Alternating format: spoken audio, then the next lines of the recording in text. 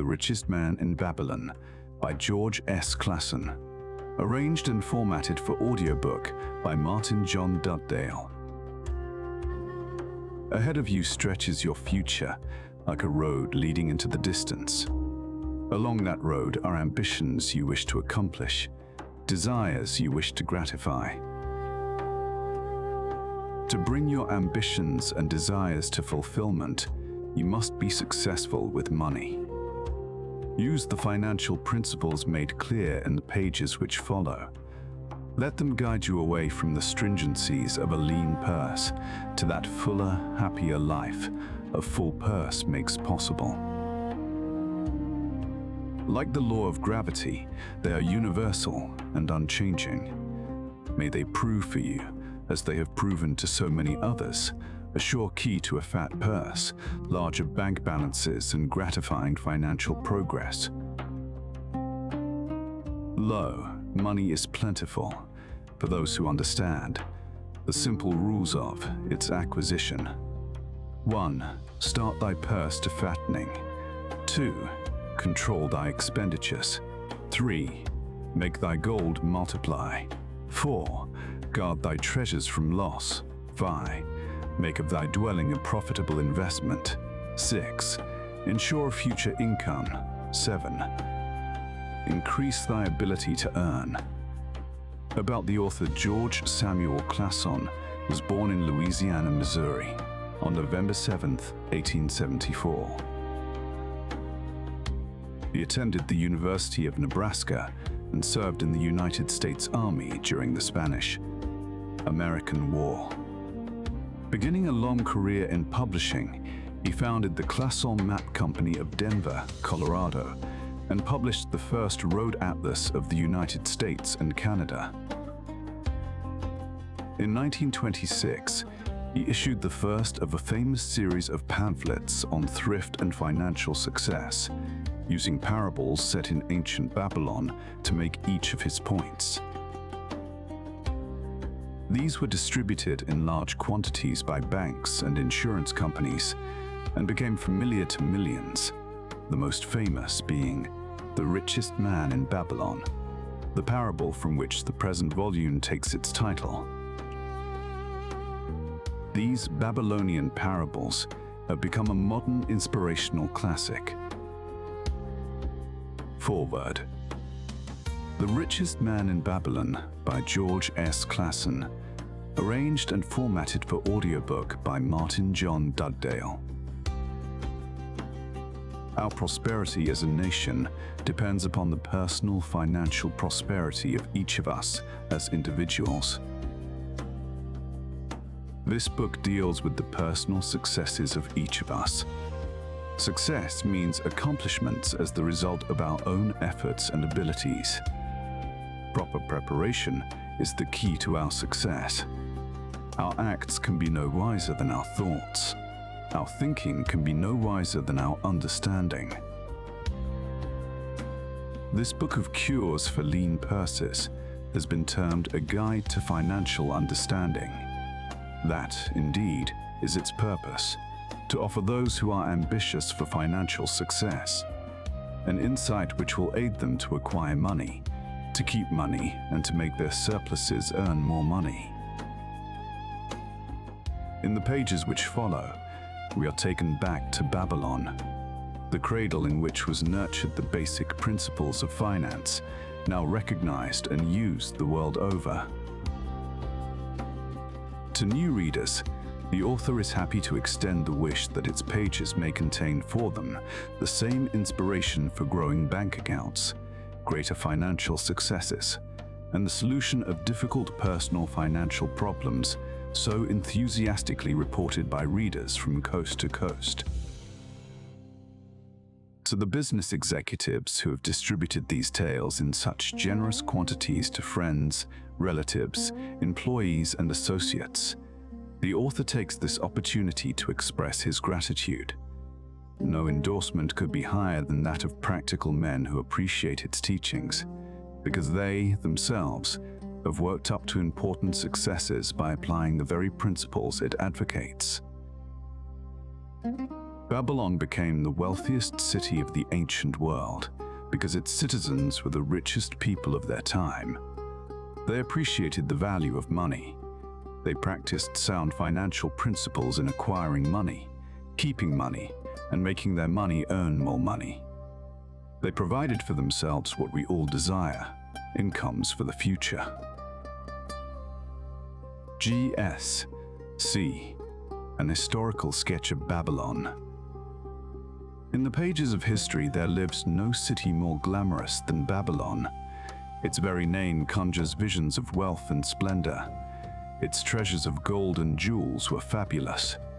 One naturally pictures such a wealthy city as located in a suitable setting of tropical luxury, surrounded by rich natural resources of forests and mines. Such was not the case.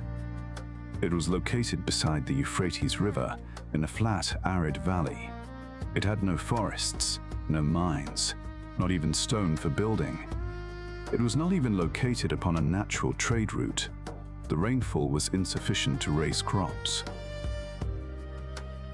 Babylon is an outstanding example of man's ability to achieve great objectives, using whatever means are at his disposal. All of the resources supporting this large city were man-developed. All of its riches were man-made. Babylon possessed just two natural resources, a fertile soil and water in the river. With one of the greatest engineering accomplishments of this or any other day, Babylonian engineers diverted the waters from the river by means of dams and immense irrigation canals. Far out across that arid valley went these canals to pour the life-giving waters over the fertile soil. This ranks among the first engineering feats known to history. Such abundant crops as were the reward of this irrigation system the world had never seen before. Fortunately, during its long existence, Babylon was ruled by successive lines of kings to whom conquest and plunder were but incidental. While it engaged in many wars, most of these were local or defensive against ambitious conquerors from other countries who coveted the fabulous treasures of Babylon. The outstanding rulers of Babylon live in history because of their wisdom, enterprise, and justice. Babylon produced no strutting monarchs who sought to conquer the known world, that all nations might pay homage to their egotism. As a city, Babylon exists no more. When those energizing human forces that built and maintained the city for thousands of years were withdrawn, it soon became a deserted ruin. The site of the city is in Asia, about 600 miles east of the Suez Canal, just north of the Persian Gulf. The latitude is about 30 degrees above the equator, practically the same as that of Yuma, Arizona. It possessed a climate similar to that of this American city, hot and dry. Today, this valley of the Euphrates, once a populous irrigated farming district, is again a windswept, arid waste. Scant grass and desert shrubs strive for existence against the wind-blown sands. Gone are the fertile fields, the mammoth cities, and the long caravans of rich merchandise. Nomadic bands of Arabs, securing a scant living by tending small herds, are the only inhabitants. Such it has been since about the beginning of the Christian era.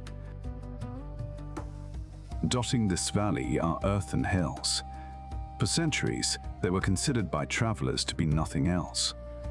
The attention of archaeologists was finally attracted to them because of broken pieces of pottery and brick washed down by the occasional rainstorms. Expeditions, financed by European and American museums, were sent here to excavate and see what could be found. Picks and shovels soon proved these hills to be ancient cities. City graves, they might well be called. Babylon was one of these. Over it, for something like 20 centuries, the winds had scattered the desert dust. Built originally of brick, all exposed walls had disintegrated and gone back to earth once more. Such is Babylon, the wealthy city, today. A heap of dirt, so long abandoned that no living person even knew its name until it was discovered by carefully removing the refuse of centuries from the streets and the fallen wreckage of its noble temples and palaces. Many scientists consider the civilization of Babylon and other cities in this valley to be the oldest of which there is a definite record. Positive dates have been proved reaching back 8,000 years. An interesting fact in this connection is the means used to determine these dates. Uncovered in the ruins of Babylon were descriptions of an eclipse of the sun. Modern astronomers readily computed the time when such an eclipse, visible in Babylon, occurred, and thus established a known relationship between their calendar and our own. In this way, we have proved that 8,000 years ago, the Sumerites who inhabited Babylonia were living in walled cities. One can only conjecture for how many centuries previous such cities had existed. Their inhabitants were not mere barbarians living within protecting walls. They were an educated and enlightened people. So far as written history goes, they were the first engineers, the first astronomers, the first mathematicians, the first financiers, and the first people to have a written language. Mention has already been made of the irrigation systems which transformed the arid valley into an agricultural paradise. The remains of these canals can still be traced, although they are mostly filled with accumulated sand. Some of them were of such size that, when empty of water, a dozen horses could be ridden abreast along their bottoms. In size, they compare favorably with the largest canals in Colorado and Utah. In addition to irrigating the valley lands, Babylonian engineers completed another project of similar magnitude. By means of an elaborate drainage system, they reclaimed an immense area of swampland at the mouths of the Euphrates and Tigris rivers, and put this also under cultivation. Herodotus, the Greek traveler and historian, visited Babylon while it was in its prime, and has given us the only known description by an outsider. His writings give a graphic description of the city and some of the unusual customs of its people. He mentions the remarkable fertility of the soil and the bountiful harvest of wheat and barley which they produced. The glory of Babylon has faded, but its wisdom has been preserved for us. For this we are indebted to their form of records. In that distant day, the use of paper had not yet been invented. Instead, they laboriously engraved their writing upon tablets of moist clay. When completed, these were baked and became hard tile. In size, they were about 6 by 8 inches and an inch in thickness. These clay tablets, as they are commonly called, were used much as we use modern forms of writing. Upon them were engraved legends, poetry, history, transcriptions of royal decrees, the laws of the land, titles to property, promissory notes, and even letters which were dispatched by messengers to distant cities. From these clay tablets, we are permitted an insight into the intimate, personal affairs of the people.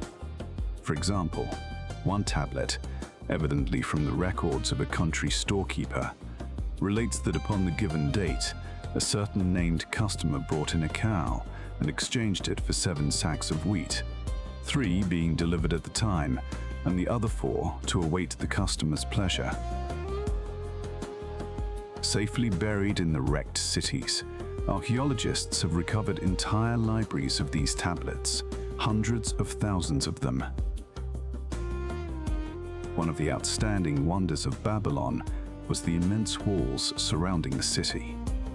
The ancients ranked them with the Great Pyramid of Egypt as belonging to the 7 wonders of the world.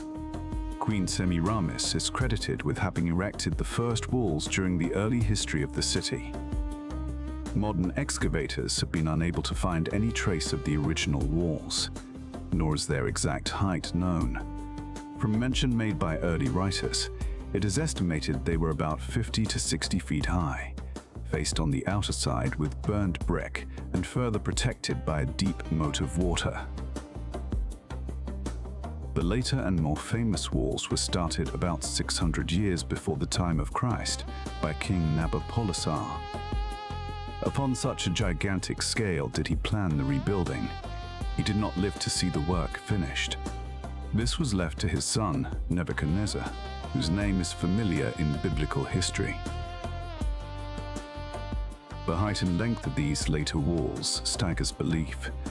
They are reported upon reliable authority to have been about 160 feet high, the equivalent of the height of a modern 15-story office building. The total length is estimated as between 9 and 11 miles. So wide was the top that a 6-horse chariot could be driven around them. Of this tremendous structure, little now remains except portions of the foundations and the moat. In addition to the ravages of the elements, the Arabs completed the destruction by quarrying the brick for building purposes elsewhere. Against the walls of Babylon marched, in turn, the victorious armies of almost every conqueror of that age of wars of conquest. A host of kings laid siege to Babylon, but always in vain. Invading armies of that day were not to be considered lightly. Historians speak of such units as 10,000 horsemen, 25,000 chariots, and 1,200 regiments of foot soldiers, with 100 regiments of foot soldiers, with 100 men to the regiment. Often 2 or 3 years of preparation would be required to assemble war materials and depots of food along the proposed line of march. The city of Babylon was organized much like a modern city. There were streets and shops. Peddlers offered their wares through residential districts. Priests officiated in magnificent temples. Within the city was an inner enclosure for the royal palaces. The walls about this were said to have been higher than those about the city. The Babylonians were skilled in the arts. These included sculpture, painting, weaving, goldworking, and the manufacture of metal weapons and agricultural implements. Their jewelers created most artistic jewelry. Many samples have been recovered from the graves of its wealthy citizens and are now on exhibition in the leading museums of the world. At a very early period, when the rest of the world was still hacking at trees with stone-headed axes, or hunting and fighting with flint-pointed spears and arrows, the Babylonians were using axes, spears, and arrows with metal heads. The Babylonians were clever financiers and traders. So far as we know, they were the original inventors of money as a means of exchange, of promissory notes, and written titles to property. Babylon was never entered by hostile armies until about 540 years before the birth of Christ. Even then, the walls were not captured. The story of the fall of Babylon is most unusual. Cyrus, one of the great conquerors of that period, intended to attack the city and hoped to take its impregnable walls. Advisors of Nabonidus, the king of Babylon, persuaded him to go forth to meet Cyrus and give him battle without waiting for the city to be besieged. In the succeeding defeat to the Babylonian army, it fled away from the city. Cyrus, thereupon, entered the open gates and took possession without resistance. Thereafter, the power and prestige of the city gradually waned until, in the course of a few hundred years, it was eventually abandoned, deserted, left for the winds and storms to level once again to that desert earth from which its grandeur had originally been built. Babylon had fallen, never to rise again, but to it civilization owes much. The eons of time have crumbled to dust the proud walls of its temples, but the wisdom of Babylon endures. Money is the medium by which earthly success is measured. Money makes possible the enjoyment of the best the earth affords. Money is plentiful for those who understand the simple laws which govern its acquisition. Money is governed today by the same laws which controlled it when prosperous men thronged the streets of Babylon 6,000 years ago. The man who desired gold Bansier, the chariot builder of Babylon, was thoroughly discouraged. From his seat upon the low wall surrounding his property, he gazed sadly at his simple home and the open workshop in which stood a partially completed chariot. His wife frequently appeared at the open door.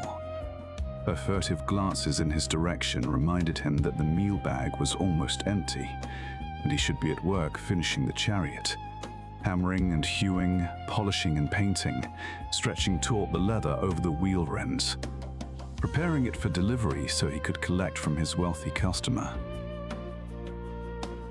Nevertheless, his fat, muscular body sat stolidly upon the wall. His slow mind was struggling patiently with a problem for which he could find no answer. The hot tropical sun, so typical of this valley of the Euphrates, beat down upon him mercilessly. Beads of perspiration formed upon his brow and trickled down unnoticed to lose themselves in the hairy jungle on his chest. Beyond his home towered the high terraced wall surrounding the king's palace. Nearby, cleaving the blue heavens, was the painted tower of the Temple of Bel. In the shadow of such grandeur was his simple home, and many others far less neat and well cared for.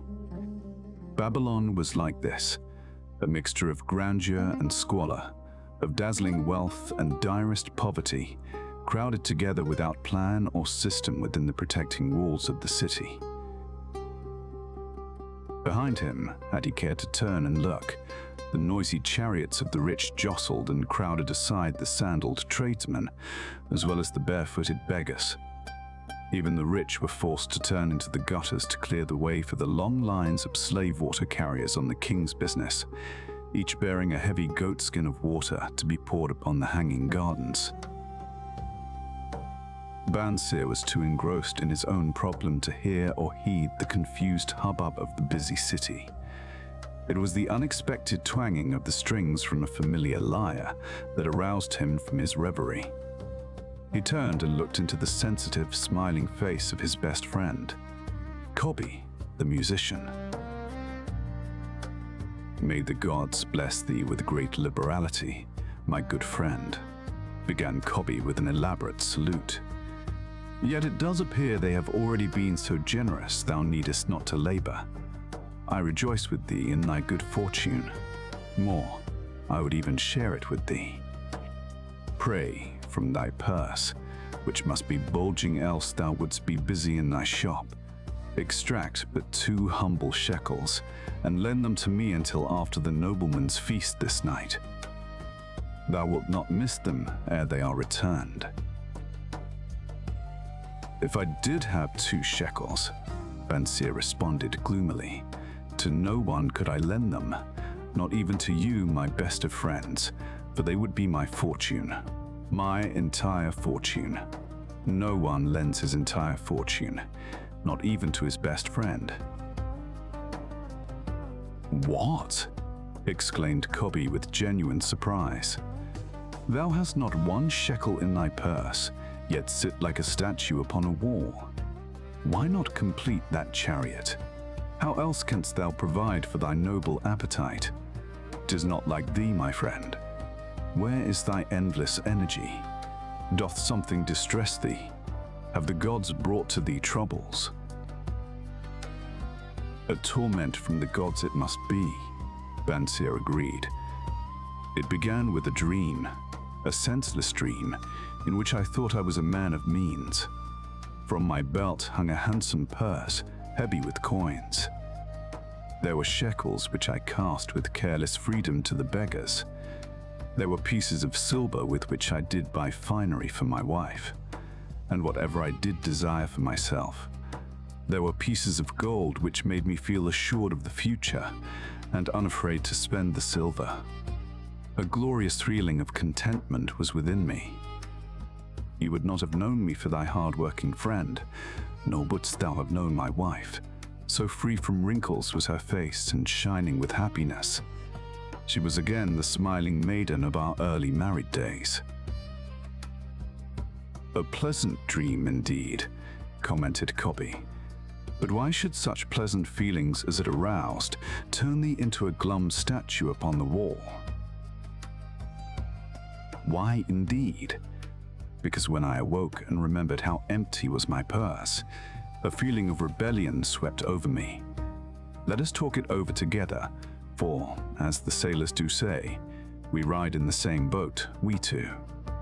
As youngsters, we went together to the priests to learn wisdom. As young men, we shared each other's pleasures. As grown men, we have always been close friends. We have been contented subjects of our king. We have been satisfied to work long hours and spend our earnings freely. We have earned much coin in the years that have passed, yet to know the joys that come from wealth, we must dream about them. Bah! Are we more than dumb sheep? We live in the richest city in all the world. The travelers do say none equals it in wealth. About us is much display of wealth, but of it we ourselves have naught. After half a lifetime of hard labor, thou, my best of friends, hast an empty purse and sayest to me, "May I borrow such a trifle as 2 shekels until after the nobleman's feast this night?" Then, what do I reply? Do I say, "Here is my purse, its contents will I gladly share"? No. I admit that my purse is as empty as thine. What is the matter? Why cannot we acquire silver and gold, more than enough for food and robes? Consider also our sons, Bansier continued. Are they not following in the footsteps of their fathers? Need they and their families and their sons families live all their lives in the midst of such treasures of gold, and yet, like us, be content to banquet upon sour goat's milk and porridge?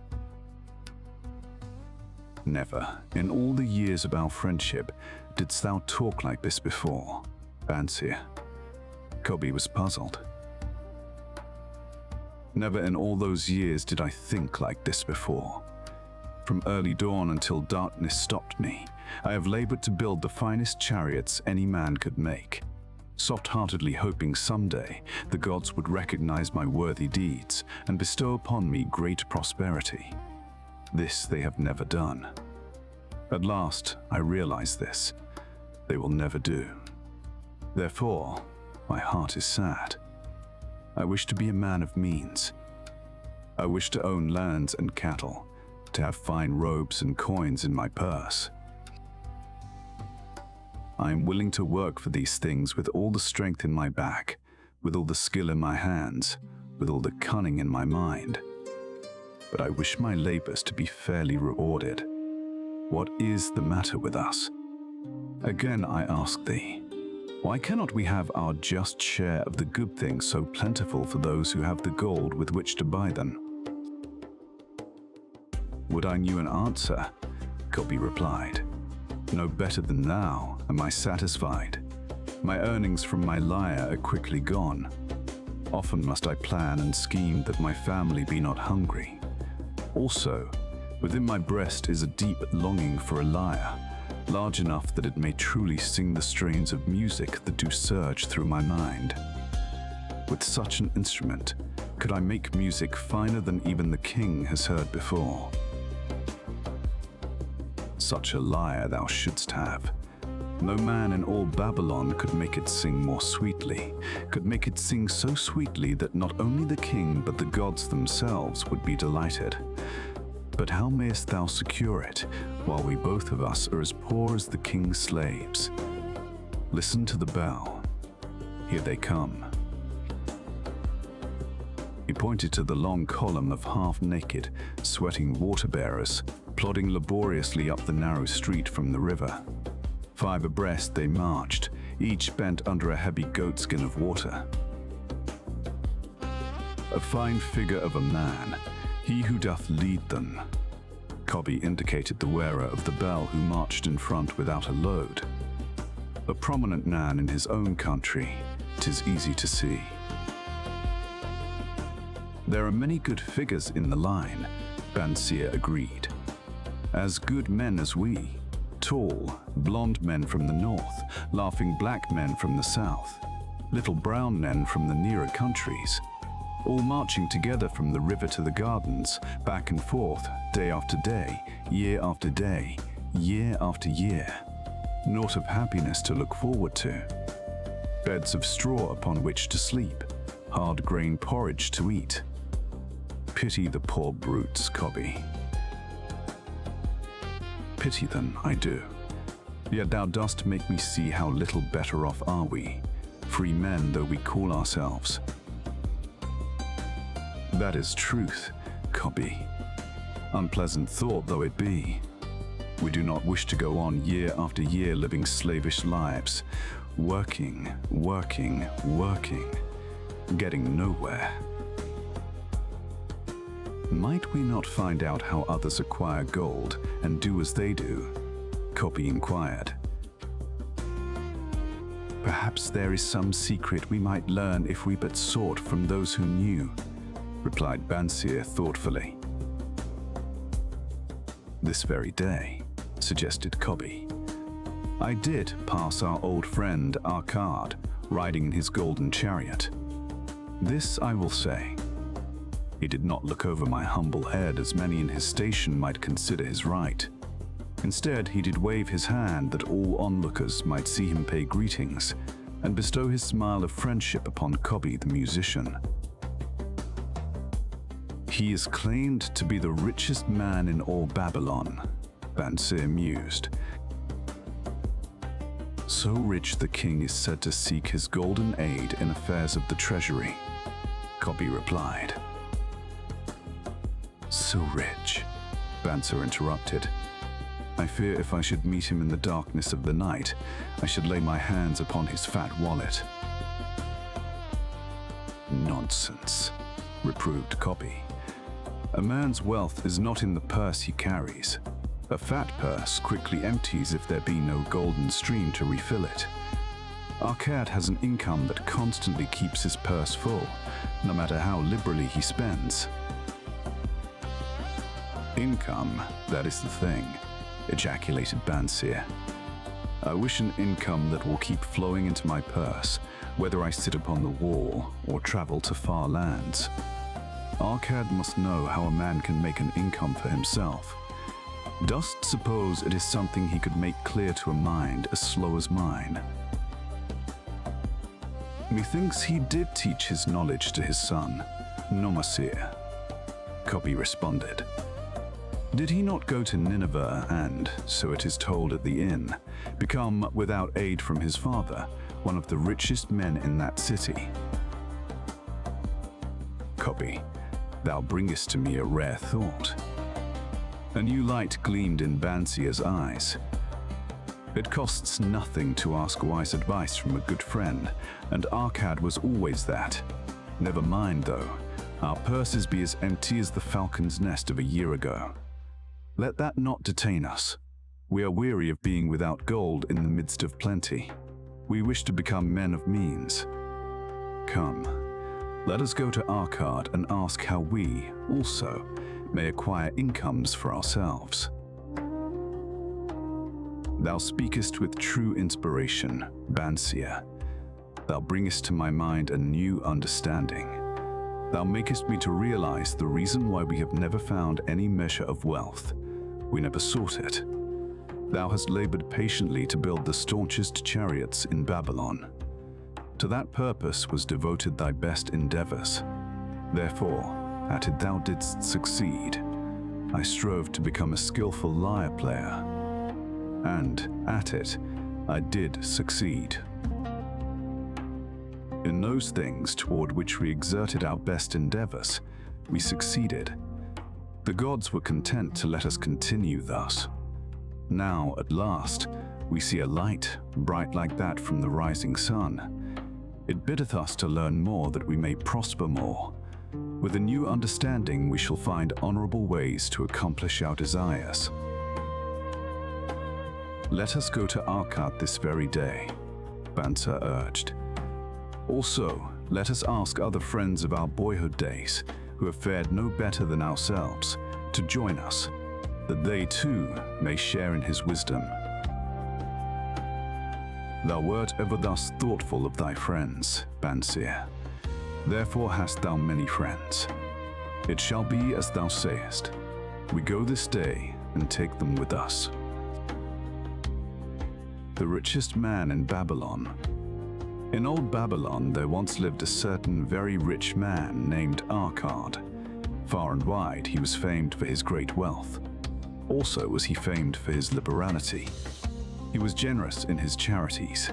He was generous with his family. He was liberal in his own expenses. But nevertheless, each year his wealth increased more rapidly than he spent it. And there were certain friends of younger days who came to him and said, "You, Arcad, are more fortunate than we. You have become the richest man in all Babylon, while we struggle for existence. You can wear the finest garments, and you can enjoy the rarest foods, while we must be content if we can clothe our families in raiment that is presentable and feed them as best we can. Yet once we were equal. We studied under the same master.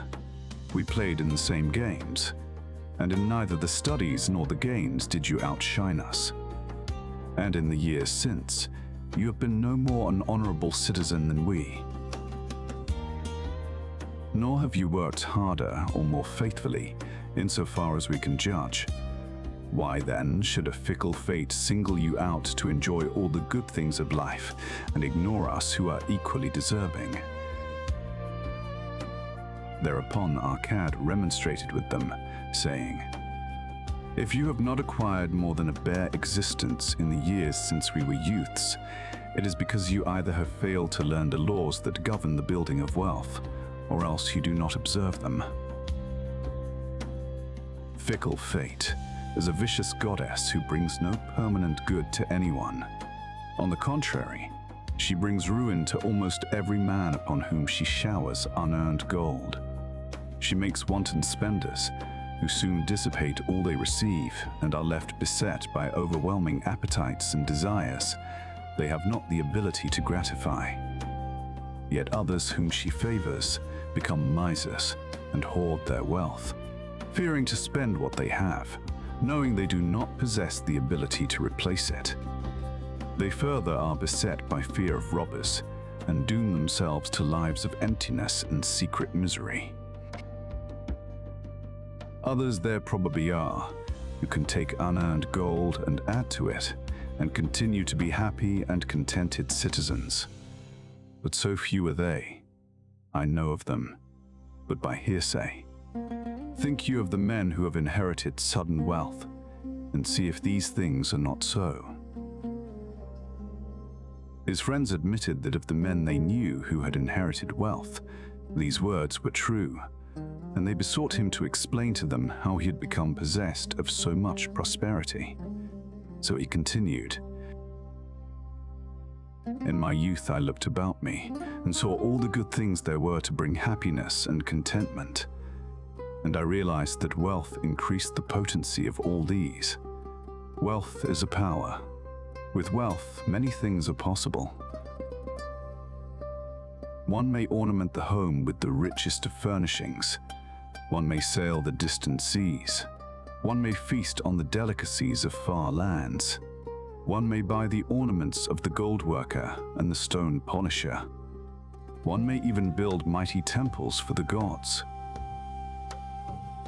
One may do all these things, and many others, in which there is delight for the senses and gratification for the soul.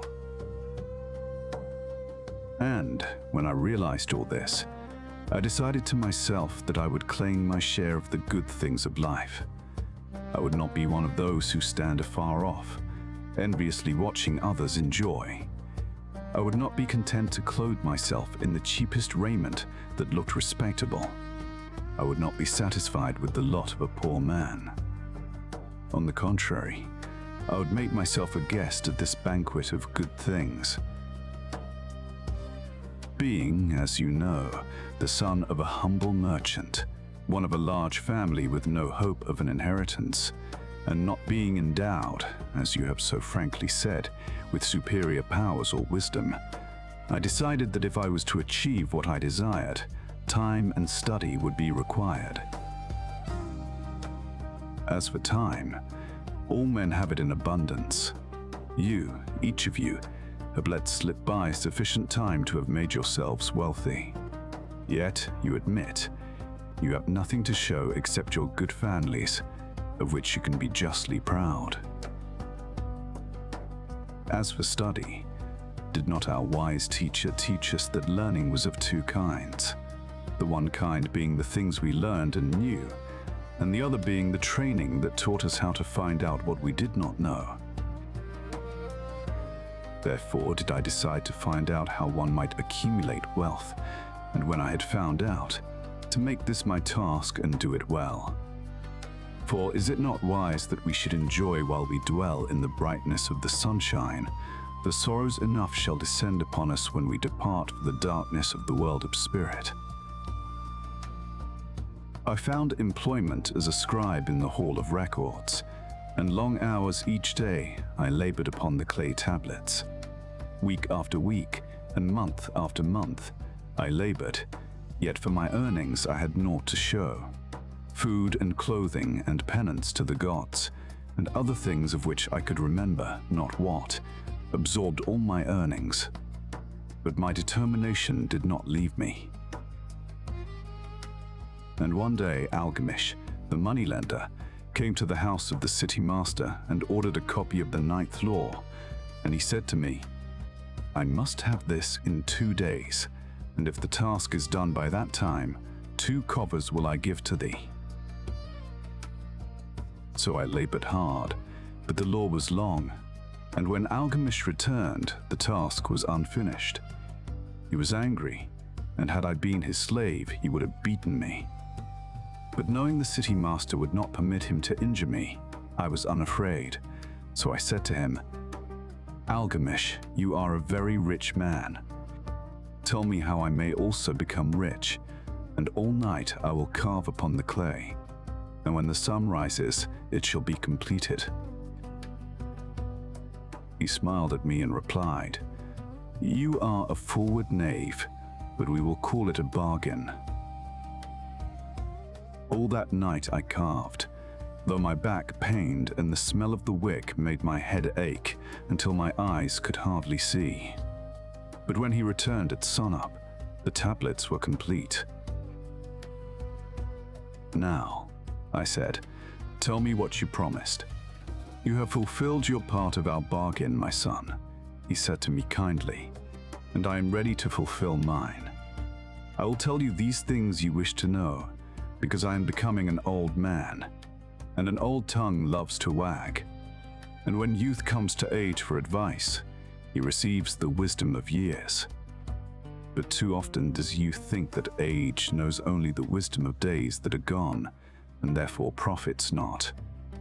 But remember this, the sun that shines today is the sun that shone when thy father was born, and will still be shining when thy last grandchild shall pass into the darkness.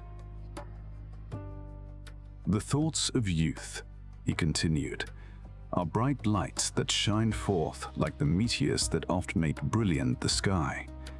But the wisdom of age is like the fixed stars that shine so unchanged that the sailor may depend upon them to steer his course.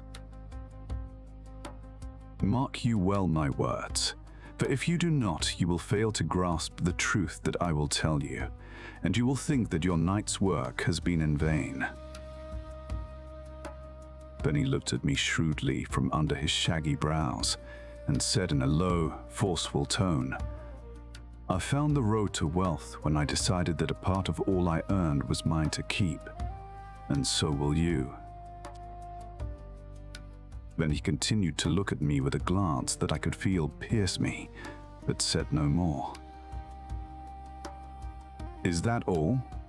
I asked. That was sufficient to change the heart of a sheep herder into the heart of a moneylender, he replied. But all I earn is mine to keep, is it not? I demanded. Far from it, he replied. Do you not pay the garment maker? Do you not pay the sandal maker? Do you not pay for the things you eat? Can you live in Babylon without spending? What have you to show for your earnings of the past month? What for the past year? Fool, you pay to everyone but yourself. Dullard, you labor for others. As well be a slave and work for what your master gives you to eat and wear. If you did keep for yourself 1/10 of all you earn, how much would you have in 10 years? My knowledge of the numbers did not forsake me, and I answered, as much as I earn in 1 year. You speak but half the truth, he retorted. Every gold piece you save is a slave to work for you. Every copper it earns is its child that also can earn for you. If you would become wealthy, then what you save must earn, and its children must earn, that all may help to give to you the abundance you crave. You think I cheat you for your long night's work, he continued, but I am paying you 1,000 times over if you have the intelligence to grasp the truth I offer you.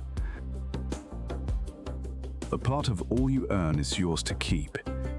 It should be not less than 1/10, no matter how little you earn. It can be as much more as you can afford. Pay yourself first. Do not buy from the clothes maker and the sandal maker more than you can pay out of the rest, and still have enough for food and charity and penance to the gods. Wealth, like a tree, grows from a tiny seed. The first copper you save is the seed from which your tree of wealth shall grow. The sooner you plant that seed, the sooner shall the tree grow. And the more faithfully you nourish and water that tree with consistent savings, the sooner may you bask in contentment beneath its shade. So saying, he took his tablets and went away. I thought much about what he had said to me, and it seemed reasonable. So I decided that I would try it. Each time I was paid, I took one from each 10 pieces of copper and hid it away. And strange as it may seem, I was no shorter of funds than before. I noticed little difference as I managed to get along without it. But often I was tempted, as my hoard began to grow, to spend it for some of the good things the merchants displayed, brought by camels and ships from the land of the Phoenicians. But I wisely refrained.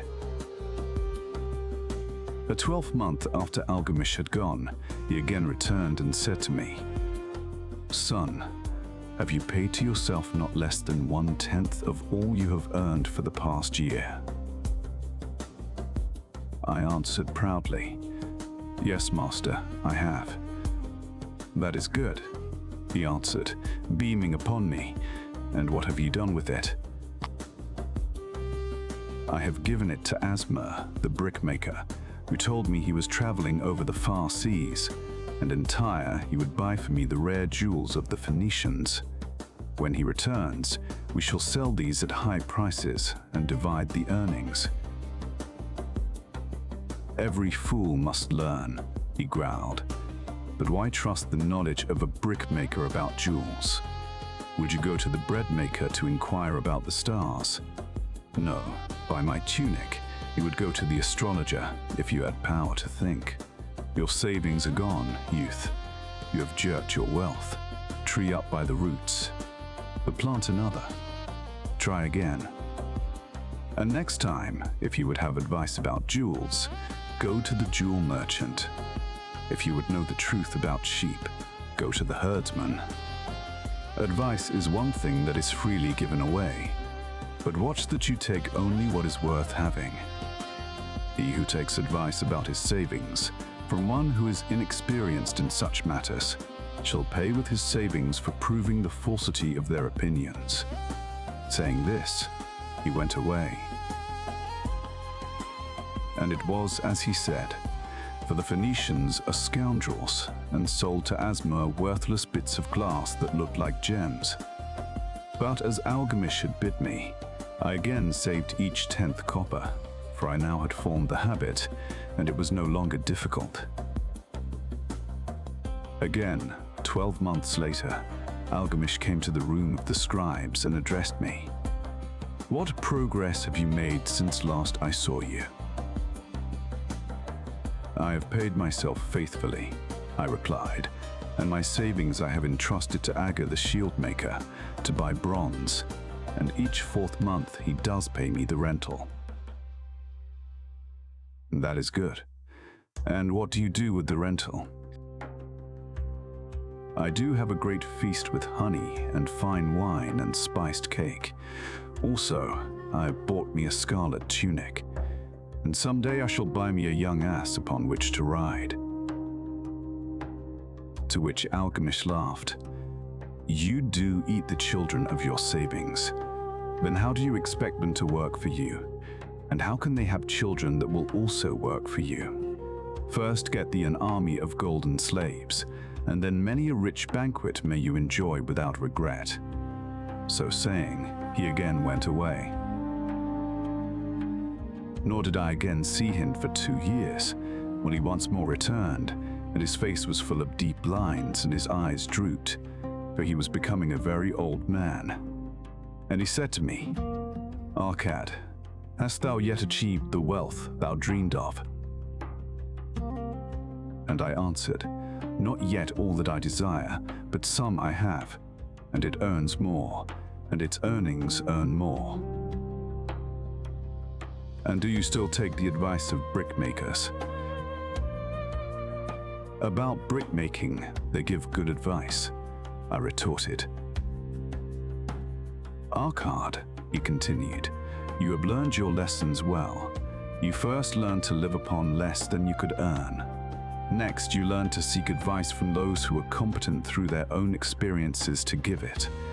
And lastly, you have learned to make gold work for you. You have taught yourself how to acquire money, how to keep it, and how to use it. Therefore, you are competent for a responsible position. I am becoming an old man. My sons think only of spending and give no thought to earning. My interests are great, and I fear they are too much for me to look after. If you will go to Nippur and look after my lands there, I shall make you my partner, and you shall share in my estate." So I went to Nippur and took charge of his holdings, which were large. And because I was full of ambition, and because I had mastered the 3 laws of successfully handling wealth, I was enabled to increase greatly the value of his properties. So I prospered much, and when the spirit of Algamish departed for the sphere of darkness, I did share in his estate as he had arranged under the law. So spake Arkad, and when he had finished his tale, one of his friends said, "You were indeed fortunate that Algamish made of you an heir." Fortunate only in that I had the desire to prosper before I first met him. For 4 years did I not prove my definiteness of purpose by keeping 1/10 of all earned. Would you call a fisherman lucky who for years so studied the habits of the fish that with each changing wind he could cast his nets about them? Opportunity is a haughty goddess who wastes no time with those who are unprepared. You had strong willpower to keep on after you lost your first year's savings. You are unusual in that way, spoke up another. Willpower, retorted Arkad. What nonsense. Do you think willpower gives a man the strength to lift a burden the camel cannot carry, or to draw a load the oxen cannot budge? Willpower is but the unflinching purpose to carry a task you set for yourself to fulfillment. If I set for myself a task, be it ever so trifling, I shall see it through. How else shall I have confidence in myself to do important things? Should I say to myself, For 100 days, as I walk across the bridge into the city, I will pick from the road a pebble and cast it into the stream. I would do it. If on the 7th day I passed by without remembering, I would not say to myself, "Tomorrow I will cast 2 pebbles which will do as well." Instead, I would retrace my steps and cast the pebble. Nor on the 20th day would I say to myself, "Arcade, this is useless. What does it avail you to cast a pebble every day? Throw in a handful and be done with it." No, I would not say that, nor do it. When I set a task for myself, I complete it. Therefore, I am careful not to start difficult and impractical tasks, because I love leisure. And then another friend spoke up and said, "If what you tell is true, and it does seem, as you have said, reasonable, then being so simple, if all men did it, there would not be enough wealth to go around." "Wealth grows wherever men exert energy," Arcade replied. "If a rich man builds him a new palace, is the gold he pays out gone? No. The brickmaker has part of it, and the laborer has part of it, and the artist has part of it, and everyone who labors upon the house has part of it. Yet when the palace is completed, is it not worth all it cost? And is the ground upon which it stands not worth more because it is there? And is the ground that adjoins it not worth more because it is there? Wealth grows in magic ways. No man can prophesy the limit of it. Have not the Phoenicians built great cities on barren coasts with the wealth that comes from their ships of commerce on the seas? What then do you advise us to do that we also may become rich?" asked still another of his friends. "The years have passed, and we are no longer young men, and we have nothing put by. I advise that you take the wisdom of Algamish and say to yourselves, 'A part of all I earn is mine to keep.' Say it in the morning when you first arise. Say it at noon. Say it at night. Say it each hour of every day. Say it to yourself until the words stand out like letters of fire across the sky.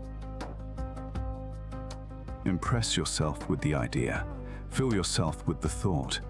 Then take whatever portion seems wise. Let it be not less than 1/10, and lay it by. Arrange your other expenditures to do this if necessary, but lay by that portion first. Soon you will realize what a rich feeling it is to own a treasure upon which you alone have claim. As it grows, it will stimulate you. A new joy of life will thrill you. Greater efforts will come to you to earn more. For of your increased earnings, will not the same percentage be also yours to keep? Then learn to make your treasure work for you. Make it your slave. Make its children and its children's children work for you. Ensure an income for thy future. Look thou at the aged, and forget not that in the days to come thou also will be numbered among them. Therefore invest thy treasure with greatest caution, that it be not lost. Usurious rates of return are deceitful sirens that sing, but to lure the unwary upon the rocks of loss and remorse. Provide also that thy family may not want, should the gods call thee to their realms. For such protection, it is always possible to make provision with small payments at regular intervals. Therefore, the provident man delays not in expectation of a large sum becoming available for such a wise purpose. Counsel with wise men. Seek the advice of men whose daily work is handling money. Let them save you from such an error as I myself made in entrusting my money to the judgment of Asma the brickmaker. A small return and a safe one is far more desirable than risk. Enjoy life while you are here. Do not overstrain or try to save too much. If 1/10 of all you earn is as much as you can comfortably keep, be content to keep this portion. Live otherwise according to your income, and let not yourself get niggardly and afraid to spend.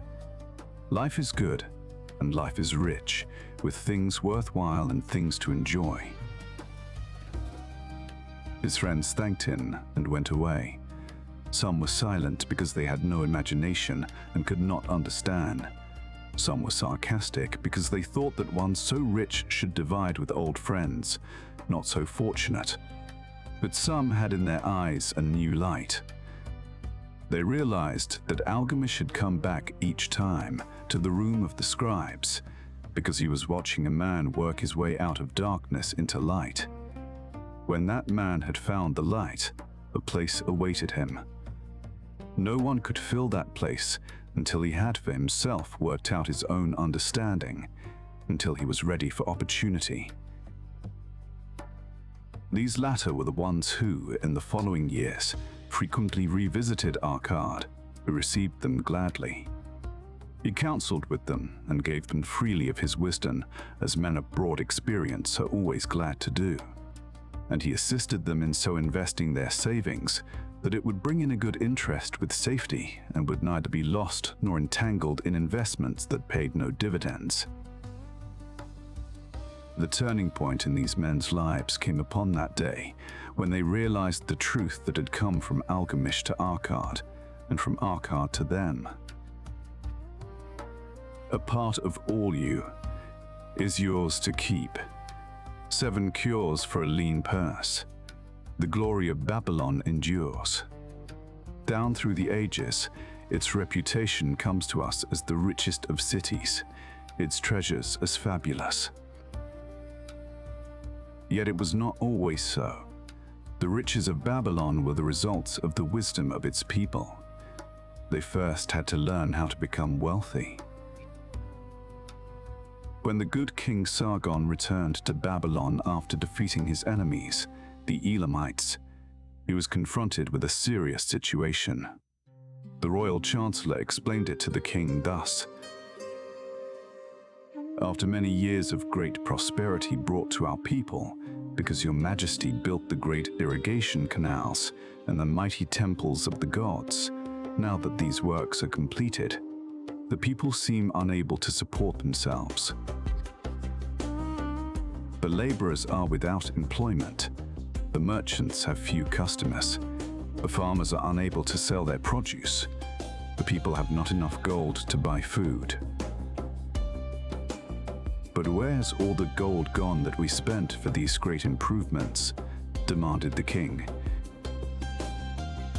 "It has found its way, I fear," responded the chancellor, "into the possession of a few very rich men of our city.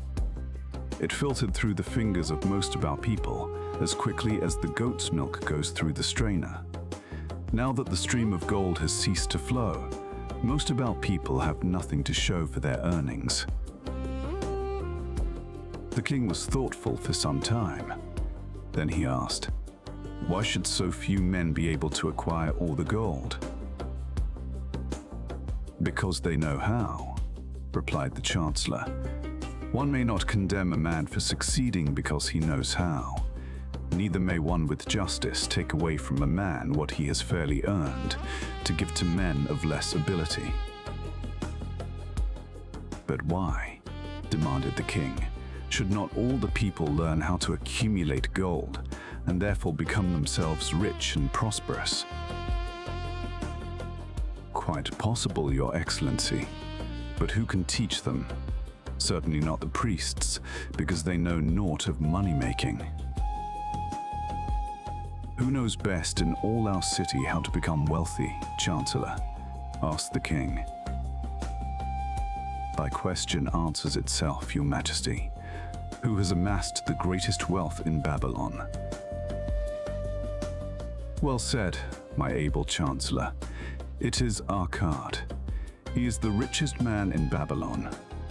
Bring him before me on the morrow."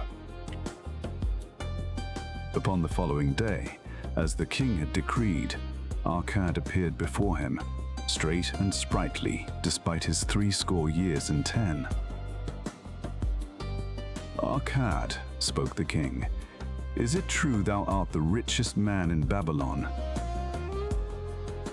So it is reported, your majesty, and no man disputes it. How becamest thou so wealthy? By taking advantage of opportunities available to all citizens of our good city. Thou hadst nothing to start with, only a great desire for wealth. Besides this, nothing. Arkad, continued the king, our city is in a very unhappy state because a few men know how to acquire wealth and therefore monopolize it, while the mass of our citizens lack the knowledge of how to keep any part of the gold they receive. It is my desire that Babylon be the wealthiest city in the world.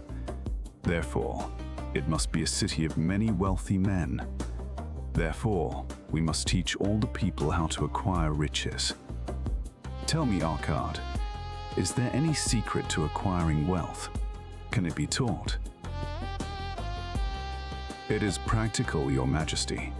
That which one man knows can be taught to others. The king's eyes glowed. Arkad, thou speakest the words I wish to hear. Wilt thou lend thyself to this great cause? Wilt thou teach thy knowledge to a school for teachers, each of whom shall teach others until there are enough trained to teach these truths to every worthy subject in my domain? Arkad bowed and said, I am thy humble servant to command. Whatever knowledge I possess will I gladly give for the betterment of my fellow men and the glory of my king. Let your good chancellor arrange for me a class of 100 men, and I will teach to them those 7 cures which did fatten my purse, than which there was none leaner in all Babylon. A fortnight later, in compliance with the king's command, the chosen 100 assembled in the great hall of the Temple of Learning, seated upon colorful rugs in a semicircle. Arkad sat beside a small taboret, upon which smoked a sacred lamp, sending forth a strange and pleasing odor. Behold the richest man in Babylon, whispered a student, nudging his neighbor as Arkad arose. He is but a man, even as the rest of us. As a dutiful subject of our great king, Arkad began, I stand before you in his service, because once I was a poor youth who did greatly desire gold, and because I found knowledge that enabled me to acquire it, he asks that I impart unto you my knowledge. I started my fortune in the humblest way. I have no advantage, not enjoyed as fully by you and every citizen in Babylon. The first storehouse of my treasure was a lean purse. I loathed its useless emptiness. I desired it be round and full, clinking with the sound of gold. Therefore, I sought every remedy for a lean purse. I found 7. We shall now consider the first cure. The first cure. Start thy purse to fattening Arkad, addressed a thoughtful man in the second row. My good friend, at what craft workest thou? I, replied the man, am a scribe and carve records upon the clay tablets. Even at such labor did I myself earn my first coppers. Therefore, thou hast the same opportunity to build a fortune. He spoke to a florid-faced man farther back. Pray tell also, what dost thou to earn thy bread? I, responded this man, am a meat butcher. I do buy the goats the farmers raise and kill them, and sell the meat to the housewives and the hides to the sandal makers. Because thou dost also labor and earn, thou hast every advantage to succeed that I did possess. In this way did Arkad proceed to find out how each man labored to earn his living. When he had done questioning them, he said, Now, my students, you can see that there are many trades and labors at which men may earn coins. Each of the ways of earning is a stream of gold from which the worker doth divert by his labors a portion to his own purse. Therefore, into the purse of each of you flows a stream of coins, large or small, according to his ability. Is it not so? Thereupon they agreed that it was so. Then, continued Arcad, if each of you desireth to build for himself a fortune, is it not wise to start by utilizing that source of wealth which he already has established? To this they agreed. Then Arcad turned to a humble man who had declared himself an egg merchant. If thou select one of thy baskets and put into it each morning 10 eggs, and take out from it each evening 9 eggs, what will eventually happen? It will become, in time, overflowing. Why? Because each day I put in one more egg than I take out. Arcad turned to the class with a smile. Does any man here have a lean purse? First, they looked amused. Then they laughed. Lastly, they waved their purses in jest. All right, he continued. Now I shall tell thee the first remedy I learned to cure a lean purse. Do exactly as I have suggested to the egg merchant. For every 10 coins thou placest within thy purse, take out for use but 9. Thy purse will start to fatten at once, and its increasing weight will feel good in thy hand and bring satisfaction to thy soul. Deride not what I say because of its simplicity. Truth is always simple. I told thee I would tell how I built my fortune. This was my beginning. I, too, carried a lean purse and cursed it because there was naught within to satisfy my desires. But when I began to take out from my purse but 9 parts of 10 I put in, it began to fatten. So will thine. Now I will tell a strange truth, the reason for which I know not. When I ceased to pay out more than 9/10 of my earnings, I managed to get along just as well. I was not shorter than before. Also, ere long, did coins come to me more easily than before. Surely it is a law of the gods that unto him who keepeth and spendeth not a certain part of all his earnings, shall gold come more easily. Likewise, him whose purse is empty does gold avoid. Which desirest thou the most? Is it the gratification of thy desires of each day?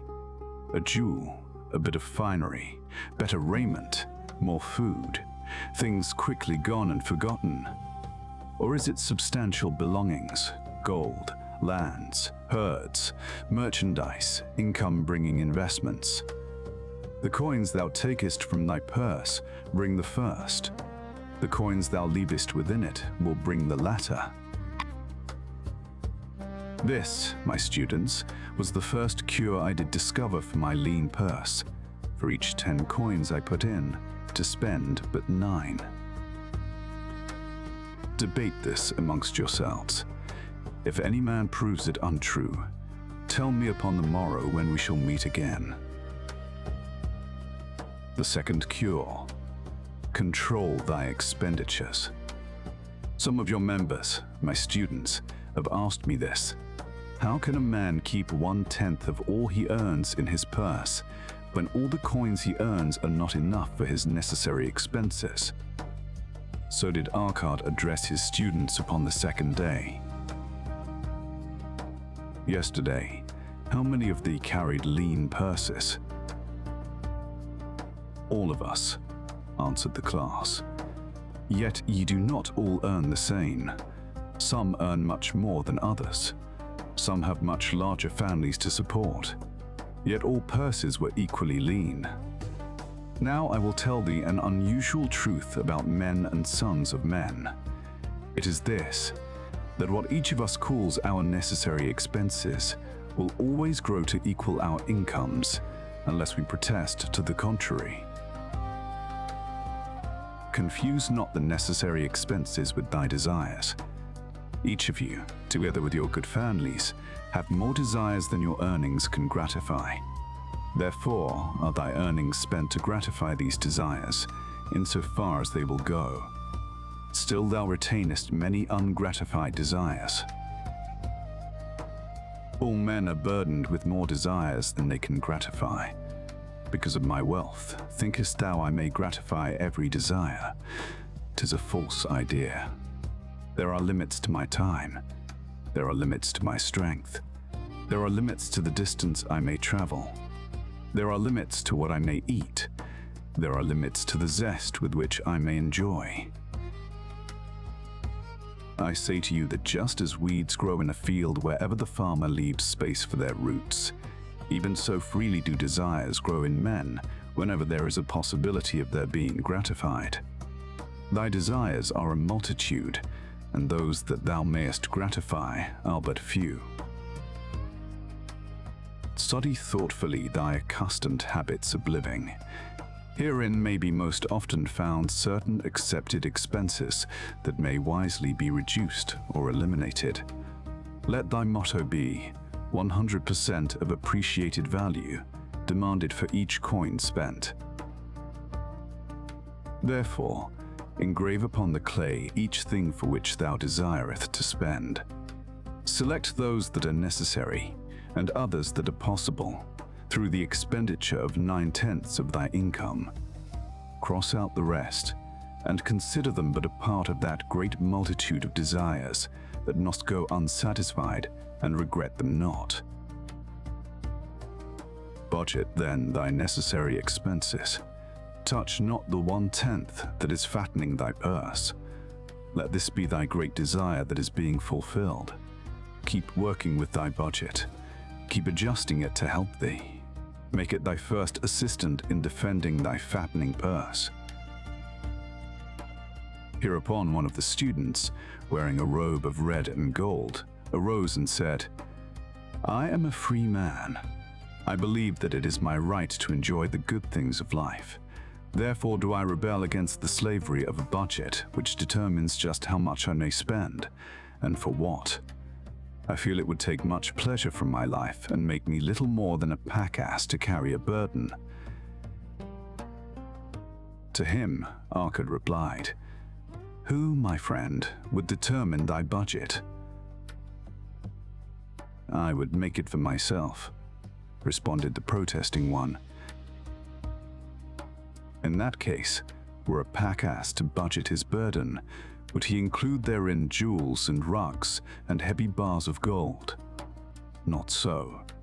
He would include hay and grain and a bag of water for the desert trail. The purpose of a budget is to help thy purse to fatten. It is to assist thee to have thy necessities and, insofar as attainable, thy other desires. It is to enable thee to realize thy most cherished desires by defending them from thy casual wishes. Like a bright light in a dark cave, thy budget shows up the leaks from thy purse, and enables thee to stop them and control thy expenditures for definite and gratifying purposes. This, then, is the second cure for a lean purse. Budget thy expenses that thou mayest have coins to pay for thy necessities, to pay for thy enjoyments, and to gratify thy worthwhile desires without spending more than 9/10 of thy earnings.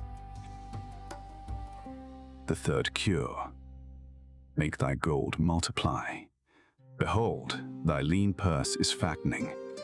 Thou hast disciplined thyself to leave therein 1/10 of all thou earneth. Thou hast controlled thy expenditures to protect thy growing treasure. Next, we will consider means to put thy treasure to labor and to increase. Gold in a purse is gratifying to own and satisfieth a miserly soul, but earns nothing. The gold we may retain from our earnings is but the start. The earnings it will make shall build our fortunes. So spoke Arkad upon the third day to his class. How therefore may we put our gold to work? My first investment was unfortunate, for I lost all. Its tale I will relate later. My first profitable investment was a loan I made to a man named Agar, a shield maker. Once each year did he buy large shipments of bronze brought from across the sea to use in his trade. Lacking sufficient capital to pay the merchants, he would borrow from those who had extra coins. He was an honorable man. His borrowing he would repay, together with a liberal rental as he sold his shields. Each time I loaned to him, I loaned back also the rental he had paid to me. Therefore, not only did my capital increase, but its earnings likewise increased. Most gratifying was it to have these sums returned to my purse. I tell you, my students, a man's wealth is not in the coins he carries in his purse. It is the income he buildeth, the golden stream that continually floweth into his purse and keepeth it always bulging. That is what every man desireth. That is what thou, each one of thee, desireth, an income that continueth to come, whether thou work or travel. Great income I have acquired, so great that I am called a very rich man. My loans to Agar were my first training in profitable investment. Gaining wisdom from this experience, I extended my loans and investments as my capital increased. From a few sources at first, from many sources later, flowed into my purse a golden stream of wealth available for such wise uses as I should decide. Behold, from my humble earnings, I had begotten a horde of golden slaves, each laboring and earning more gold. As they labored for me, so their children also labored, and their children's children, until great was the income from their combined efforts. Gold increaseth rapidly when making reasonable earnings, as thou wilt see from the following. A farmer, when his first son was born, took 10 pieces of silver to a moneylender and asked him to keep it on rental for his son until he became 20 years of age. This the moneylender did, and agreed the rental should be 1/4 of its value, each 4 years. The farmer asked, because this sum he had set aside as belonging to his son, that the rental be added to the principal. When the boy had reached the age of 20 years, the farmer again went to the moneylender to inquire about the silver. The moneylender explained that because this sum had been increased by compound interest, the original 10 pieces of silver had now grown to 30 1/2 pieces. The farmer was well pleased, and because the son did not need the coins, he left them with the moneylender. When the son became 50 years of age, the father meantime having passed to the other world, the moneylender paid the son in settlement 167 pieces of silver. Thus, in 50 years had the investment multiplied itself at rental almost 17 times. This, then, is the third cure for a lean purse, to put each coin to laboring that it may reproduce its kind, even as the flocks of the field, and help bring to thee income, a stream of wealth that shall flow constantly into thy purse. The fourth cure, guard thy treasures from loss. The fourth cure, guard thy treasures from loss. Misfortune loves a shining mark. Gold in a man's purse must be guarded with firmness, else it be lost. Thus it is wise that we must first secure small amounts and learn to protect them before the gods entrust us with larger. So spoke Arkad upon the 4th day to his class. Every owner of gold is tempted by opportunities, whereby it would seem that he could make large sums by its investment in most plausible projects.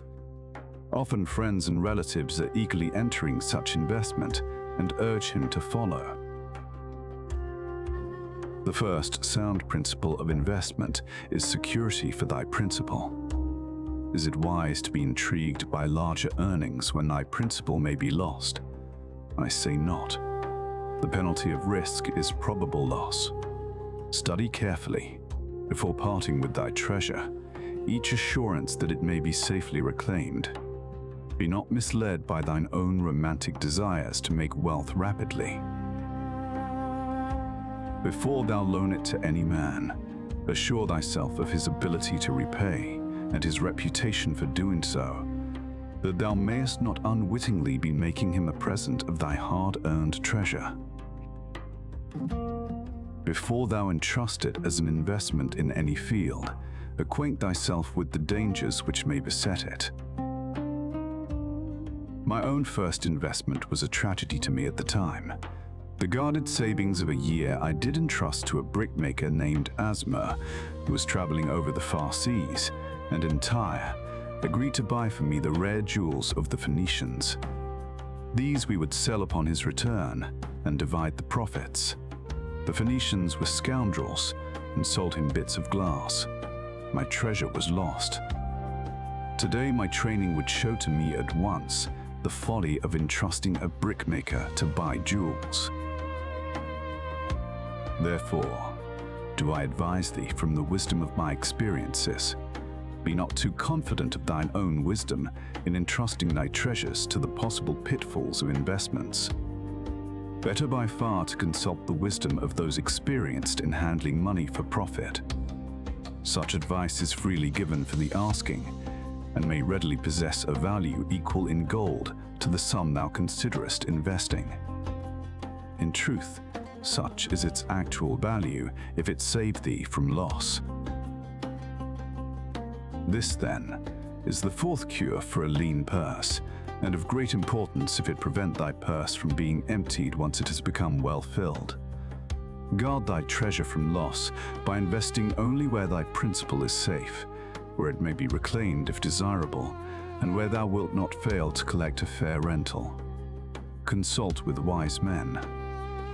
Secure the advice of those experienced in the profitable handling of gold. Let their wisdom protect thy treasure from unsafe investments. The fifth, core. Make of thy dwelling a profitable investment. If a man setteth aside 9 parts of his earnings upon which to live and enjoy life, and if any part of this 9 parts he can turn into a profitable investment without detriment to his well-being, then so much faster will his treasures grow. So spake Arcad to his class at their 5th lesson. All too many of our men of Babylon do raise their families in unseemly quarters. They do pay to exacting landlords liberal rentals for rooms where their wives have not a spot to raise the blooms that gladden a woman's heart, and their children have no place to play their games except in the unclean alleys. No man's family can fully enjoy life unless they do have a plot of ground wherein children can play in the clean earth, and where the wife may raise not only blossoms, but good rich herbs to feed her family. To a man's heart it brings gladness to eat the figs from his own trees and the grapes of his own vines, to own his own domicile, and to have it a place he is proud to care for, putteth confidence in his heart and greater effort behind all his endeavors. Therefore do I recommend that every man own the roof that sheltereth him and his. Nor is it beyond the ability of any well-intentioned man to own his home. Hath not our great king so widely extended the walls of Babylon that within them much land is now unused and may be purchased at sums most reasonable? Also I say to you, my students, that the moneylenders gladly consider the desires of men who seek homes and land for their families. Readily may thou borrow to pay the brickmaker and the builder for such commendable purposes, if thou can show a reasonable portion of the necessary sum which thou thyself hath provided for the purpose. Then when the house be built, thou canst pay the moneylender with the same regularity as thou didst pay the landlord, because each payment will reduce thy indebtedness to the moneylender A few years will satisfy his loan. Then will thy heart be glad, because thou wilt own in thy own right a valuable property, and thy only cost will be the king's taxes. Also will thy good wife go more often to the river to wash thy robes, that each time returning she may bring a goatskin of water to pour upon the growing things. Thus come many blessings to the man who owneth his own house, and greatly will it reduce his cost of living, making available more of his earnings for pleasures and the gratification of his desires. This, then, is the fifth cure for a lean purse: own thy own home. The sixth cure: ensure a future income. The life of every man proceedeth from his childhood to his old age. This is the path of life, and no man may deviate from it unless the gods call him prematurely to the world beyond. Therefore do I say that it behooves a man to make preparation for a suitable income in the days to come, when he is no longer young, and to make preparations for his family should he be no longer with them to comfort and support them. This lesson shall instruct thee in providing a full purse when time hath made thee less able to earn. So Arcad addressed his class upon the sixth day. The man who, because of his understanding of the laws of wealth, acquireth a growing surplus, should give thought to those future days. He should plan certain investments or provisions that may endure safely for many years, yet will be available when the time arrives, which he hath so wisely anticipated. There are diverse ways by which a man may provide with safety for his future. He may provide a hiding place and there bury a secret treasure.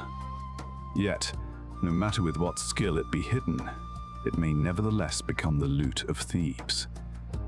For this reason, I recommend not this plan. A man may buy houses or lands for this purpose. If wisely chosen as to their usefulness and value in the future, they are permanent in their value, and their earnings or their sale will provide well for his purpose. A man may loan a small sum to the moneylender and increase it at regular periods. The rental which the moneylender adds to this will largely add to its increase. I do know a sandal maker named Ansan, who explained to me not long ago that each week for 8 years, he had deposited with his moneylender 2 pieces of silver. The moneylender had but recently given him an accounting over which he greatly rejoiced. The total of his small deposits, with their rental at the customary rate of 1/4 their value for each 4 years, had now become 1,040 pieces of silver. I did gladly encourage him further by demonstrating to him with my knowledge of the numbers that in 12 years more, if he would keep his regular deposits of but 2 pieces of silver each week, the moneylender would then owe him 4,000 pieces of silver, a worthy competence for the rest of his life. Surely when such a small payment made with regularity doth produce such profitable results, no man can afford not to ensure a treasure for his old age and the protection of his family, no matter how prosperous his business and his investments may be. I would that I might say more about this. In my mind rests a belief that someday, wise thinking men will devise a plan to insure against death, whereby many men pay in but a trifling sum regularly, the aggregate making a handsome sum for the family of each member who passeth to the beyond. This do I see as something desirable, and which I could highly recommend. But today it is not possible, because it must reach beyond the life of any man or any partnership to operate. It must be as stable as the king's throne. Someday, do I feel that such a plan shall come to pass and be a great blessing to many men, because even the first small payment will make available a snug fortune for the family of a member should he pass on. But because we live in our own day, and not in the days which are to come, must we take advantage of those means and ways of accomplishing our purposes. Therefore do I recommend to all men that they, by wise and well thought out methods, do provide against a lean purse in their mature years. For a lean purse to a man no longer able to earn, or to a family without its head, is a sore tragedy. This, then, is the sixth cure for a lean purse.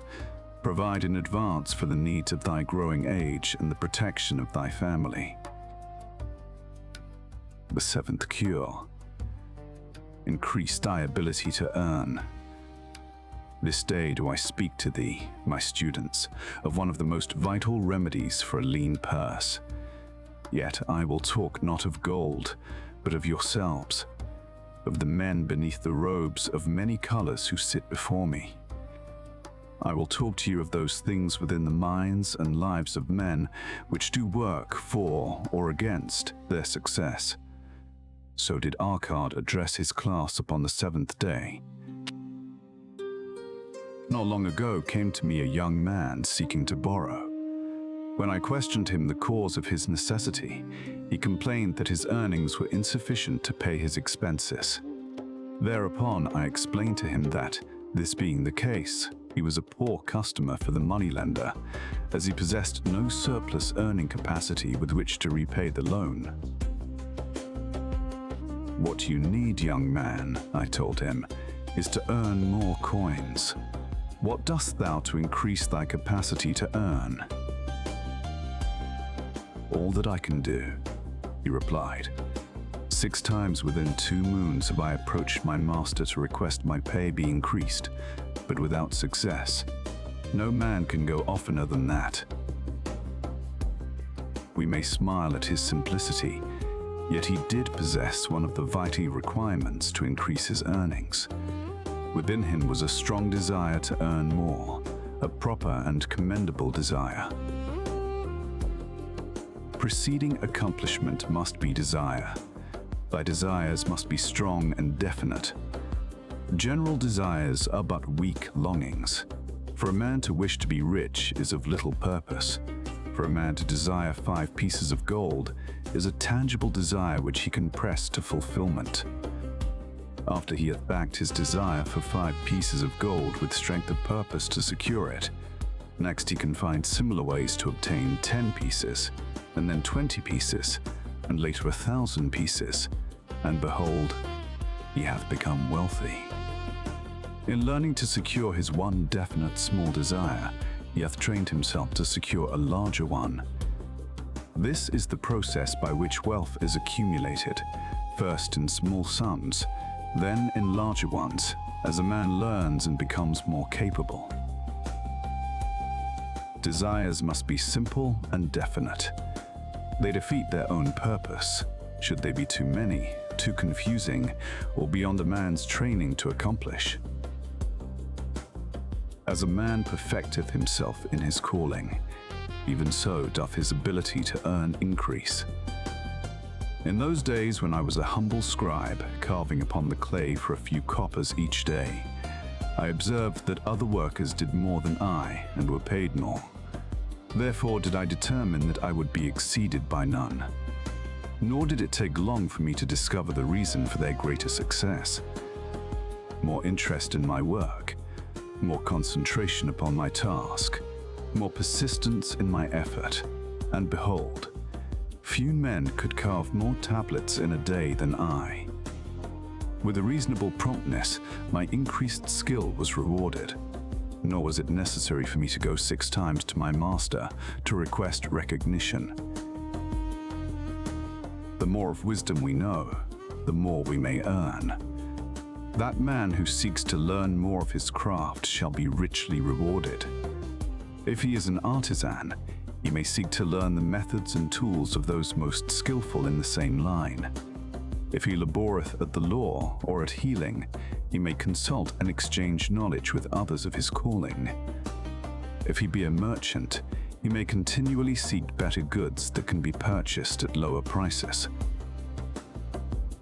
Always do the affairs of men change and improve, because keen-minded men seek greater skill, that they may better serve those upon whose patronage they depend. Therefore, I urge all men to be in the front rank of progress and not to stand still, lest they be left behind. Many things come to make a man's life rich with gainful experiences.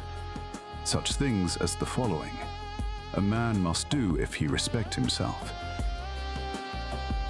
He must pay his debts with all the promptness within his power, not purchasing that for which he is unable to pay.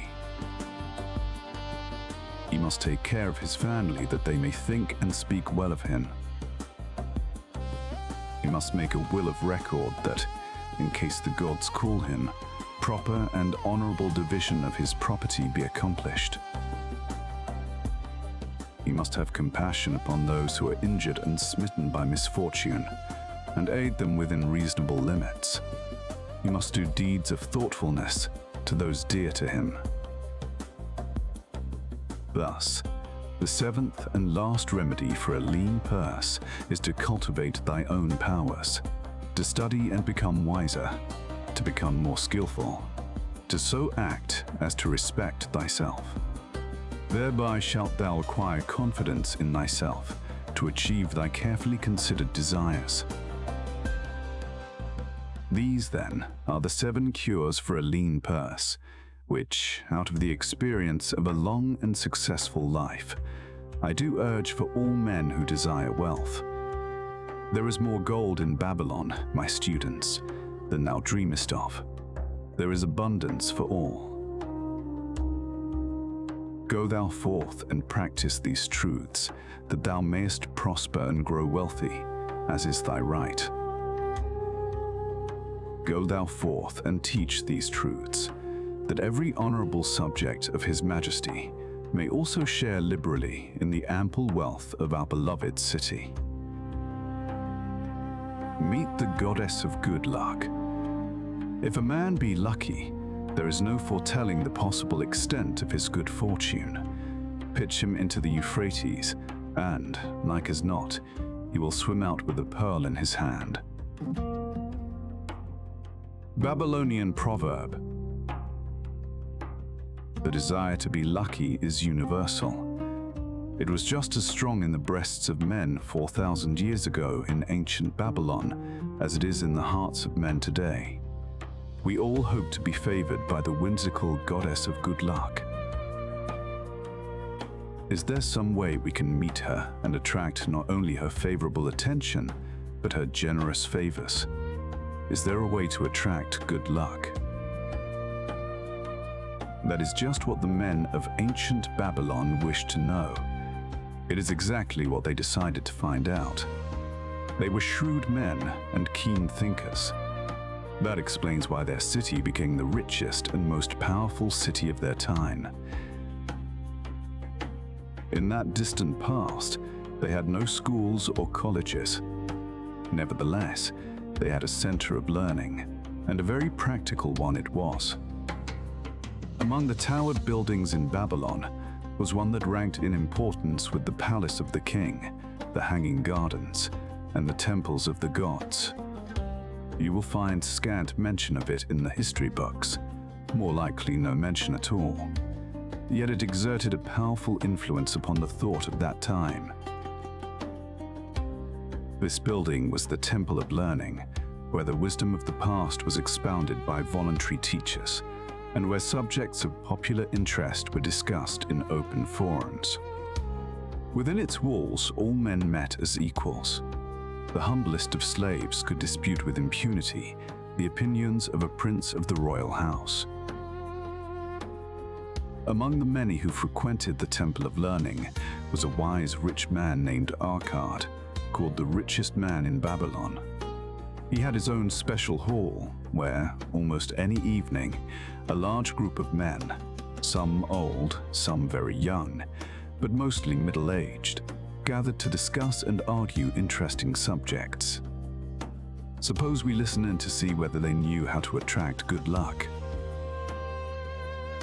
The sun had just set, like a great red ball of fire shining through the haze of desert dust, when Arcad strolled to his accustomed platform. Already full, 80 men were awaiting his arrival, reclining on their small rugs spread upon the floor. More were still arriving. "What shall we discuss this night?" Arkad inquired. After a brief hesitation, a tall cloth weaver addressed him, arising as was the custom. "I have a subject I would like to hear discussed, yet hesitate to offer, lest it seem ridiculous to you, Arkad, and my good friends here." Upon being urged to offer it, both by Arkad and by calls from the others, he continued, "This day I have been lucky, for I have found a purse in which there are pieces of gold. To continue to be lucky is my great desire. Feeling that all men share with me this desire, I do suggest we debate how to attract good luck, that we may discover ways it can be enticed to one."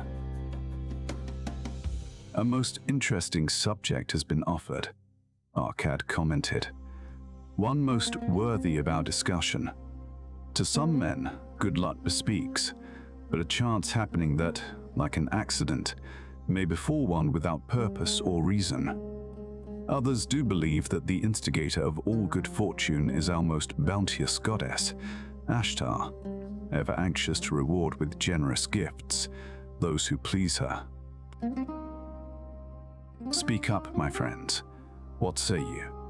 Shall we seek to find if there be means by which good luck may be enticed to visit each and all of us?" "Yea, yea, and much of it," responded the growing group of eager listeners. Thereupon Arkad continued, "To start our discussion, let us first hear from those among us who've enjoyed experiences similar to that of the cloth weaver in finding, or receiving without effort upon their part, valuable treasures or jewels." There was a pause in which all looked about expecting someone to reply, but no one did. "What? No one?" Arkad said. "Then rare indeed must be this kind of good luck. Who now will offer a suggestion as to where we shall continue our search?" "That I will do," spoke a well-robed young man, arising.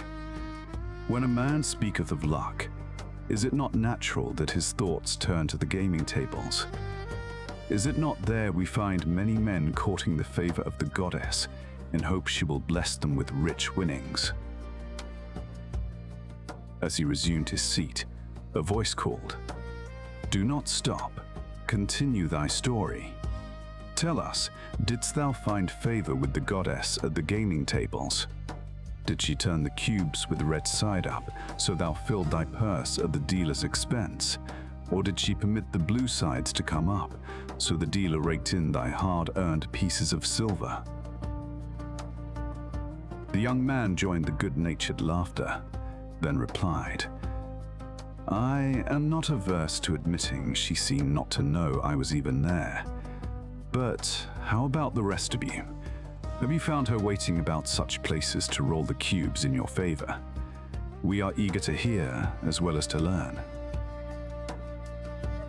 "A wise start," broke in Arkad. "We meet here to consider all sides of each question. To ignore the gaming table would be to overlook an instinct common to most men, the love of taking a chance with a small amount of silver in the hope of winning much gold. That doth remind me of the races, but yesterday," called out another listener. "If the goddess frequents the gaming tables, certainly she doth not overlook the races where the gilded chariots and the foaming horses offer far more excitement. Tell us honestly, Arkad, did she whisper to you to place your bet upon those grey horses from Nineveh yesterday? I was standing just behind thee, and could scarce believe my ears when I heard thee place thy bet upon the greys. Thou knowest as well as any of us that no team in all Assyria can beat our beloved bays in a fair race. Did the goddess whisper in thy ear to bet upon the greys, because at the last turn the inside black would stumble, and so interfere with our bays that the Greys would win the race and score an unearned victory. Arkad smiled indulgently at the banter. What reason have we to feel the good goddess would take that much interest in any man's bet upon a horse race? To me, she is a goddess of love and dignity, whose pleasure it is to aid those who are in need and to reward those who are deserving. I looked to find her, not at the gaming tables or the races where men lose more gold than they win, but in other places where the doings of men are more worthwhile and more worthy of reward. In tilling the soil, in honest trading, in all of man's occupations, there is opportunity to make a profit upon his efforts and his transactions. Perhaps not all the time will he be rewarded, for sometimes his judgment may be faulty, and other times the winds and the weather may defeat his efforts. Yet, if he persists, he may usually expect to realize his profit. This is so because the chances of profit are always in his favor. But when a man playeth the games, the situation is reversed, for the chances of profit are always against him and always in favor of the gamekeeper. The game is so arranged that it will always favor the keeper. It is his business, and he plans to make a liberal profit for himself from the coins bet by the players. Few players realize how certain are the gamekeeper's profits and how uncertain are their own chances to win. For example, let us consider wagers placed upon the cube. Each time it is cast, we bet which side will be uppermost. If it be the red side, the game master pays to us 4 times our bet. But if any other of the 5 sides come uppermost, we lose our bet. Thus, the figures show that for each cast we have 5 chances to lose, but because the red pays 4 for 1, we have 4 chances to win. In a night's play, the game master can expect to keep for his profit 1/5 of all the coins wagered. Can a man expect to win more than occasionally against odds, so arranged that he should lose 1/5 of all his bets? Yet some men do win large sums at times, volunteered one of the listeners. Quite so, they do, Arkad continued. Realizing this, the question comes to me whether money secured in such ways brings permanent value to those who are thus lucky. Among my acquaintances are many of the successful men of Babylon, yet among them I am unable to name a single one who started his success from such a source. You who are gathered here tonight know many more of our substantial citizens. To me, it would be of much interest to learn how many of our successful citizens can credit the gaming tables with their start to success. Suppose each of you tell of those you know. What say you? After a prolonged silence, a wag ventured. Wouldst thy inquiry include the gamekeepers? If you think of no one else, Arkad responded. If not one of you can think of anyone else, then how about yourselves? Are there any consistent winners with us who hesitate to advise such a source for their incomes? His challenge was answered by a series of groans from the rear, taken up and spread amid much laughter. It would seem we are not seeking good luck in such places as the goddess frequents, he continued. Therefore, let us explore other fields. We have not found it in picking up lost wallets. Neither have we found it haunting the gaming tables. As to the races, I must confess to have lost far more coins there than I have ever won.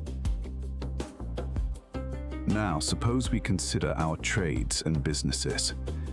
Is it not natural, if we conclude a profitable transaction, to consider it not good luck, but a just reward for our efforts?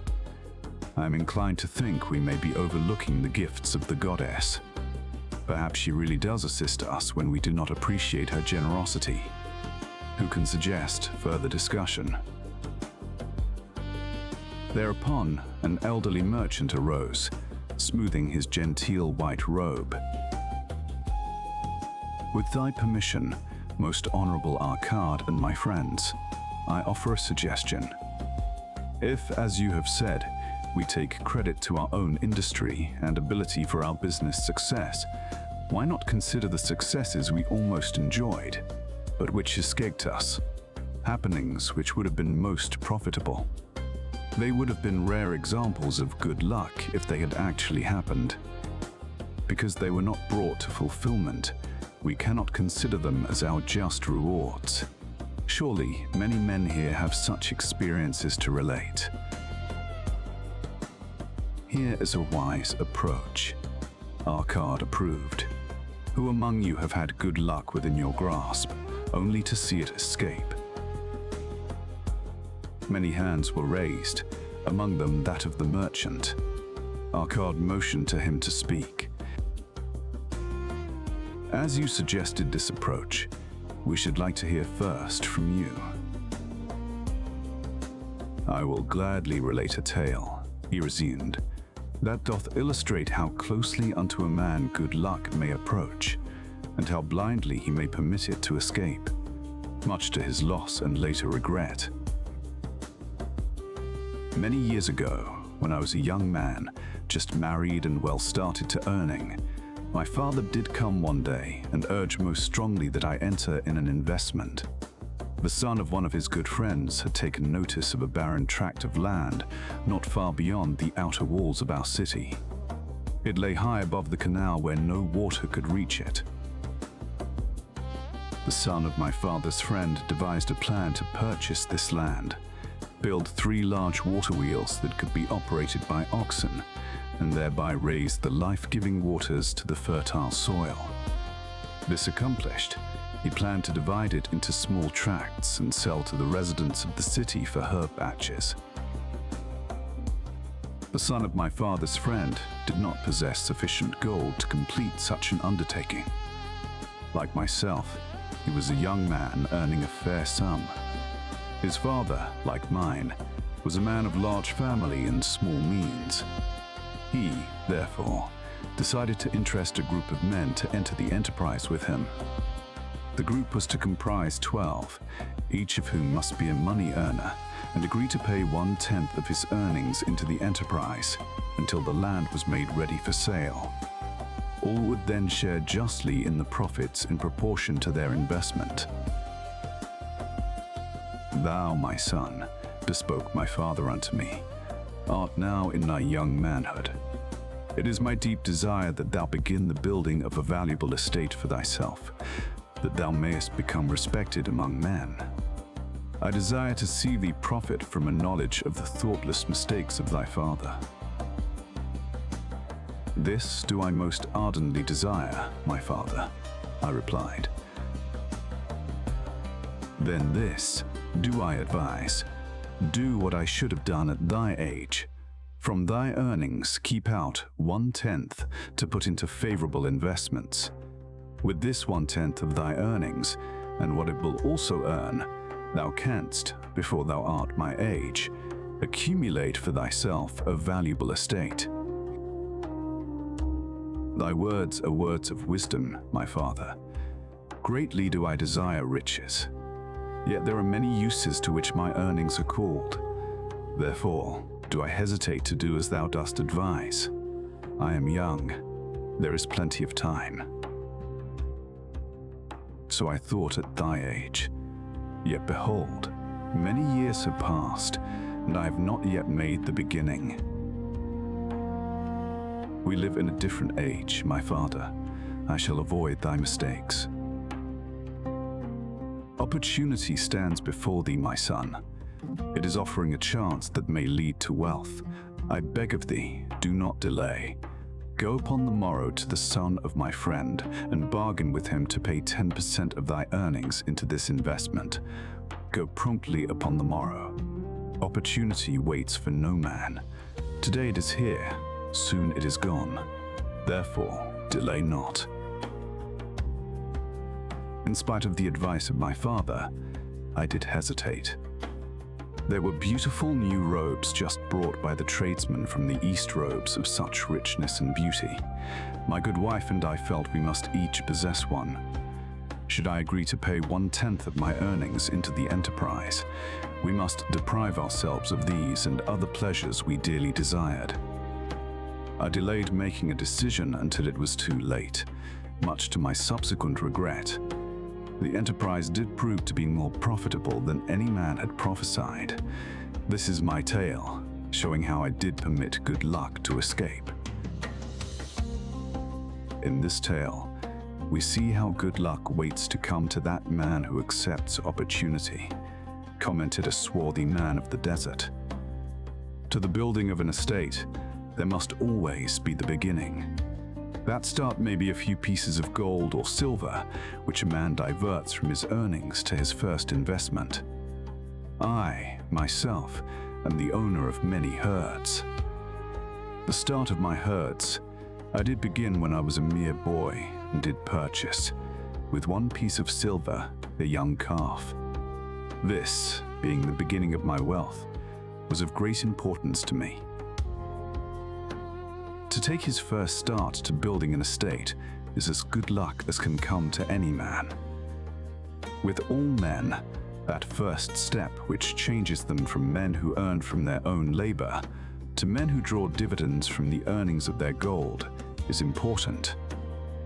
Some, fortunately, take it when young and thereby outstrip in financial success those who do take it later, or those unfortunate men, like the father of this merchant, who never take it. Had our friend, the merchant, taken this step in his early manhood, when this opportunity came to him, this day he would be blessed with much more of this world's goods. Should the good luck of our friend, the cloth weaver, cause him to take such a step at this time, it will indeed be but the beginning of much greater good fortune. Thank you. I like to speak also. A stranger from another country arose. I am a Syrian. Not so well do I speak your tongue. I wish to call this friend, the merchant, a name. Maybe you think it not polite, this name, yet I wish to call him that. But, alas, I not know your word for it. If I do call it in Syrian, you will not understand. Therefore, please, some good gentleman, tell me the right name you call man who puts off doing those things that mighty good for him. Procrastinator, called a voice. That's him, shouted the Syrian, waving his hands excitedly. He accepts not opportunity when she comes. He waits. He says, I have much business right now. By and by I talk to you. Opportunity. She will not wait for such slow fellow. She thinks if a man desires to be lucky, he will step quick. Any man not step quick when opportunity comes, he big procrastinator like our friend, this merchant. The merchant arose and bowed good-naturedly in response to the laughter. My admiration to thee, stranger within our gates, who hesitates not to speak the truth. And now let us hear another tale of opportunity. Who has for us another experience? Demanded Arkad. I have, responded a red-robed man of middle age. I'm a buyer of animals, mostly camels and horses. Sometimes I do also buy sheep and goats. The tale I'm about to relate will tell truthfully how opportunity came one night when I did least expect it. Perhaps for this reason, I did let it escape. Of this you shall be the judge. Returning to the city one evening, after a disheartening 10 days' journey in search of camels, I was much angered to find the gates of the city closed and locked. While my slaves spread our tent for the night, which we expected to spend with little food and no water, I was approached by an elderly farmer who, like ourselves, found himself locked outside.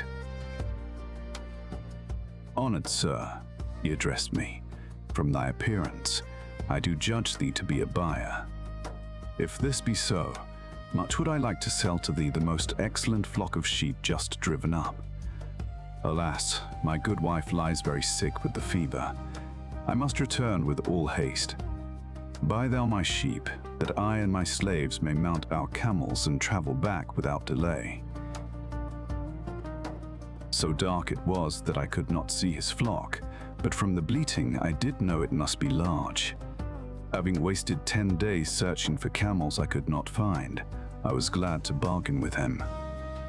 In his anxiety, he did set a most reasonable price. I accepted, well knowing my slaves could drive the flock through the city gates in the morning and sell at a substantial profit. The bargain concluded, I called my slaves to bring torches that we might count the flock, which the farmer declared to contain 900. I shall not burden you, my friends, with a description of our difficulty in attempting to count so many thirsty, restless, milling sheep. It proved to be an impossible task. Therefore, I bluntly informed the farmer I would count them at daylight and pay him then. Please, most honorable sir, he pleaded, pay me but 2/3 of the price tonight that I may be on my way. I will leave my most intelligent and educated slave to assist to make the count in the morning. He is trustworthy, and to him thou canst pay the balance. But I was stubborn and refused to make payment that night. Next morning before I awoke, the city gates opened and 4 buyers rushed out in search of flocks. They were most eager and willing to pay high prices because the city was threatened with siege and food was not plentiful. Nearly 3 times the price at which he had offered the flock to me did the old farmer receive for it. Thus was rare good luck allowed to escape. Here is a tale most unusual, commented Arkad. What wisdom doth it suggest? The wisdom of making a payment immediately when we are convinced our bargain is wise, suggested a venerable saddle-maker. If the bargain be good, then dost thou need protection against thy own weaknesses as much as against any other man. We mortals are changeable. Alas, I must say, more apt to change our minds when right than when wrong. Wrong. We are stubborn indeed. Right. We are prone to vacillate and let opportunity escape. My first judgment is my best, yet always have I found it difficult to compel myself to proceed with a good bargain when made. Therefore, as a protection against my own weaknesses, I do make a prompt deposit thereon. This doth save me from later regrets for the good luck that should have been mine. Thank you. Again I like to speak. The Syrian was upon his feet once more. These tales much alike. Each time opportunity fly away for same reason. Each time she come to procrastinator, bringing good plan. Each time they hesitate, not say, right now best time. I do it quick. How can men succeed that way? Wise are thy words, my friend, responded the buyer. Good luck fled from procrastination in both these tales. Yet this is not unusual. The spirit of procrastination is within all men. We desire riches, yet how often, when opportunity doth appear before us, that spirit of procrastination from within doth urge various delays in our acceptance. In listening to it, we do become our own worst enemies. In my younger days, I did not know it by this long word, our friend from Syria doth enjoy. I did think at first it was my own poor judgment that did cause me loss of many profitable trades. Later, I did credit it to my stubborn disposition. At last, I did recognize it for what it was, a habit of needless delaying where action was required, action prompt and decisive. How I did hate it when its true character stood revealed. With the bitterness of a wild ass hitched to a chariot, I did break loose from this enemy to my success. Thank you. I ask question from Mr. Merchant. The Syrian was speaking. You wear fine robes, not like those of poor man. You speak like successful man. Tell us, do you listen now when procrastination whispers in your ear? Like our friend the buyer, I also had to recognize and conquer procrastination, responded the merchant. To me, it proved to be an enemy ever watching and waiting to thwart my accomplishments. The tale I did relate is but one of many similar instances I could tell to show how it drove away my opportunities. 'Tis not difficult to conquer once understood.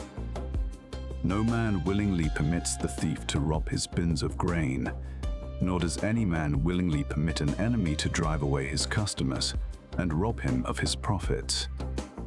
When once I did recognize that such acts as these my enemy was committing, with determination I conquered him.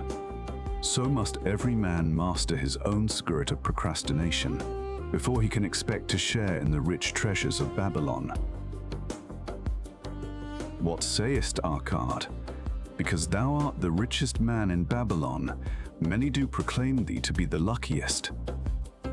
Dost agree with me that no man can arrive at a full measure of success until he hath completely crushed the spirit of procrastination within him? It is even as thou sayest, Arcad admitted. During my long life, I have watched generation following generation marching forward along those avenues of trade, science, and learning that lead to success in life. Opportunities came to all these men. Some grasped theirs and moved steadily to the gratification of their deepest desires, but the majority hesitated, faltered, and fell behind. Arcad turned to the cloth weaver. Thou didst suggest that we debate good luck. Let us hear what thou now thinkest upon the subject. I do see good luck in a different light. I had thought of it as something most desirable that might happen to a man without effort upon his part. Now I do realize such happenings are not the sort of thing one may attract to himself. From our discussion have I learned that to attract good luck to oneself, it is necessary to take advantage of opportunities. Therefore, in the future, I shall endeavor to make the best of such opportunities as do come to me. Thou hast well grasped the truths brought forth in our discussion, Arcad replied. Good luck, we do find, often follows opportunity, but seldom comes otherwise. Our merchant friend would have found great good luck had he accepted the opportunity the good goddess did present to him. Our friend the buyer, likewise, would have enjoyed good luck had he completed the purchase of the flock and sold at such a handsome profit. We did pursue this discussion to find a means by which good luck could be enticed to us. I feel that we have found the way. Both the tales did illustrate how good luck follows opportunity. Herein lies a truth that many similar tales of good luck, won or lost, could not change. The truth is this. Check. Good luck can be enticed by accepting opportunity. Those eager to grasp opportunities for their betterment do attract the interest of the good goddess. She is ever anxious to aid those who please her. Men of action please her best. Action will lead thee forward to the successes thou dost desire. T. Men of action are favored by the goddesses of good luck. 2. The 5 laws of gold. A bag heavy with gold, or a clay tablet carved with words of wisdom. If thou hadst thy choice, which wouldst thou choose? By the flickering light from the fire of desert shrubs, the sun-tanned faces of the listeners gleamed with interest. The gold, chorused the 27, Old Calibab smiled knowingly. "Hark," he resumed, raising his hand. "Hear the wild dogs out there in the night. They howl and wail because they are lean with hunger. Yet feed them, and what do they? Fight and strut. Then fight and strut some more, giving no thought to the morrow that will surely come. Just so it is with the sons of men. Give them a choice of gold and wisdom. What do? Ignore the wisdom and waste the gold. On the morrow they wail because they have no more gold. Gold is reserved for those who know its laws and abide by them." Calibab drew his white robe close about his lean legs, for a cool night wind was blowing. "Because thou hast served me faithfully upon our long journey, because thou cared well for my camels, because thou toiled uncomplainingly across the hot sands of the desert, because thou fought bravely the robbers that sought to despoil my merchandise. I will tell thee this night the tale of the 5 laws of gold, such a tale as thou never hast heard before. Hark ye with deep attention to the words I speak, for if you grasp their meaning and heed them, in the days that come thou shalt have much gold." He paused impressively. Above, in a canopy of blue, the stars shone brightly in the crystal-clear skies of Babylonia. Behind the group loomed their faded tents, tightly staked against possible desert storms. Beside the tents were neatly stacked bales of merchandise covered with skins. Nearby, the camel herd sprawled in the sand, some chewing their cuds contentedly, others snoring in hoarse discord. "Thou hast told us many good tales, Calibab," spoke up the chief packer. "We look to thy wisdom to guide us upon the morrow, when our service with thee shall be at an end." "I have but told thee of my adventures in strange and distant lands," Calibab answered. "But this night I shall tell thee of the wisdom of Arkad, the wise rich man." "Much have we heard of him," acknowledged the chief packer, "but he was the richest man that ever lived in Babylon." The richest man he was, and that because he was wise in the ways of gold, even as no man had ever been before him. "This night shall I tell you of his great wisdom, as it was told to me by Nomasir, his son, many years ago in Nineveh, when I was but a lad. My master and myself had tarried long into the night in the palace of Nomasir. I had helped my master bring great bundles of fine rugs, each one to be tried by Nomasir until his choice of colors was satisfied. At last he was well pleased, and commanded us to sit with him and drink a rare vintage, odorous to the nostrils and most warming to my stomach, which was unaccustomed to such a drink. Then did he tell us this tale of the great wisdom of Arkad, his father, even as I shall tell it to you.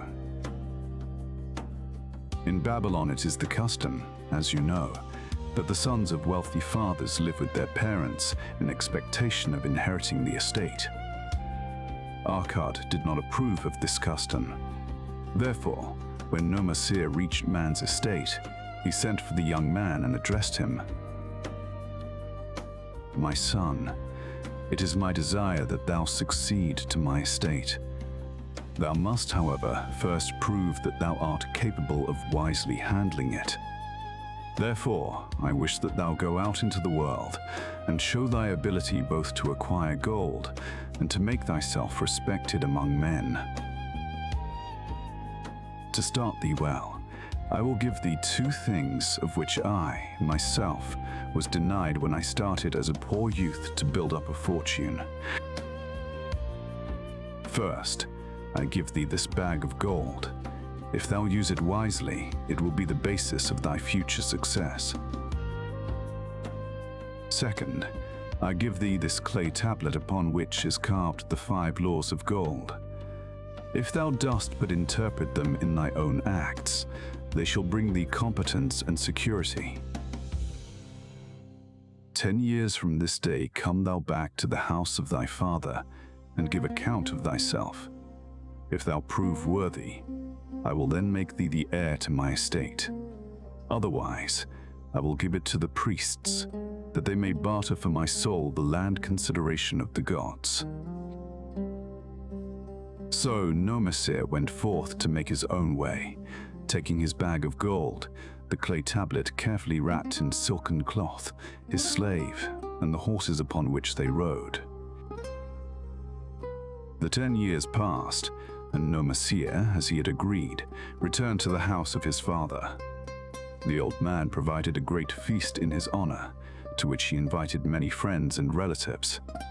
After the feast was over, the father and mother mounted their throne-like seats at one side of the great hall, and Nomasir stood before them to give account of himself. It was evening. The room was hazy with smoke from the wicks of the oil lamps that but dimly lighted it. Slaves in white woven jackets and tunics fanned the humid air rhythmically with long-stemmed palm leaves. A stately dignity colored the scene. Nomasir's wife and his 2 young sons, with friends and other members of the family, sat upon rugs behind him, eager listeners. "My father," he began deferentially, "I bow before thy wisdom. 10 years ago, when I stood at the gates of manhood, thou bade me go forth and become a man among men, instead of remaining a vassal to thy fortune. Thou gavest me liberally of thy gold. Thou gavest me liberally of thy wisdom. Of the gold, alas, I must admit to a disastrous handling. It fled indeed from my inexperienced hands, even as a wild hare flees at the first opportunity from the youth who captures it." The father smiled indulgently. "Continue, my son. Thy tale interests me in all its details." "I decided to go to Nineveh, as it was a growing city, believing that I might find there opportunities. I joined a caravan, and among its members made numerous friends. 2 well-spoken men who had a most beautiful white horse, as fleet as the wind, were among these. As we journeyed, they told me in confidence that in Nineveh was a wealthy man who owned a horse so swift that it had never been beaten. Its owner believed that no horse living could run with greater speed. Therefore would he wager any sum, however large, that his horse could outspeed any horse in all Babylonia. Compared to their horse, so my friend said, it was but a lumbering ass that could be beaten with ease. They offered, as a great favor, to permit me to join them in a wager. I was quite carried away with the plan. Our horse was badly beaten, and I lost much of my gold." The father laughed. "Later, I discovered that this was a deceitful plan of these men, and they constantly journeyed with caravans seeking victims. You see, the man in Nineveh was their partner, and shared with them the bets he won. This shrewd deceit taught me my first lesson in looking out for myself. I was soon to learn another, equally bitter. In the caravan was another young man with whom I became quite friendly. He was the son of wealthy parents, and, like myself, journeying to Nineveh to find a suitable location. Not long after our arrival, he told me that a merchant had died, and his shop, with its rich merchandise and patronage, could be secured at a paltry price, saying that we would be equal partners, but first he must return to Babylon to secure his gold. He prevailed upon me to purchase the stock with my gold, agreeing that his would be used later to carry on our venture. He long delayed the trip to Babylon, proving in the meantime to be an unwise buyer and a foolish spender. I finally put him out, but not before the business had deteriorated to where we had only unsaleable goods and no gold to buy other goods. I sacrificed what was left to an Israelite for a pitiful sum. soon there followed, I tell you, my father, bitter days. I sought employment and found it not, for I was without trade or training that would enable me to earn. I sold my horses, I sold my slave, I sold my extra robes, that I might have food and a place to sleep. But each day grim want crouched closer. But in those bitter days, I remembered thy confidence in me, my father. Thou hadst sent me forth to become a man, and this I was determined to accomplish. The mother buried her face and wept softly. At this time I bethought me of the tablet thou hadst given to me, upon which thou hadst carved the 5 laws of gold. Thereupon I read most carefully thy words of wisdom, and realized that, had I but sought wisdom first, my gold would not have been lost to me. I learnt by heart each law and determined that, when once more the goddess of good fortune smiled upon me, I would be guided by the wisdom of age and not by the inexperience of youth. For the benefit of you who are seated here this night, I will read the wisdom of my father as engraved upon the clay tablet which he gave to me 10 years ago. Bespix. 5. Bespix miles ove, bespix miles ove, bespix miles ove, bespix mar.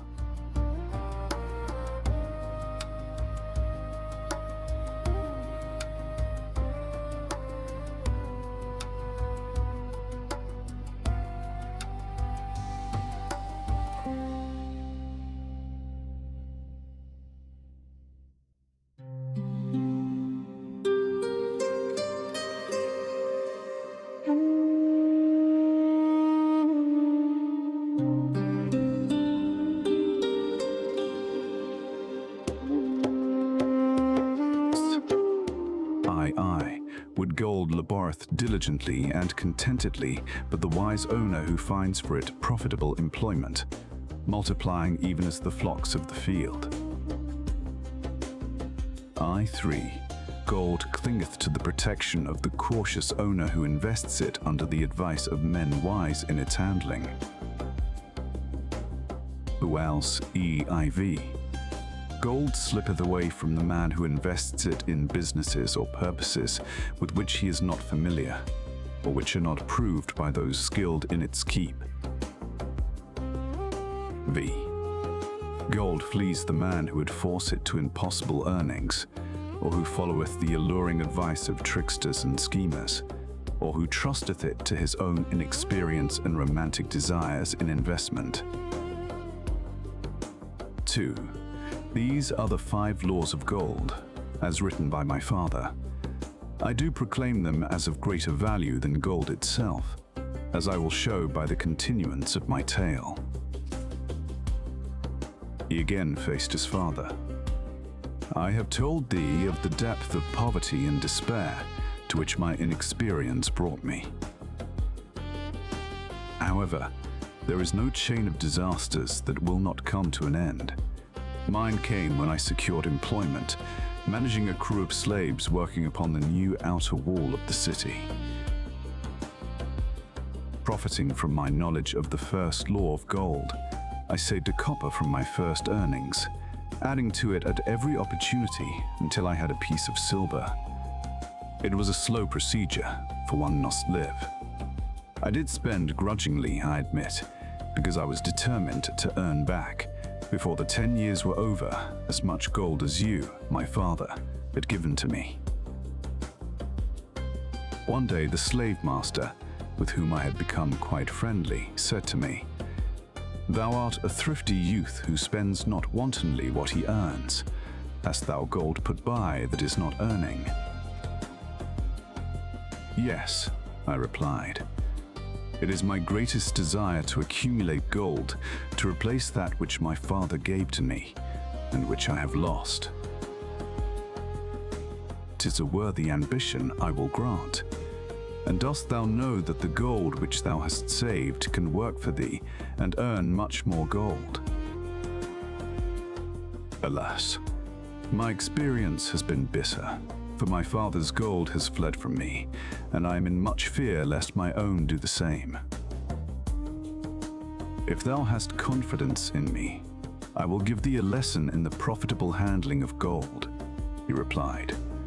Within a year the outer wall will be complete and ready for the great gates of bronze that will be built at each entrance to protect the city from the king's enemies.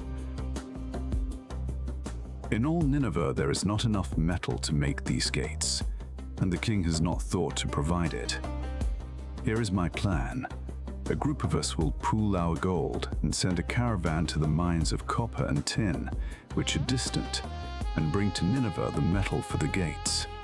When the king says, "Make the great gates," we alone can supply the metal, and a rich price he will pay. If the king will not buy from us, we will yet have the metal, which can be sold for a fair price. In his offer, I recognized an opportunity to abide by the third law and invest my savings under the guidance of wise men. Nor was I disappointed. Our pool was a success, and my small store of gold was greatly increased by the transaction. In due time, I was accepted as a member of this same group in other ventures. They were men wise in the profitable handling of gold. They talked over each plan presented with great care before entering upon it. They would take no chance on losing their principal or tying it up in unprofitable investments from which their gold could not be recovered. Such foolish things as the horse race and the partnership into which I had entered, with my inexperience, would have had scant consideration with them. They would have immediately pointed out their weaknesses. Through my association with these men, I learned to safely invest gold to bring profitable returns. As the years went on, my treasure increased more and more rapidly. I not only made back as much as I had lost, but much more. Through my misfortunes, my trials, and my success, I have tested time and again the wisdom of the 5 laws of gold, my father, and have proven them true in every test. To him who is without knowledge of the 5 laws, gold comes not often and goeth away quickly. But to him who abideth by the 5 laws, gold comes, and worketh as his dutiful slave. Namasir ceased speaking, and motioned to a slave in the back of the room. The slave brought forward, one at a time, 3 heavy leather bags. One of these, Namasir took and placed upon the floor before his father, addressing him again. "Thou didst give to me a bag of gold, Babylon gold. Behold, in its place, I do return to thee a bag of Nineveh gold of equal weight, an equal exchange, as all will agree. Thou didst give to me a clay tablet inscribed with wisdom. Behold, in its stead, I do return 2 bags of gold." So saying, he took from the slave the other 2 bags, and likewise placed them upon the floor before his father. "This I do to prove to thee, my father, how much greater value I consider thy wisdom than thy gold. Yet, who can measure in bags of gold the value of wisdom? Without wisdom, gold is quickly lost by those who have it. But with wisdom, gold can be secured by those who have it not, as these 3 bags of gold do prove. It does indeed give me the deepest satisfaction, my father, to stand before thee and say that, because of thy wisdom, I have been able to become rich and respected before men." The father placed his hand fondly upon the head of Namasir. "Thou hast learned well thy lessons, and I am, indeed, fortunate to have a son to whom I may entrust my wealth." Calabab ceased his tale and looked critically at his listeners. "What means this to thee, this tale of Namasir?" he continued. "Who amongst thee can go to thy father, or to the father of thy wife, and give an account of wise handling of his earnings. What would these venerable men think were you to say, I have traveled much, and learned much, and labored much, and earned much, yet alas, of gold I have little. Some I spent wisely, some I spent foolishly, and much I lost in unwise ways. Dost still think it, but an inconsistency of fate that some men have much gold, and others have naught? Then you err. Men have much gold when they know the 5 laws of gold and abide thereby. Because I learned these 5 laws in my youth and abided by them, I have become a wealthy merchant. Not by some strange magic did I accumulate my wealth. Wealth that comes quickly goeth the same way. Wealth that stayeth to give enjoyment and satisfaction to its owner cometh gradually, because it is a child born of knowledge and persistent purpose. To earn wealth is but a slight burden upon the thoughtful man. Bearing the burden consistently from year to year accomplishes the final purpose. The 5 laws of gold offer to thee a rich reward for their observance. Each of these laws is rich with meaning, and lest thou overlook this in the briefness of my tale, I will now repeat them. I do know them each by heart, because in my youth I could see their value, and would not be content until I knew them word for word. The sea. The sea. The CH. VCTHCC. VCTH. VZTTH. Vizit. The fist and CT any man who will put by not less than 1/10 of his earnings to create an estate for his future and that of his family. ZTH.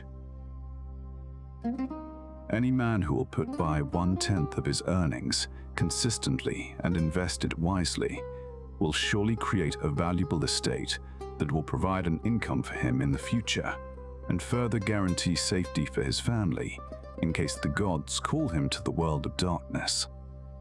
This law always saith that gold cometh gladly to such a man.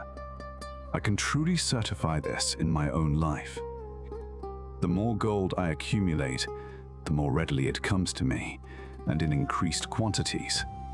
The gold which I save earns more, even as yours will, and its earnings earn more. And this is the working out of the first law. By 1.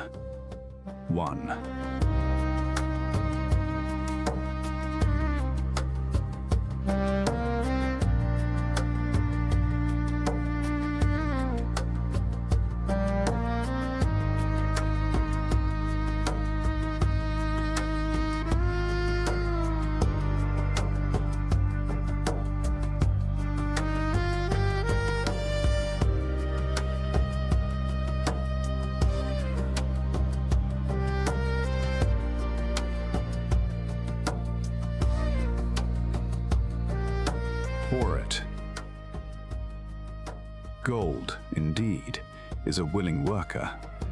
It is ever eager to multiply when opportunity presents itself. To every man who hath a store of gold set by, opportunity comes for its most profitable use. As the years pass, it multiplies itself in surprising fashion. True. 2. The third law. Of gold thou. Of gold clingeth to the protection of the cautious owner who invests it under the advice of men wise in its handling. Gold, indeed, clingeth to the cautious owner, even as it flees the careless owner. The man who seeks the advice of men wise in handling gold soon learneth not to jeopardize his treasure, but to preserve in safety and to enjoy in contentment its consistent increase. Was on the sport.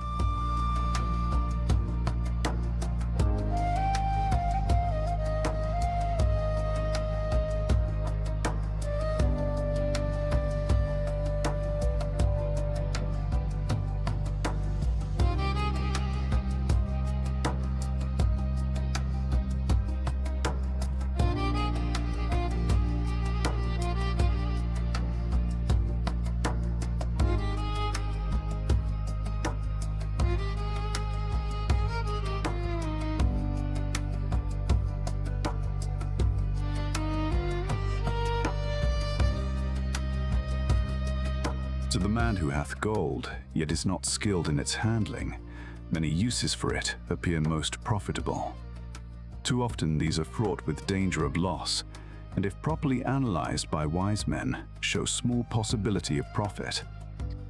Therefore, the inexperienced owner of gold, who trusts to his own judgment and invests it in business or purposes with which he is not familiar, too often finds his judgment imperfect and pays with his treasure for his inexperience. Wise indeed is he who investeth his treasures under the advice of men skilled in the ways of gold. The fifth law of gold. Gold flees the man who would force it to impossible earnings, or who followeth the alluring advice of tricksters and schemers, or who trusteth it to his own inexperience and romantic desires in investment. Fanciful propositions that thrill like adventure tales always come to the new owner of gold. These appear to endow his treasure with magic powers that will enable it to make impossible earnings. Yet heed ye the wise men, for verily they know the risks that lurk behind every plan to make great wealth suddenly. Forget not the rich men of Nineveh, who would take no chance of losing their principal or tying it up in unprofitable investments. This ends my tale of the 5 laws of gold. In telling it to thee, I have told the secrets of my own success. Yet they are not secrets, but truths which every man must first learn and then follow, who wishes to step out of the multitude that, like the wild dogs, must worry each day for food to eat. Tomorrow, we enter Babylon. Look, see the fire that burns eternal above the temple of Bel. We are already in sight of the golden city. Tomorrow, each of thee shall have gold, the gold thou hast so well earned by thy faithful services. 10 years from this night, what can you tell about this gold? If there be men among you who, like Numasir, will use a portion of their gold to start for themselves an estate, and be thenceforth wisely guided by the wisdom of Akkad, 10 years from now, 'tis a safe wager that, like the son of Akkad, they will be rich and respected among men. Our wise acts accompany us through life to please us and to help us. Just as surely, our unwise acts follow us to plague and torment us. Alas, they cannot be forgotten. In the front rank of the torments that do follow us are the memories of the things we should have done, of the opportunities which came to us, and we took not. Rich are the treasures of Babylon, so rich no man can count their value in pieces of gold. Each year they grow richer and more valuable. Like the treasures of every land, they are a reward, a rich reward, awaiting those men of purpose who determine to secure their just share. In the strength of thine own desires is a magic power. Guide this power with thy knowledge of the 5 laws of gold, and thou shalt share the treasures of Babylon. Thurner.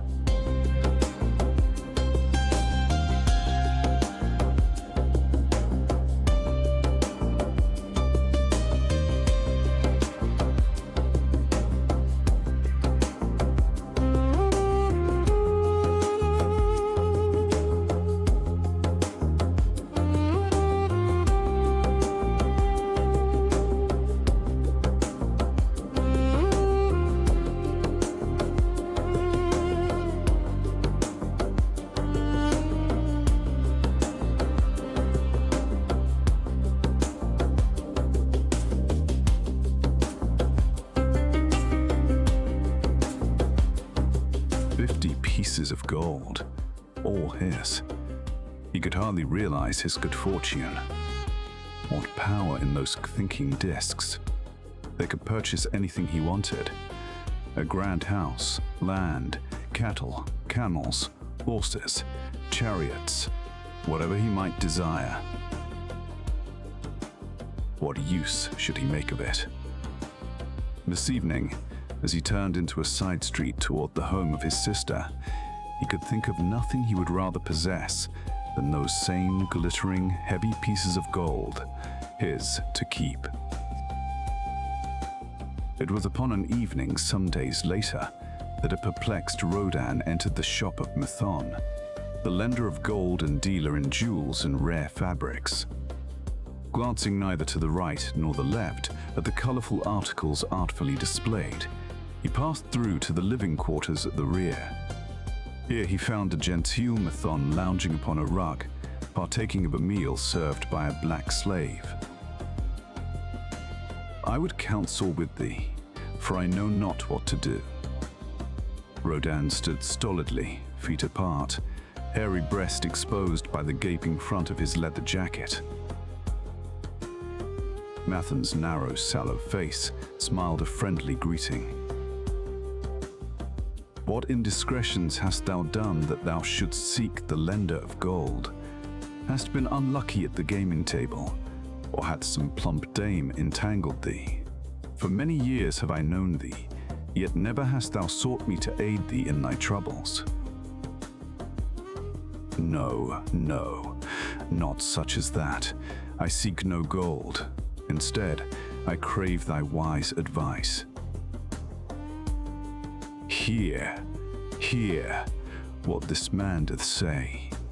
No one comes to the lender of gold for advice. My ears must play me false. They listen true. Can this be so? Rodan the spearmaker doth display more cunning than all the rest, for he comes to Mathan not for gold, but for advice. Many men come to me for gold to pay for their follies, but as for advice, they want it not. Yet who is more able to advise than the lender of gold, to whom many men come in trouble? "Thou shalt eat with me, Rodan," he continued. "Thou shalt be my guest for the evening."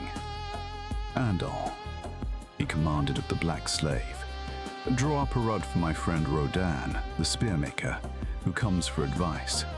He shall be mine honored guest. Bring to him much food, and get for him my largest cup. Choose well of the best wine that he may have satisfaction in the drinking. Now, tell me what troubles thee. It is the king's gift." "The king's gift? The king did make thee a gift, and it gives thee trouble. What manner of gift?" "Because he was much pleased with the design I did submit to him for a new point upon the spears of the royal guard, he did present me with 50 pieces of gold, and now I am much perplexed. I am besieged each hour. The sun doth travel across the sky by those who would share it with me. That is natural. More men want gold than have it, and would wish one who comes by it easily to divide. But can you not say, no? Is thy will not as strong as thy fist? To many, I can say no, yet sometimes it would be easier to say yes. Can one refuse to share with one's sister, to whom he is deeply devoted? Surely thy own sister would not wish to deprive thee of enjoying thy reward. But it is for the sake of our man, her husband, whom she wishes to see a rich merchant. She does feel that he has never had a chance, and she beseeches me to loan to him this gold, that he may become a prosperous merchant and repay me from his profits." "My friend," resumed Methon, "'tis a worthy subject thou bringest to discuss. Gold bringeth unto its possessor responsibility and a changed position with his fellow men. It bringeth fear lest he lose it, or it be tricked away from him. It bringeth a feeling of power and ability to do good. Likewise, it bringeth opportunities whereby his very good intentions may bring him into difficulties. Didst ever hear of the farmer of Nineveh who could understand the language of animals? I wot not, for 'Tis not the kind of tale men like to tell over the bronze caster's forge. I will tell it to thee, but thou shouldst know that to borrowing and lending there is more than the passing of gold from the hands of one to the hands of another. This farmer, who could understand what the animals said to each other, did linger in the farmyard each evening just to listen to their words. One evening, he did hear the ox bemoaning to the ass the hardness of his lot. I do labor, pulling the plough from morning until night. No matter how hot the day, or how tired my legs, or how the bow doth chafe my neck, still must I work. But thou art a creature of leisure. Thou art trapped with a colourful blanket, and dost nothing more than carry our master about where he wishes to go. When he goes nowhere, thou dost rest and eat the green grass all the day. Now the ass, in spite of his vicious heels, was a goodly fellow, and sympathized with the ox. My good friend, he replied, thou dost work very hard, and I would help ease thy lot. Therefore will I tell thee how thou mayest have a day of rest. In the morning, when the slave comes to fetch thee to the plough, lie upon the ground and bellow much, that he may say thou art sick and cannot work. So the ox took the advice of the ass. The next morning, the slave returned to the farmer and told him the ox was sick and could not pull the plough. Then, said the farmer, hitch the ass to the plough, for the ploughing must go on. All that day the ass, who had only intended to help his friend, found himself compelled to do the ox's task. When night came and he was released from the plough, his heart was bitter, and his legs were weary, and his neck was sore where the bow had chafed it. The farmer lingered in the barnyard to listen. The ox began first. Thou art my good friend. Because of thy wise advice, I have enjoyed a day of rest. And I, retorted the ass, am like many another simple-hearted one who starts to help a friend and ends up by doing his task for him. Hereafter thou draw thine own plough, for I did hear the master tell the slave to send for the butcher. Wilt thou sick again? I wish he would, for thou art a lazy fellow. Thereafter they spoke to each other no more. This ended their friendship. Canst thou tell the moral to this tale, Rodan? 'Tis a good tale, responded Rodan, but I see not the moral. I thought not that thou wouldst, but it is there, and simple too. Just this: if thou desirest to help thy friend, do so in a way that will not bring thy friend's burdens upon thyself. I had not thought of that. It is a wise moral. I wish not to assume the burdens of my sister's husband, but tell me, you lend to many. Do not the borrowers repay? Mathan smiled, the smile of one whose soul is rich with much experience. Could a loan be well made if the borrower cannot repay? Must not the lender be wise and judge carefully whether his gold can perform a useful purpose to the borrower and return to him once more, or whether it will be wasted by one unable to use it wisely, leaving him without his treasure and leaving the borrower with a debt he cannot repay? I will show to thee the tokens in my token chest, and let them tell thee some of their stories.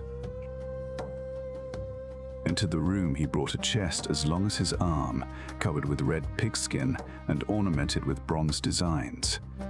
He placed it upon the floor and squatted before it, both hands upon the lid.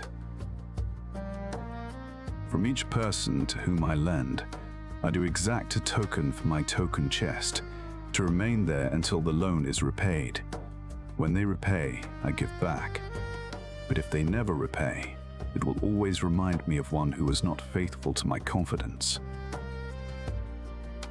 The safest loans, my token box tells me, are to those whose possessions are of more value than the loan they desire. They own lands, or jewels, or camels, or other things which could be sold to repay the loan. Some of the tokens given to me are jewels of more value than the loan. Others are promises that, if the loan be not repaid as agreed, they will deliver to me certain property in settlement.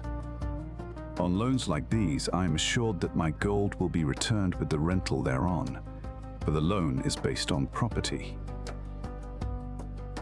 In another class are those who have capacity to earn.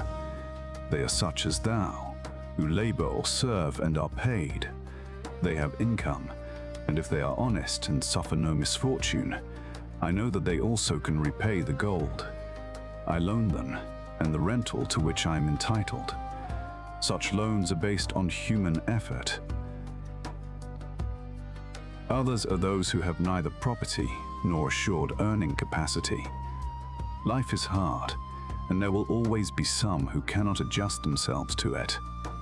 Alas for the loans I make them, even though they be no larger than a pence.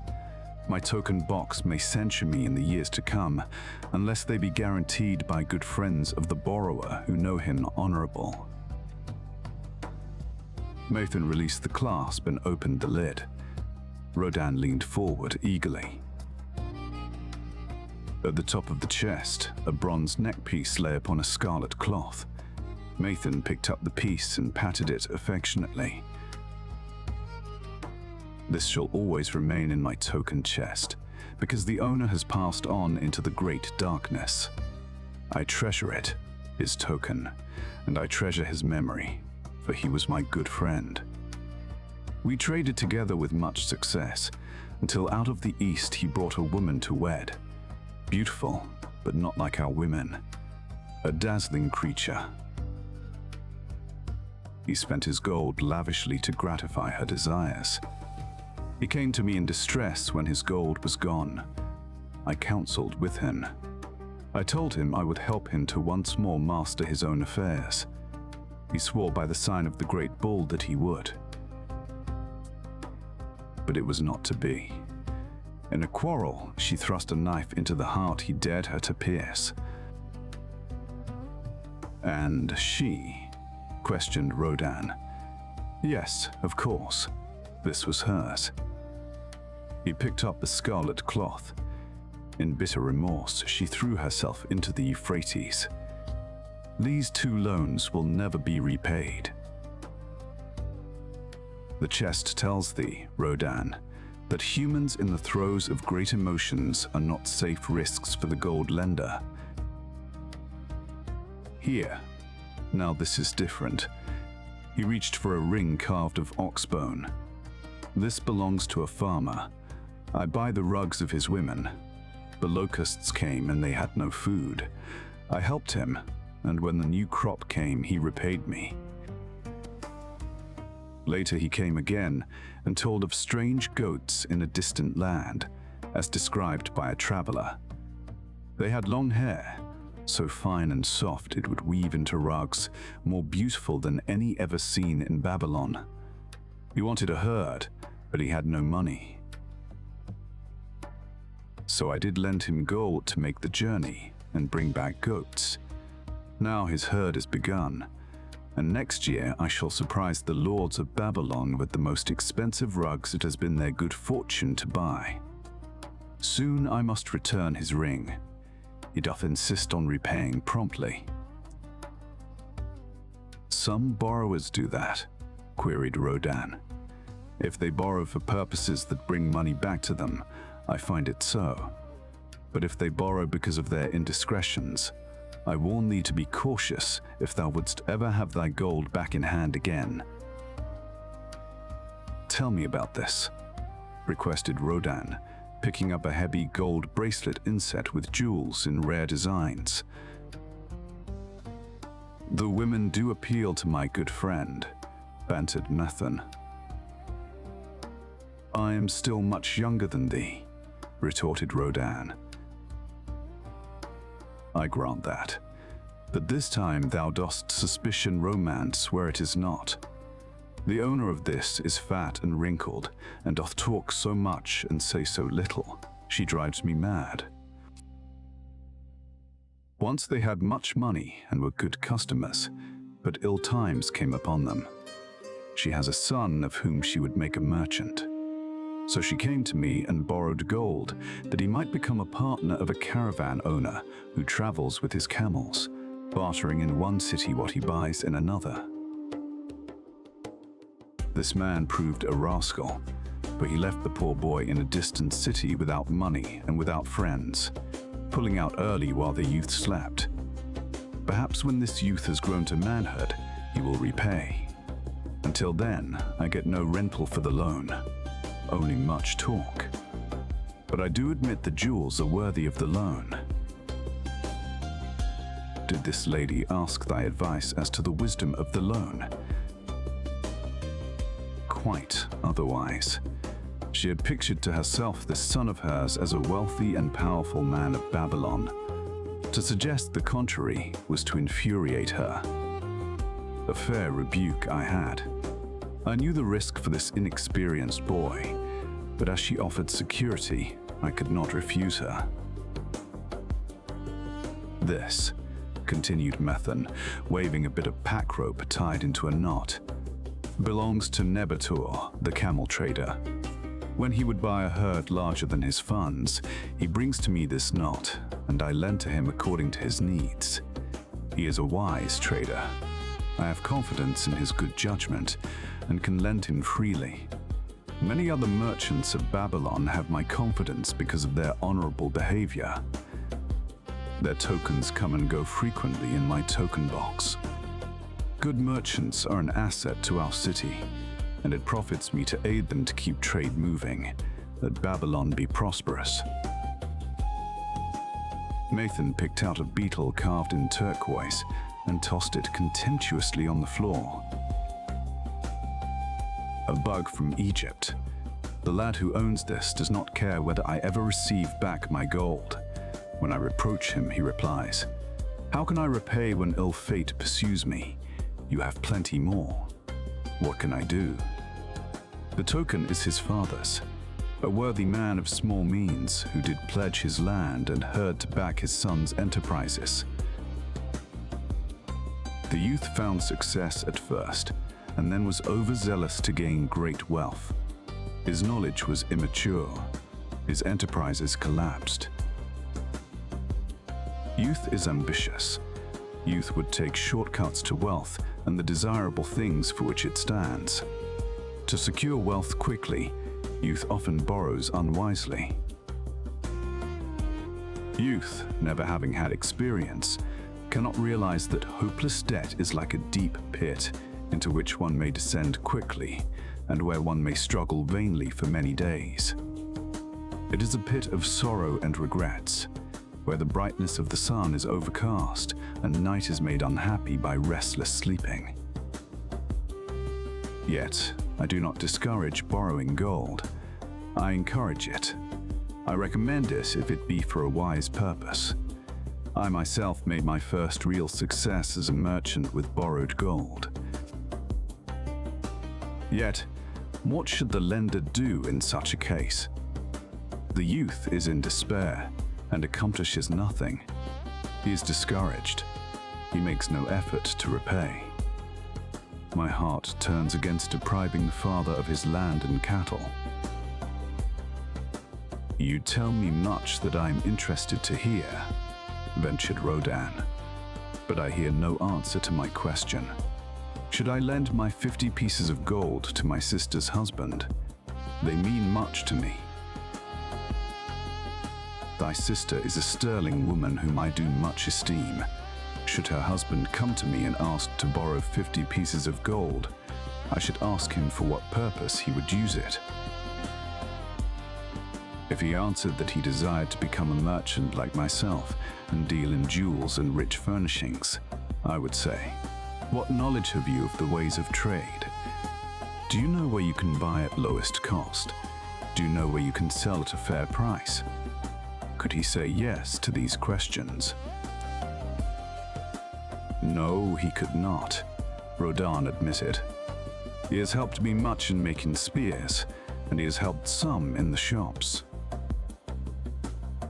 Then would I say to him that his purpose was not wise? Merchants must learn their trade. His ambition, though worthy, is not practical, and I would not lend him any gold. But supposing he could say, "Yes, I have helped merchants much.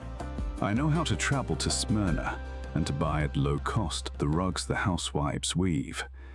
I also know many of the rich people of Babylon to whom I can sell these at a large profit." Then I would say, "Your purpose is wise and your ambition honorable.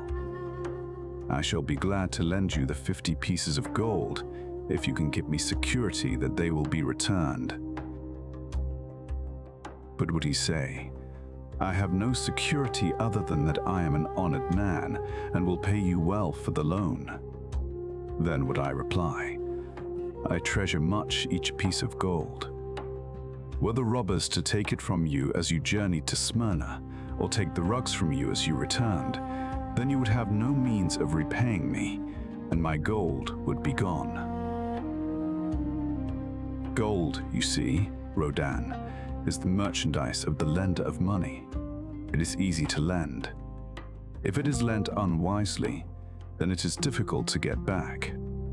The wise lender wishes not the risk of the undertaking, but the guarantee of safe repayment. "'Tis well," he continued, "to assist those that are in trouble. 'Tis well to help those upon whom fate hath laid a heavy hand.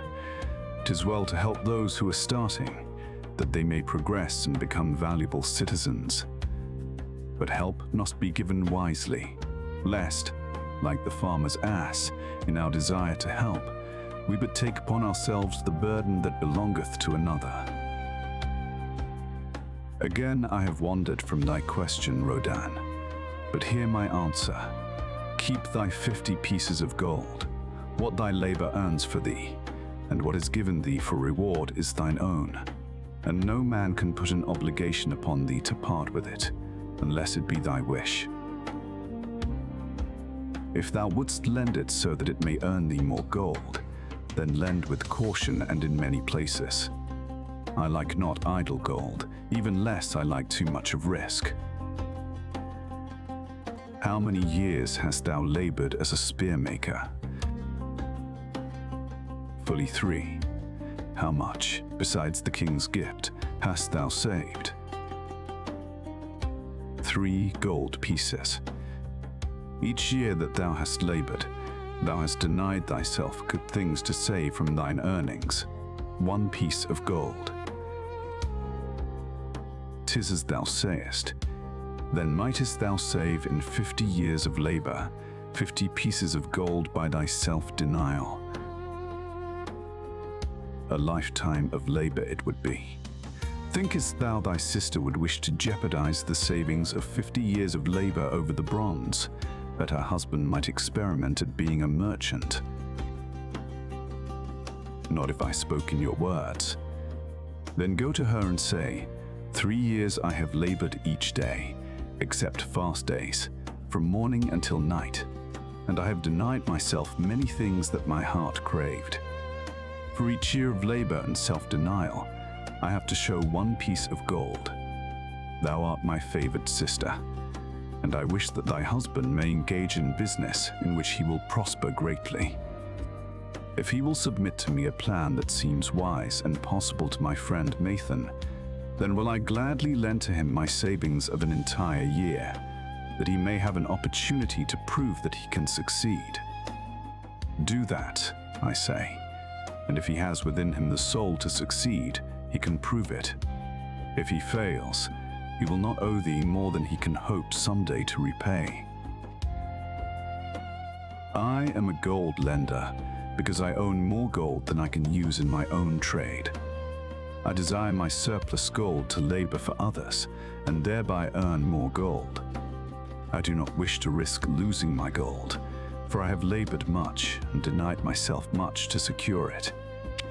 Therefore, I will no longer lend any of it where I am not confident that it is safe and will be returned to me. Neither will I lend it where I am not convinced that its earnings will be promptly paid to me. I have told thee, Rodan, a few of the secrets of my token chest. From them thou mayest understand the weakness of men and their eagerness to borrow that which they have no certain means to repay. From this thou canst see how often their high hopes of the great earnings they could make, if they but had gold, are only false hopes, which they have neither the ability nor training to fulfill. Thou, Rodan, now hast gold which thou shouldst put to earning more gold for thee. Thou art about to become, even as I, a gold lender. If thou dost safely preserve thy treasure, it will produce liberal earnings for thee, and be a rich source of pleasure and profit during all thy days. But if thou dost let it escape from thee, it will be a source of constant sorrow and regret, as long as thy memory doth last. What desirest thou most of this gold in thy wallet?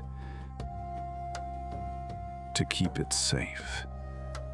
Wisely spoken, replied Mathan approvingly. Thy first desire is for safety. Thinkest thou that in the custody of thy sister's husband, it would be truly safe from possible loss? I fear not, for he is not wise in guarding gold.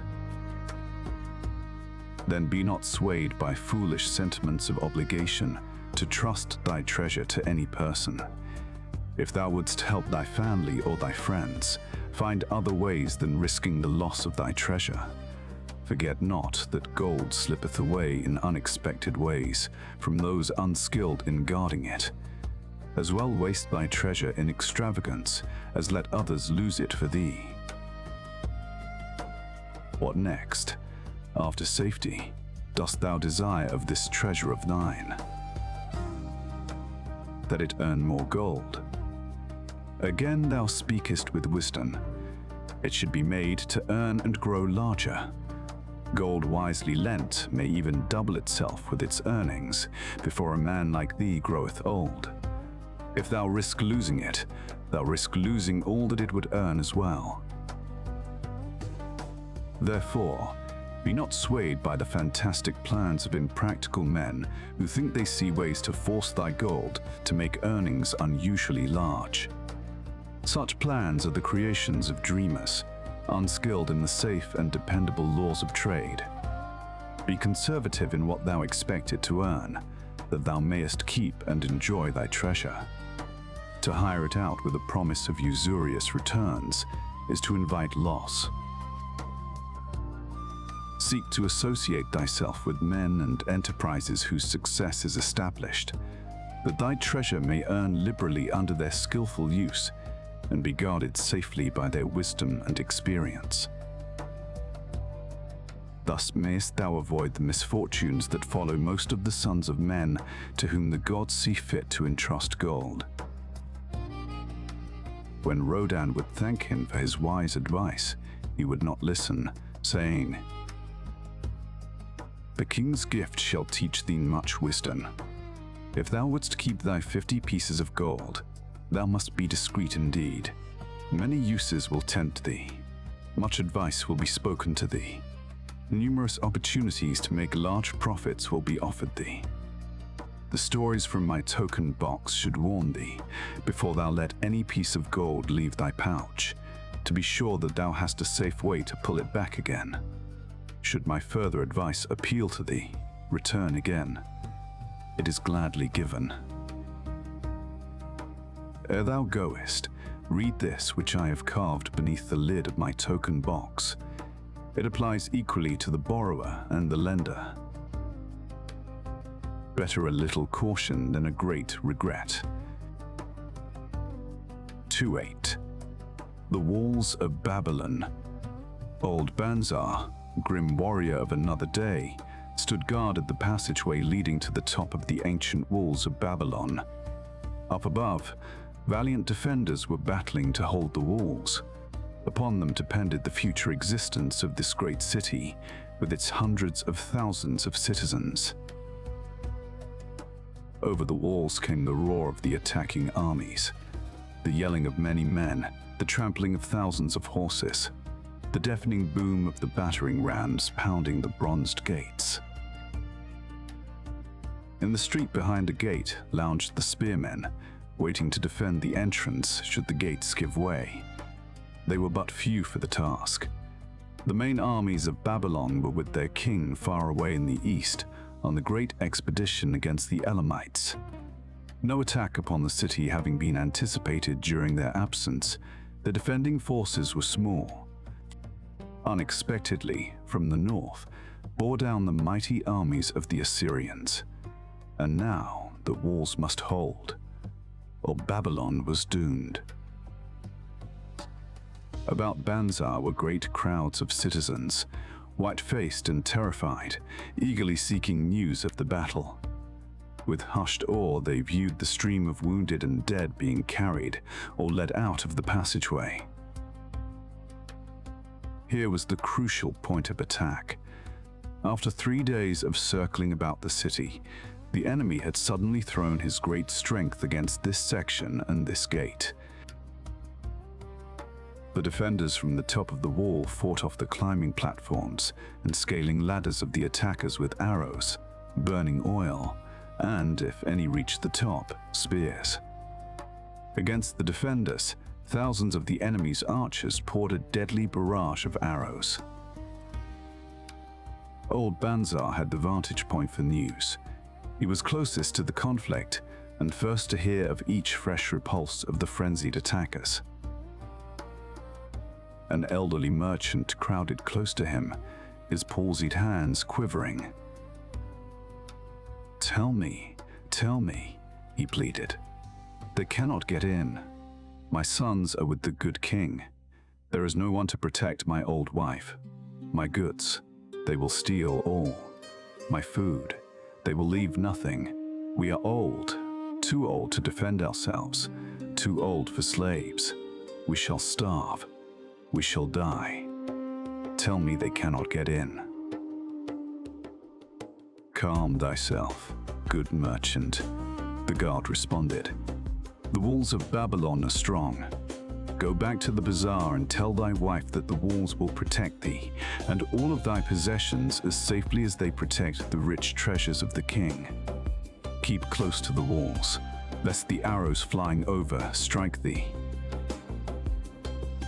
A woman with a babe in arms took the old man's place as he withdrew. Sergeant, what news from the top? Tell me truly that I may reassure my poor husband. He lies with fever from his terrible wounds, yet insists upon his armor and his spear to protect me, who am with child. Terrible, he says, will be the vengeful lust of our enemies should they break in. Be thou of good heart, thou mother that is, and is again to be. The walls of Babylon will protect thee and thy babes. They are high and strong. Hear ye not the yells of our valiant defenders, as they empty the cauldrons of burning oil upon the ladder scalers? Yes, that do I hear, and also the roar of the battering rams that do hammer at our gates. Back to thy husband. Tell him the gates are strong and withstand the rams. Also, that the scalers climb the walls, but only to receive the waiting spear thrust. Watch thy way, and hasten behind the buildings. Banzar stepped aside to clear the passage for heavily armed reinforcements. As, with clanking bronze shields and heavy tread, they tramped by, a small girl plucked at his girdle. Tell me please, soldier, are we safe? She pleaded. I hear the awful noises. I see the men all bleeding. I'm so frightened. What will become of our family, of my mother, little brother, and the baby? The grim old campaigner blinked his eyes and thrust forward his chin as he beheld the child. Be not afraid, little one, he reassured her. The walls of Babylon will protect you and mother and little brother and the baby. It was for the safety of such as you that the good Queen Semiramis built them over 100 years ago. Never have they been broken through. Go back and tell your mother and little brother and the baby that the walls of Babylon will protect them, and they need have no fear." Day after day, old Banzar stood at his post and watched the reinforcements file up the passageway, there to stay and fight until, wounded or dead, they came down once more. Around him, unceasingly, crowded the throngs of frightened citizens eagerly seeking to learn if the walls would hold. To all he gave his answer with the fine dignity of an old soldier. "The walls of Babylon will protect you." For 3 weeks and 5 days, the attack waged with scarcely ceasing violence. Harder and grimmer set the jaw of Banzar as the passage behind, wet with the blood of many wounded, was churned into mud by the never-ceasing streams of men passing up and staggering down. Each day, the slaughtered attackers piled in heaps before the wall. Each night, they were carried back and buried by their comrades. Upon the 5th night of the 4th week, the clamor without diminished. The first streaks of daylight, illuminating the plains, disclosed great clouds of dust raised by the retreating armies. A mighty shout went up from the defenders. There was no mistaking its meaning. It was repeated by the waiting troops behind the walls. It was echoed by the citizens upon the streets. It swept over the city with the violence of a storm. People rushed from their houses. The streets were jammed with a throbbing mob. The pent-up fear of weeks found an outlet in a wild chorus of joy. From the top of the high tower of the Temple of Bel burst forth the flames of victory. Skyward floated the column of blue smoke to carry the message far and wide. The walls of Babylon had once again repulsed a mighty and vicious foe, determined to loot her rich treasures and to ravish and enslave her citizens. Babylon endured, century after century, because it was fully protected. It could not afford to be otherwise. The walls of Babylon were an outstanding example of man's need and desire for protection. This desire is inherent in the human race.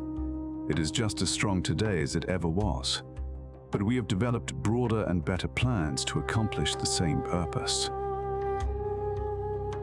In this day, behind the impregnable walls of insurance, savings accounts, and dependable investments, we can guard ourselves against the unexpected tragedies that may enter any door and seat themselves before any fireside. 2. WE cannot afford to be without a Chewit protection. The camel trader of Babylon. The hungrier one becomes, the clearer one's mind works. Also, the more sensitive one becomes to the odors of food. Tarkad, the son of Azia, certainly thought so. For 2 whole days he had tasted no food except 2 small figs purloined from over the wall of a garden. Not another could he grab before the angry woman rushed forth and chased him down the street. Her shrill cries were still ringing in his ears as he walked through the marketplace. They helped him restrain his restless fingers from snatching the tempting fruits from the baskets of the market women. Never before had he realized how much food was brought to the markets of Babylon and how good it smelled. Leaving the market, he walked across to the inn and paced back and forth in front of the eating house. Perhaps here he might meet someone he knew, someone from whom he could borrow a copper that would gain him a smile from the unfriendly keeper of the inn, and with it, a liberal helping. Without the copper, he knew all too well how unwelcome he would be. In his abstraction, he unexpectedly found himself face to face with the one man he wished most to avoid, the tall, bony figure of Dabasir, the camel trader. Of all the friends and others from whom he had borrowed small sums, Dabasir made him feel the most uncomfortable because of his failure to keep his promises to repay promptly. Dabasir's face lighted up at the sight of him. "Ha, 'tis Tarkad, just the one I have been seeking, that he might repay the 2 pieces of copper which I lent him a moon ago, also the piece of silver which I lent to him before that. We are well met. I can make good use of the coins this very day. What say, boy? What say?" Tarkad stuttered, and his face flushed. He had naught in his empty stomach to nerve him to argue with the outspoken Dabasir. "I am sorry, very sorry," he mumbled weakly.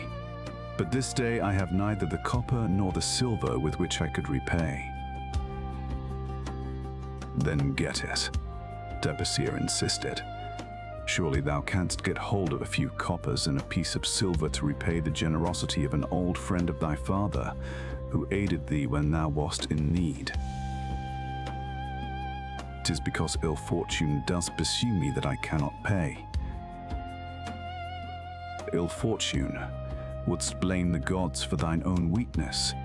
Ill fortune pursues every man who thinks more of borrowing than of repaying. Come with me, boy, while I eat. I am hungry, and I would tell thee a tale."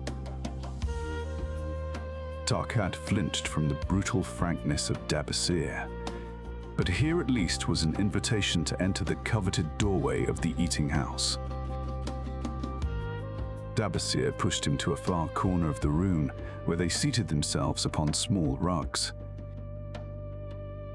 When Kalskor, the proprietor, appeared smiling, Dabasir addressed him with his usual freedom.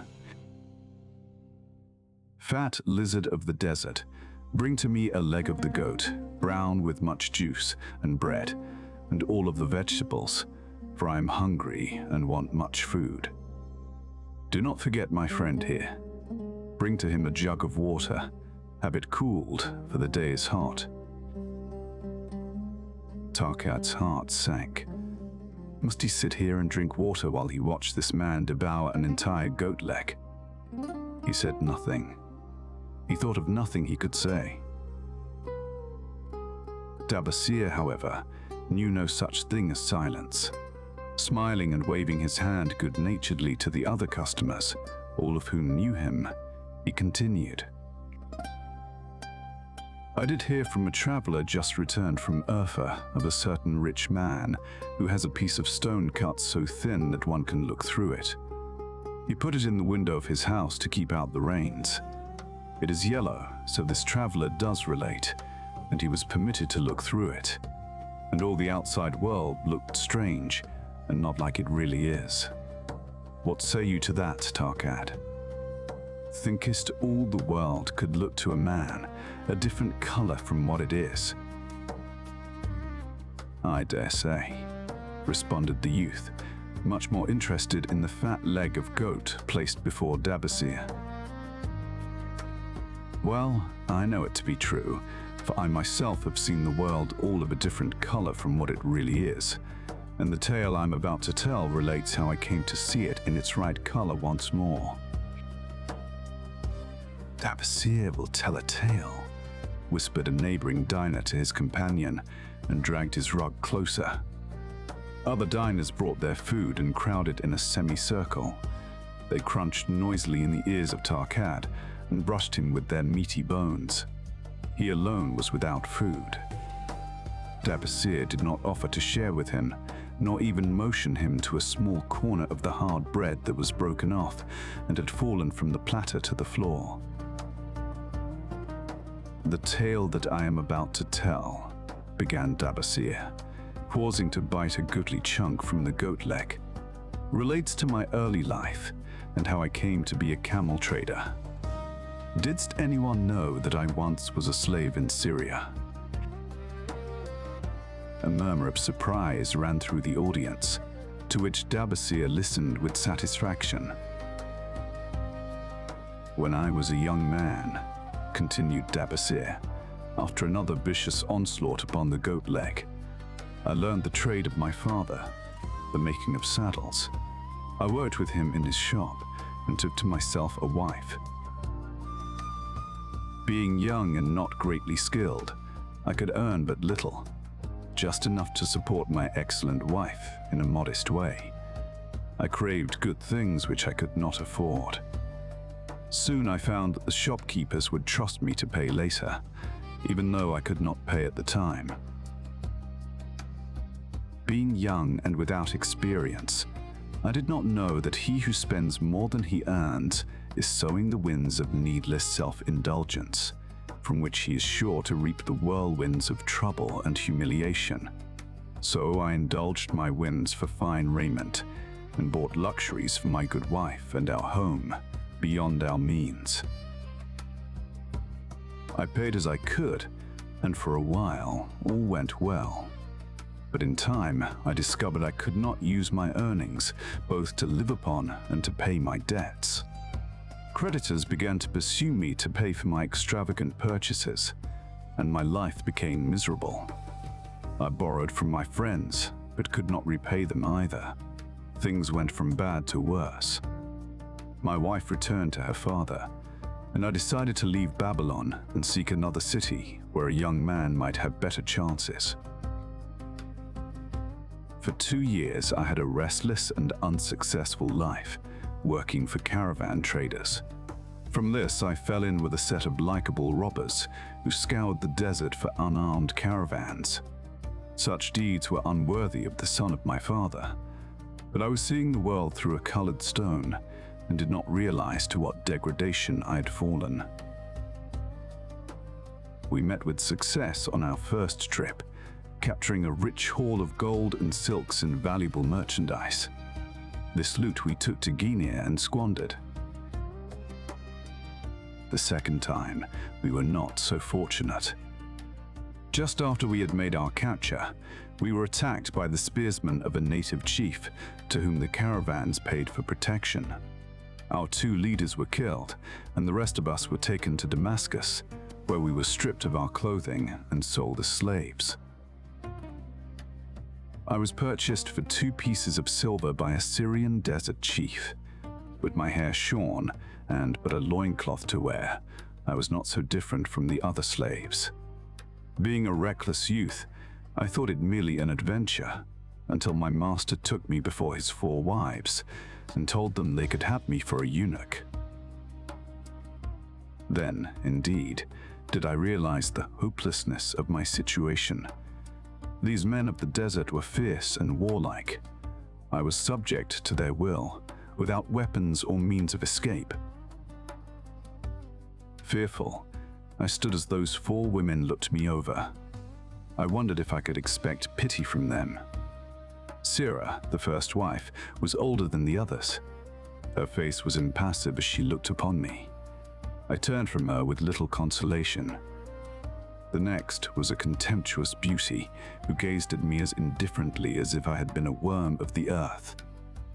The 2 younger ones tittered, as though it were all an exciting joke. It seemed an age that I stood waiting sentence. Each woman appeared willing for the others to decide. Finally, Sarah spoke up in a cold voice. "Of eunuchs we have plenty, but of camel tenders we have few, and they are a worthless lot. Even this day I would visit my mother, who is sick with the fever, and there is no slave I would trust to lead my camel. Ask this slave if he can lead a camel." My master thereupon questioned me, "What know you of camels?" Striving to conceal my eagerness, I replied, "I can make them kneel. I can load them. I can lead them on long trips without tiring. If need be, I can repair their trappings." "The slave speaks forward enough," observed my master. "If thou so desire, Sarah, take this man for thy camel tender." So I was turned over to Sarah, and that day I led her camel upon a long journey to her sick mother. I took the occasion to thank her for her intercession, and also to tell her that I was not a slave by birth, but the son of a freeman. an honorable saddle maker of Babylon. I also told her much of my story. Her comments were disconcerting to me, and I pondered much afterwards on what she said. How can you call yourself a free man when your weakness has brought you to this? If a man has in himself the soul of a slave, will he not become one no matter what his birth, even as water seeks its level? If a man has within him the soul of a free man, will he not become respected and honored in his own city, in spite of his misfortune? For over a year I was a slave and lived with the slaves, but I could not become as one of them. One day Sira asked me, in the eventime, when the other slaves can mingle and enjoy the society of each other, why dost thou sit in thy tent alone?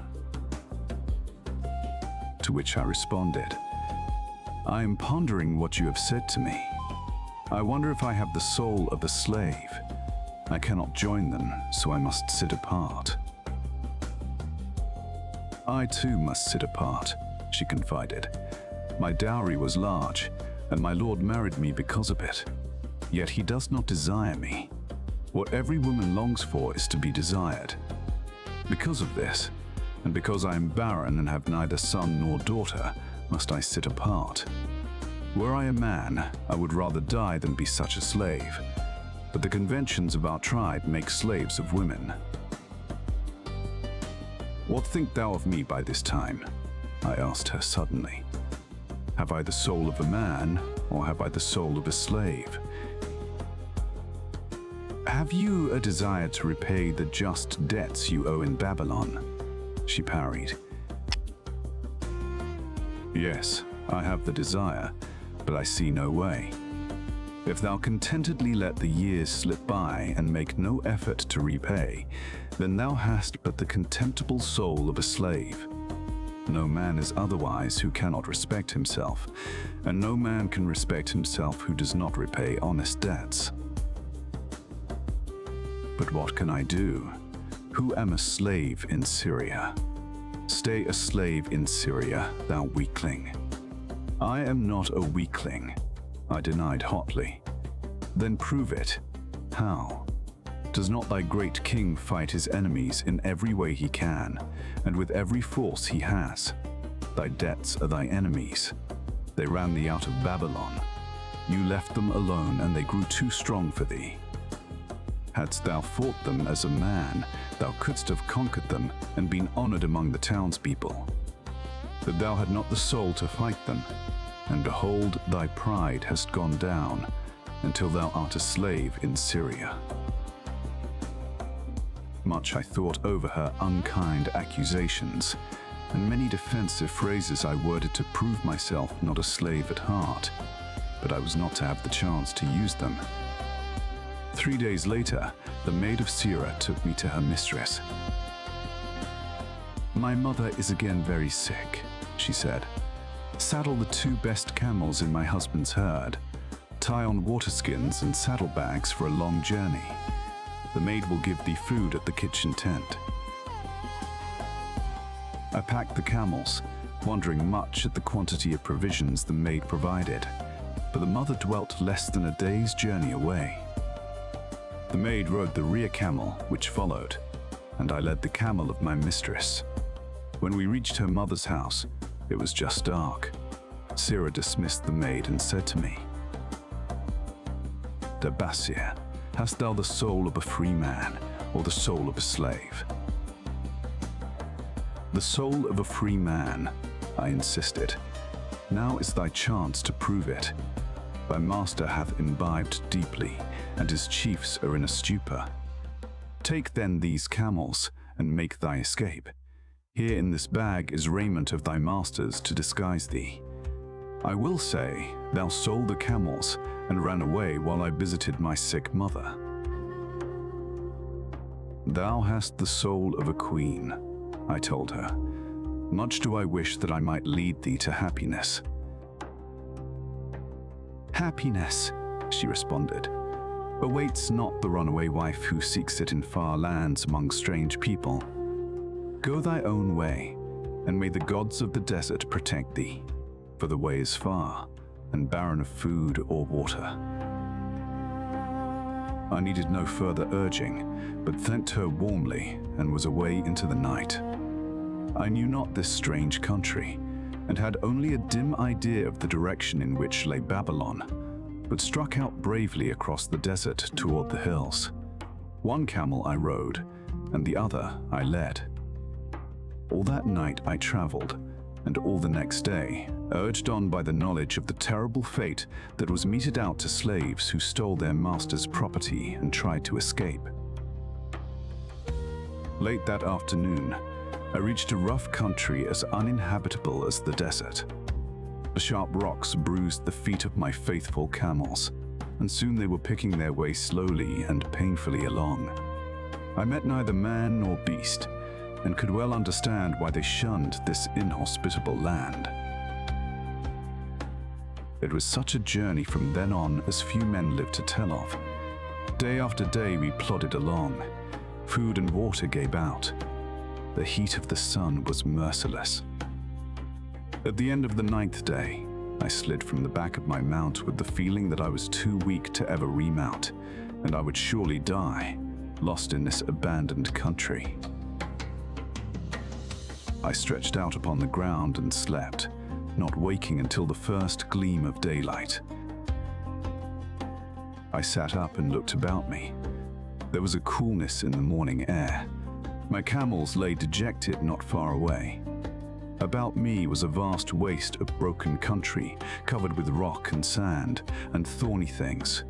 No sign of water, naught to eat for man or camel. Could it be that in this peaceful quiet, I faced my end? My mind was clearer than it had ever been before. My body now seemed of little importance. My parched and bleeding lips, my dry and swollen tongue, my empty stomach, all had lost their supreme agonies of the day before. I looked across into the uninviting distance, and once again came to me the question, have I the soul of a slave or the soul of a free man? Then, with clearness, I realized that if I had the soul of a slave, I should give up, lie down in the desert, and die, a fitting end for a runaway slave. But if I had the soul of a free man, what then? Surely I would force my way back to Babylon, repay the people who had trusted me, bring happiness to my wife who truly loved me, and bring peace and contentment to my parents. Thy debts are thine enemies who have run thee out of Babylon, Sirrah had said. Yes, it was so. Why had I refused to stand my ground like a man? Why had I permitted my wife to go back to her father? Then a strange thing happened. All the world seemed to be of a different color, as though I had been looking at it through a colored stone which had suddenly been removed. At last I saw the true values in life. Die in the desert, not I. With a new vision, I saw the things that I must do. First, I would go back to Babylon and face every man to whom I owed an unpaid debt. I should tell them that after years of wandering and misfortune, I had come back to pay my debts as fast as the gods would permit. Next, I should make a home for my wife and become a citizen of whom my parents should be proud. My debts were my enemies, but the men I owed were my friends, for they had trusted me and believed in me. I staggered weakly to my feet. What mattered hunger? What mattered thirst? They were but incidents on the road to Babylon. Within me surged the soul of a free man, going back to conquer his enemies and reward his friends. I thrilled with the great resolve. The glazed eyes of my camels brightened at the new note in my husky voice. With great effort, after many attempts, they gained their feet. With pitiful perseverance, they pushed on toward the north, where something within me said we would find Babylon. We found water. We passed into a more fertile country where were grass and fruit. We found the trail to Babylon because the soul of a free man looks at life as a series of problems to be solved, and solves them, while the soul of a slave whines, "What can I do, who am but a slave?" How about thee, Tarkad? Doth thy empty stomach make thy head exceedingly clear? Art thou ready to take the road that leads back to self-respect? Canst thou see the world in its true color? Hast thou the desire to pay thy honest debts, however many they may be, and once again be a man respected in Babylon? Moisture came to the eyes of the youth. He rose eagerly to his knees.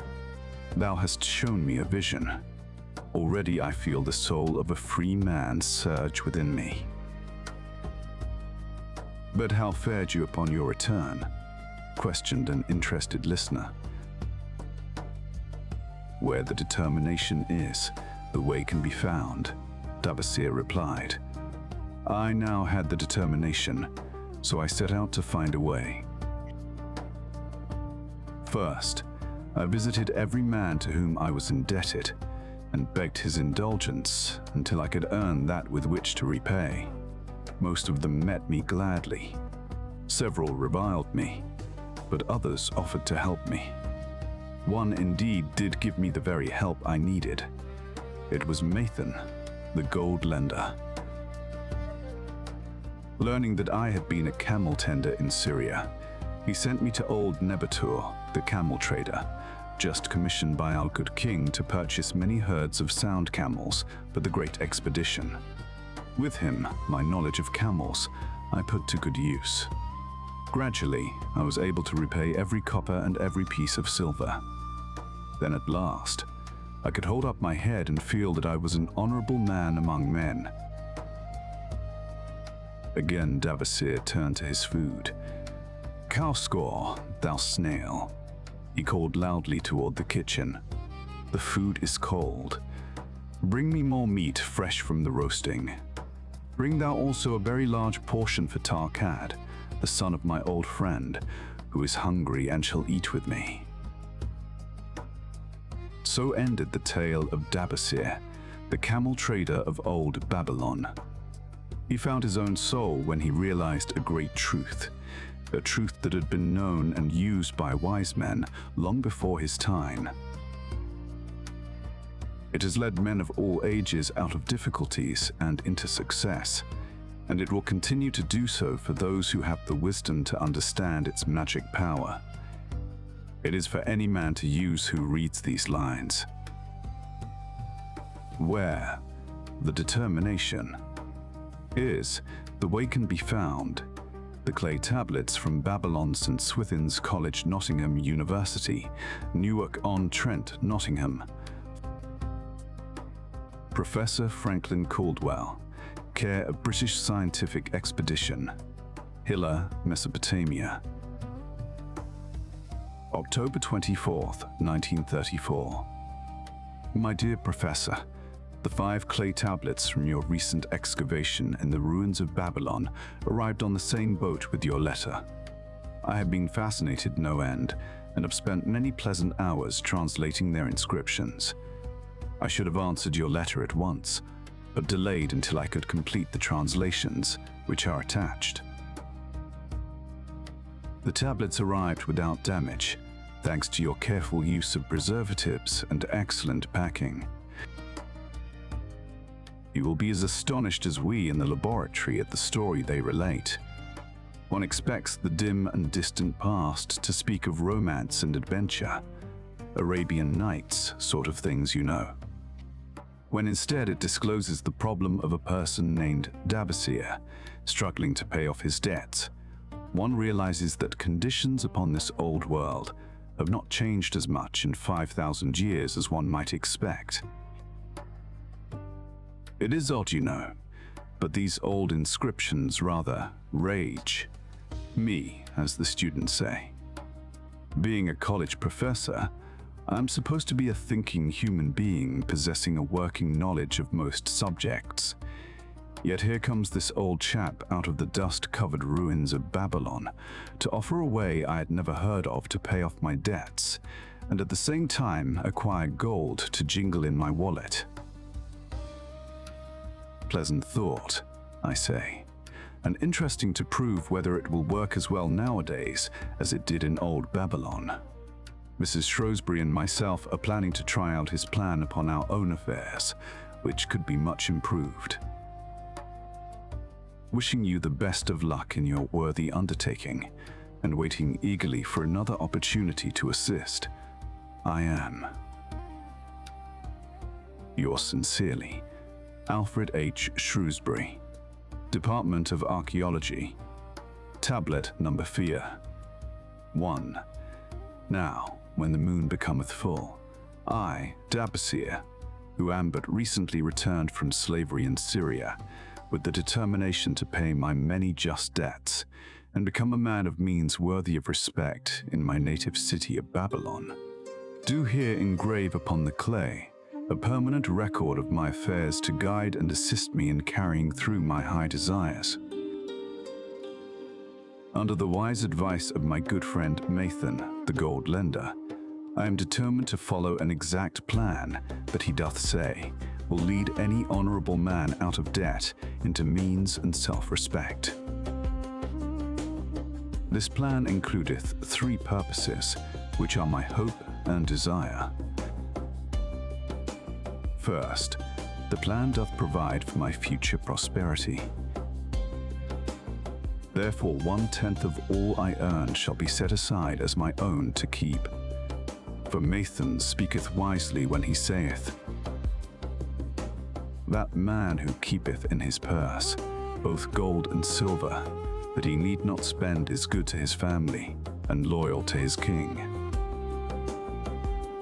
The man who hath but a few coppers in his purse is indifferent to his family, and indifferent to his king. But the man who hath naught in his purse is unkind to his family, and is disloyal to his king, for his own heart is bitter. Therefore, the man who wisheth to achieve must have coin, that he may keep it to jingle in his purse, that he have in his heart love for his family and loyalty to his king. Second, the plan doth provide that I shall support and clothe my good wife, who hath returned to me with loyalty from the house of her father. For Mathan doth say that to take good care of a faithful wife putteth self-respect into the heart of a man, and addeth strength and determination to his purposes. Therefore, 7/10 of all I earn shall be used to provide a home, clothes to wear, and food to eat, with a bit extra to spend, that our lives be not lacking in pleasure and enjoyment. But he doth further enjoin the greatest care, that we spend not greater than 7/10 of what I earn for these worthy purposes. Herein lieth the success of the plan. I must live upon this portion and never use more, nor buy what I may not pay for out of this portion. Tablet number 2. Third, the plan doth provide that out of my earnings my debts shall be paid. Therefore, each time the moon is full, 2/10 of all I have earned shall be divided honorably and fairly among those who have trusted me and to whom I am indebted. Thus, in due time will all my indebtedness be surely paid. Therefore do I here engrave the name of every man to whom I am indebted, and the honest amount of my debt. Faru, the cloth weaver, 2 silver, 6 copper sinjar, the couchmaker, 1 silver. Amar, my friend, 3 silver, 1 copper. Zankar, my friend, 4 silver, 7 copper. Askamir, my friend, 1 silver, 3 copper. Harinsia, the jewel maker, 6 silver, 2 copper. Diarbika, my father's friend, 4 silver, 1 copper. Alkahad, the house owner, 14 silver. Mathan, the gold lender, 9 silver. Burajic, the farmer, 1 silver, 7 copper. From here on, disintegrated, cannot be deciphered. Tablet number 3. To these creditors do I owe in total 119 pieces of silver and 141 pieces of copper. Because I did owe these sums and saw no way to repay, in my folly I did permit my wife to return to her father, and didst leave my native city and seek easy wealth elsewhere, only to find disaster, and to see myself sold into the degradation of slavery. Now that Mathan doth show me how I can repay my debts in small sums of my earnings, do I realize the great extent of my folly in running away from the results of my extravagances. Therefore have I visited my creditors and explained unto them that I have no resources with which to pay, except my ability to earn, and that I intend to apply 2/10 of all I earn upon my indebtedness evenly and honestly. This much can I pay, but no more. Therefore, if they be patient, in time my obligations will be paid in full. Amar, whom I thought my best friend, reviled me bitterly, and I left him in humiliation. Birejik, the farmer, pleaded that I pay him first, as he did badly need help. Alkahad, the house owner, was indeed disagreeable, and insisted that he would make me trouble unless I did soon settle in full with him. All the rest willingly accepted my proposal. Therefore am I more determined than ever to carry through, being convinced that it is easier to pay one's just debts than to avoid them. Even though I cannot meet the needs and demands of a few of my creditors, I will deal impartially with all. Tablet number 4. Again the moon shines full. I have worked hard with a free mind. My good wife had supported my intentions to pay my creditors. Because of our wise determination, I have earned during the past moon, buying camels of sound wind and good legs for Nebatur, the sum of 19 pieces of silver. This I have divided according to the plan. 1/10 have I set aside to keep as my own. 7/10 have I divided with my good wife to pay for our living. 2/10 have I divided among my creditors as evenly as could be done in coppers. I did not see Amar, but left his portion with his wife. Birejik was so pleased he would kiss my hand. Old Alkahad alone was grouchy, and said I must pay faster. To which I replied that if I were permitted to be well fed and not worried, that alone would enable me to pay faster. All the others thanked me and spoke well of my efforts. Therefore, at the end of one moon, my indebtedness is reduced by almost 4 pieces of silver, and I possess almost 2 pieces of silver besides, upon which no man hath claim. My heart is lighter than it hath been for a long time. Again the moon shines full. I have worked hard, but with poor success. Few camels have I been able to buy. Only 11 pieces of silver have I earned. Nevertheless, my good wife and I have stood by the plan, even though we have bought no new raiment and eaten little but herbs. Again I paid ourselves 1/10 of the 11 pieces, while we lived upon 7/10. I was surprised when Amar commended my payment, even though small. So did Birejik. Alkahad flew into a rage, but when told to give back his portion if he did not wish it, he became reconciled. The others, as before, were content. Again the moon shines full, and I am greatly rejoiced. I intercepted a fine herd of camels and bought many sound ones. Therefore my earnings were 42 pieces of silver. This moon my wife and myself have bought much needed sandals and raiment. Also we have dined well on meat and fowl. More than 8 pieces of silver we have paid to our creditors. Even Alkahad did not protest. Great is the plan, for it leadeth us out of debt and giveth us wealth which is ours to keep. 3 times the moon hath been full since I last carved upon this clay. Each time I paid to myself 1/10 of all I earned. Each time my good wife and I have lived upon 7/10, even though at times it was difficult. Each time have I paid to my creditors 2/10. In my purse I now have 21 pieces of silver that are mine. It maketh my head to stand straight upon my shoulders, and maketh me proud to walk among my friends. My wife keepeth well our home, and is becomingly gowned. We are happy to live together. The plan is of untold value, hath it not made an honorable man of an ex-slave. Tablet number 5. Again the moon shines full, and I remember that it is long since I carved upon the clay. 12 moons in truth have come and gone. But this day I will not neglect my record, because upon this day I have paid the last of my debts. This is the day upon which my good wife and my thankful self celebrate with great feasting that our determination have been achieved. Many things occurred upon my final visit to my creditors that I shall long remember.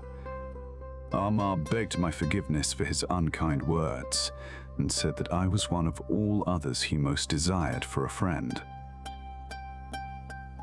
Old Alcahad is not so bad after all, for he said, "Thou wert once a piece of soft clay to be pressed and moulded by any hand that touched thee, but now thou art a piece of bronze, capable of holding an edge.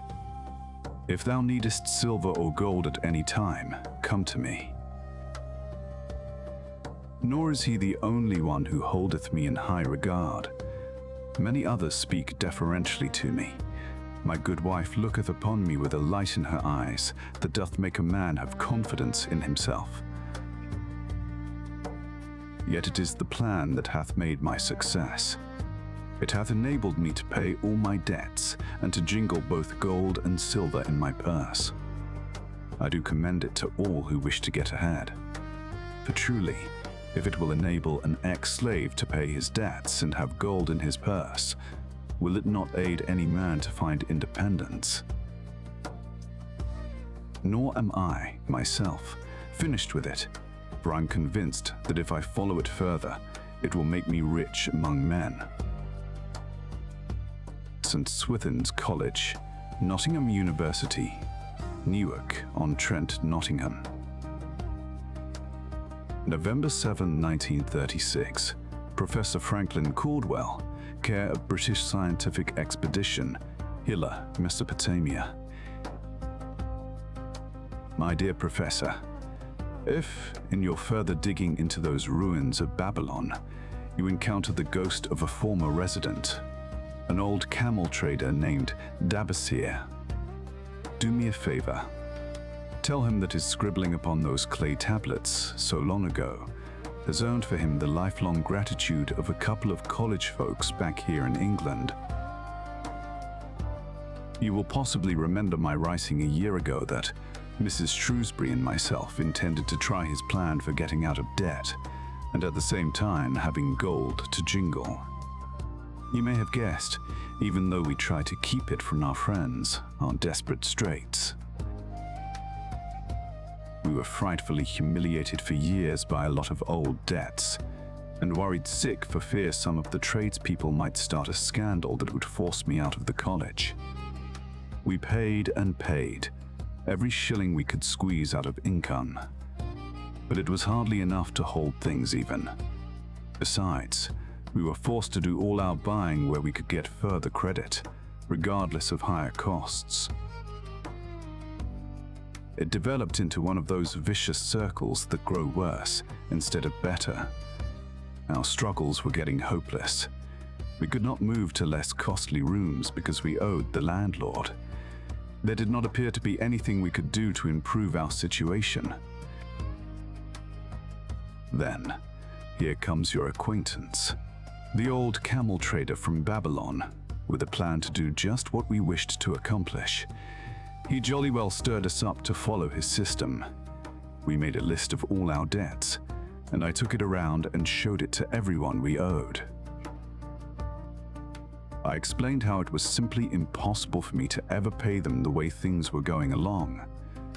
They could readily see this themselves from the figures. Then I explained that the only way I saw to pay in full was to set aside 20% of my income each month to be divided pro rata, which would pay them in full in a little over 2 years. That, in the meantime, we would go on a cash basis and give them the further benefit of our cash purchases. They were really quite decent. Our greengrocer, a wise old chap, put it in a way that helped to bring around the rest. If you pay for all you buy, and then pay some on what you owe, that is better than you have done, for ye ain't paid down the account none in 3 years. Finally, I secured all their names to an agreement, binding them not to molest us as long as the 20% of income was paid regularly. Then we began scheming on how to live upon 70%. We were determined to keep that extra 10% to jingle. The thought of silver and possibly gold was most alluring. It was like having an adventure to make the change. We enjoyed figuring this way and that, to live comfortably upon that remaining 70%. We started with rent and managed to secure a fair reduction. Next, we put our favorite brands of tea and such under suspicion, and were agreeably surprised how often we could purchase superior qualities at less cost. It is too long a story for a letter, but anyhow, it did not prove difficult. We managed, and right cheerfully at that. What a relief it proved to have our affairs in such shape that we were no longer persecuted by past due accounts. I must not neglect, however, to tell you about that extra 10% we were supposed to jingle. Well, we did jingle it for some time. Now, don't laugh too soon. You see, that is the sporty part. It is the real fun, to start accumulating money that you do not want to spend. There is more pleasure in running up such a surplus than there could be in spending it. After we had jingled to our heart's content, we found a more profitable use for it. We took up an investment upon which we could pay that 10% each month. This is proving to be the most satisfying part of our regeneration. It is the first thing we pay out of my check. There is a most gratifying sense of security to know our investment is growing steadily. By the time my teaching days are over, it should be a snug sum, large enough so the income will take care of us from then on. All this out of my same old check. Difficult to believe, yet absolutely true. All our debts being gradually paid and at the same time our investment increasing. Besides, we get along financially even better than before. Who would believe there could be such a difference in results between following a financial plan and just drifting along? At the end of the next year, when all our old bills shall have been paid, we will have more to pay upon our investment, besides some extra for travel. We are determined never again to permit our living expenses to exceed 70% of our income. Now you can understand why we would like to extend our personal thanks to that old chap whose plan saved us from our hole on earth. He knew. He had been through it all. He wanted others to benefit from his own bitter experiences. That is why he spent tedious hours carving his message upon the clay. He had a real message for fellow sufferers, a message so important that after 5,000 years, it has risen out of the ruins of Babylon, just as true and just as vital as the day it was buried. Yours sincerely, Alfred H. Shrewsbury, Department of Archaeology, the luckiest man in Babylon. At the head of his caravan proudly rode Sharunada, the merchant prince of Babylon. He liked fine cloth and wore rich and becoming robes. He liked fine animals and sat easily upon his spirited Arabian stallion. To look at him, one would hardly have guessed his advanced years. Certainly they would not have suspected that he was inwardly troubled. The journey from Damascus is long, and the hardships of the desert many. These he minded not. The Arab tribes are fierce and eager to loot rich caravans. These he feared not, for his many fleet-mounted guards were a safe protection. About the youth at his side, whom he was bringing from Damascus, was he disturbed. This was Hadan Gula, the grandson of his partner of other years, Arat Gula, to whom he felt he owed a debt of gratitude which could never be repaid. He would like to do something for this grandson, but the more he considered this, the more difficult it seemed because of the youth himself. Eyeing the young man's rings and earrings, he thought to himself, "He thinks jewels are for men. Still, he has his grandfather's strong face, but his grandfather wore no such gaudy robes. Yet I sought him to come, hoping I might help him get a start for himself and get away from the wreck his father has made of their inheritance." Hadan Gula broke in upon his thoughts. "Why dost thou work so hard, riding always with thy caravan upon its long journeys? Dost thou never take time to enjoy life?" Sharunada smiled. "To enjoy life?" he repeated. "What wouldst thou do to enjoy life if thou wert Sharunada?" "If I had wealth equal to thine, I would live like a prince. Never across the hot desert would I ride. I would spend the shekels as fast as they came to my purse. I would wear the richest of robes and the rarest of jewels. That would be a life to my liking, a life worth living." Both men laughed. "Thy grandfather wore no jewels." Sharunada spoke before he thought, then continued jokingly, "Wouldst thou leave no time for work?" "Work was made for slaves," Hadan Gula responded. Sharunada bit his lip but made no reply, riding in silence until the trail led them to the slope. Here he reined his mount and pointed to the green valley far away. "See, there is the valley. Look far down, and thou canst faintly see the walls of Babylon. The tower is the temple of Bel. If thine eyes are sharp, thou mayest even see the smoke from the eternal fire upon its crest." So that is Babylon. Always have I longed to see the wealthiest city in all the world. Hadan Gula commented, "Babylon, where my grandfather started his fortune. Would he were still alive. We would not be so sorely pressed. I wish his spirit to linger on earth beyond its allotted time. Thou and thy father can well carry on his good work. Alas, of us, neither has his gift. Father and myself know not his secret for attracting the golden shekels." Sharunada did not reply, but gave rein to his mount and rode thoughtfully down the trail into the valley. Behind them followed the caravan in a cloud of reddish dust. Sometime later they reached the King's Highway and turned south through the irrigated farms. 3 old men plowing a field caught Sharunada's attention. They seemed strangely familiar. How ridiculous. One does not pass a field after 40 years and find the same men plowing there. Yet something within him said they were the same. One, with an uncertain grip, held the plow. The others laboriously plodded beside the oxen, ineffectively beating them with their barrel staves to keep them pulling.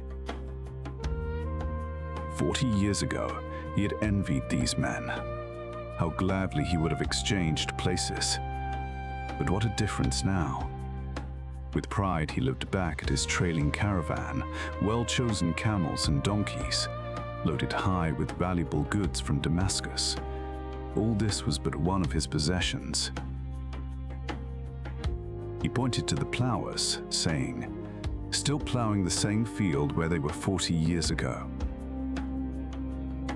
They look it, "But why thinkest thou they are the same?" "I saw them there," Sharunada replied. Recollections were racing rapidly through his mind. Why could he not bury the past and live in the present? Then he saw, as in a picture, the smiling face of Arad Gula. The barrier between himself and the cynical youth beside him dissolved. But how could he help such a superior youth with his spendthrift ideas and bejeweled hands? Work he could offer in plenty to willing workers, but naught for men who considered themselves too good for work. Yet he owed it to Arad Gula to do something, not a half-hearted attempt. He and Arad Gula had never done things that way. They were not that sort of men. A plan came almost in a flash. There were objections. He must consider his own family and his own standing. It would be cruel. It would hurt. Being a man of quick decisions, he waived objections and decided to act. "Wouldst thou be interested in hearing how thy worthy grandfather and myself joined in the partnership which proved so profitable?" he questioned. "Why not just tell me how thou madest the golden shekels? That is all I need to know," the young man parried. Sharunada ignored the reply and continued. "We start with those men plowing. I was no older than thou. As the column of men in which I marched approached, good old Megiddo, the farmer, scoffed at the slipshod way in which they plowed. Megiddo was chained next to me. 'Look at the lazy fellows,' he protested. 'The plowholder makes no effort to plow deep, nor do the beaters keep the oxen in the furrow. How can they expect to raise a good crop with poor plowing?' 'Didst thou say Megiddo was chained to thee?' Adan Gula asked in surprise. 'Yes, with bronze collars about our necks and a length of heavy chain between us. Next to him was Zabado, the sheep thief. I had known him in Haroun. At the end was a man we called Pirate, because he told us not his name. We judged him a sailor, as he had entwined serpents tattooed upon his chest in sailor fashion. The column was made up thus, so the men could walk in fours." "Thou wert chained as a slave?" Adan Gula asked incredulously. "Did not thy grandfather tell thee I was once a slave? He often spoke of thee, but never hinted of this. He was a man thou couldst trust with innermost secrets. Thou too art a man I may trust. Am I not right?" Sharunada looked him squarely in the eye. "Thou mayst rely upon my silence, but I am amazed. Tell me, how didst thou come to be a slave?" Sharunada shrugged his shoulders. "Any man may find himself a slave. It was a gaming house and barley beer that brought me disaster. I was the victim of my brother's indiscretions. In a brawl, he killed his friend.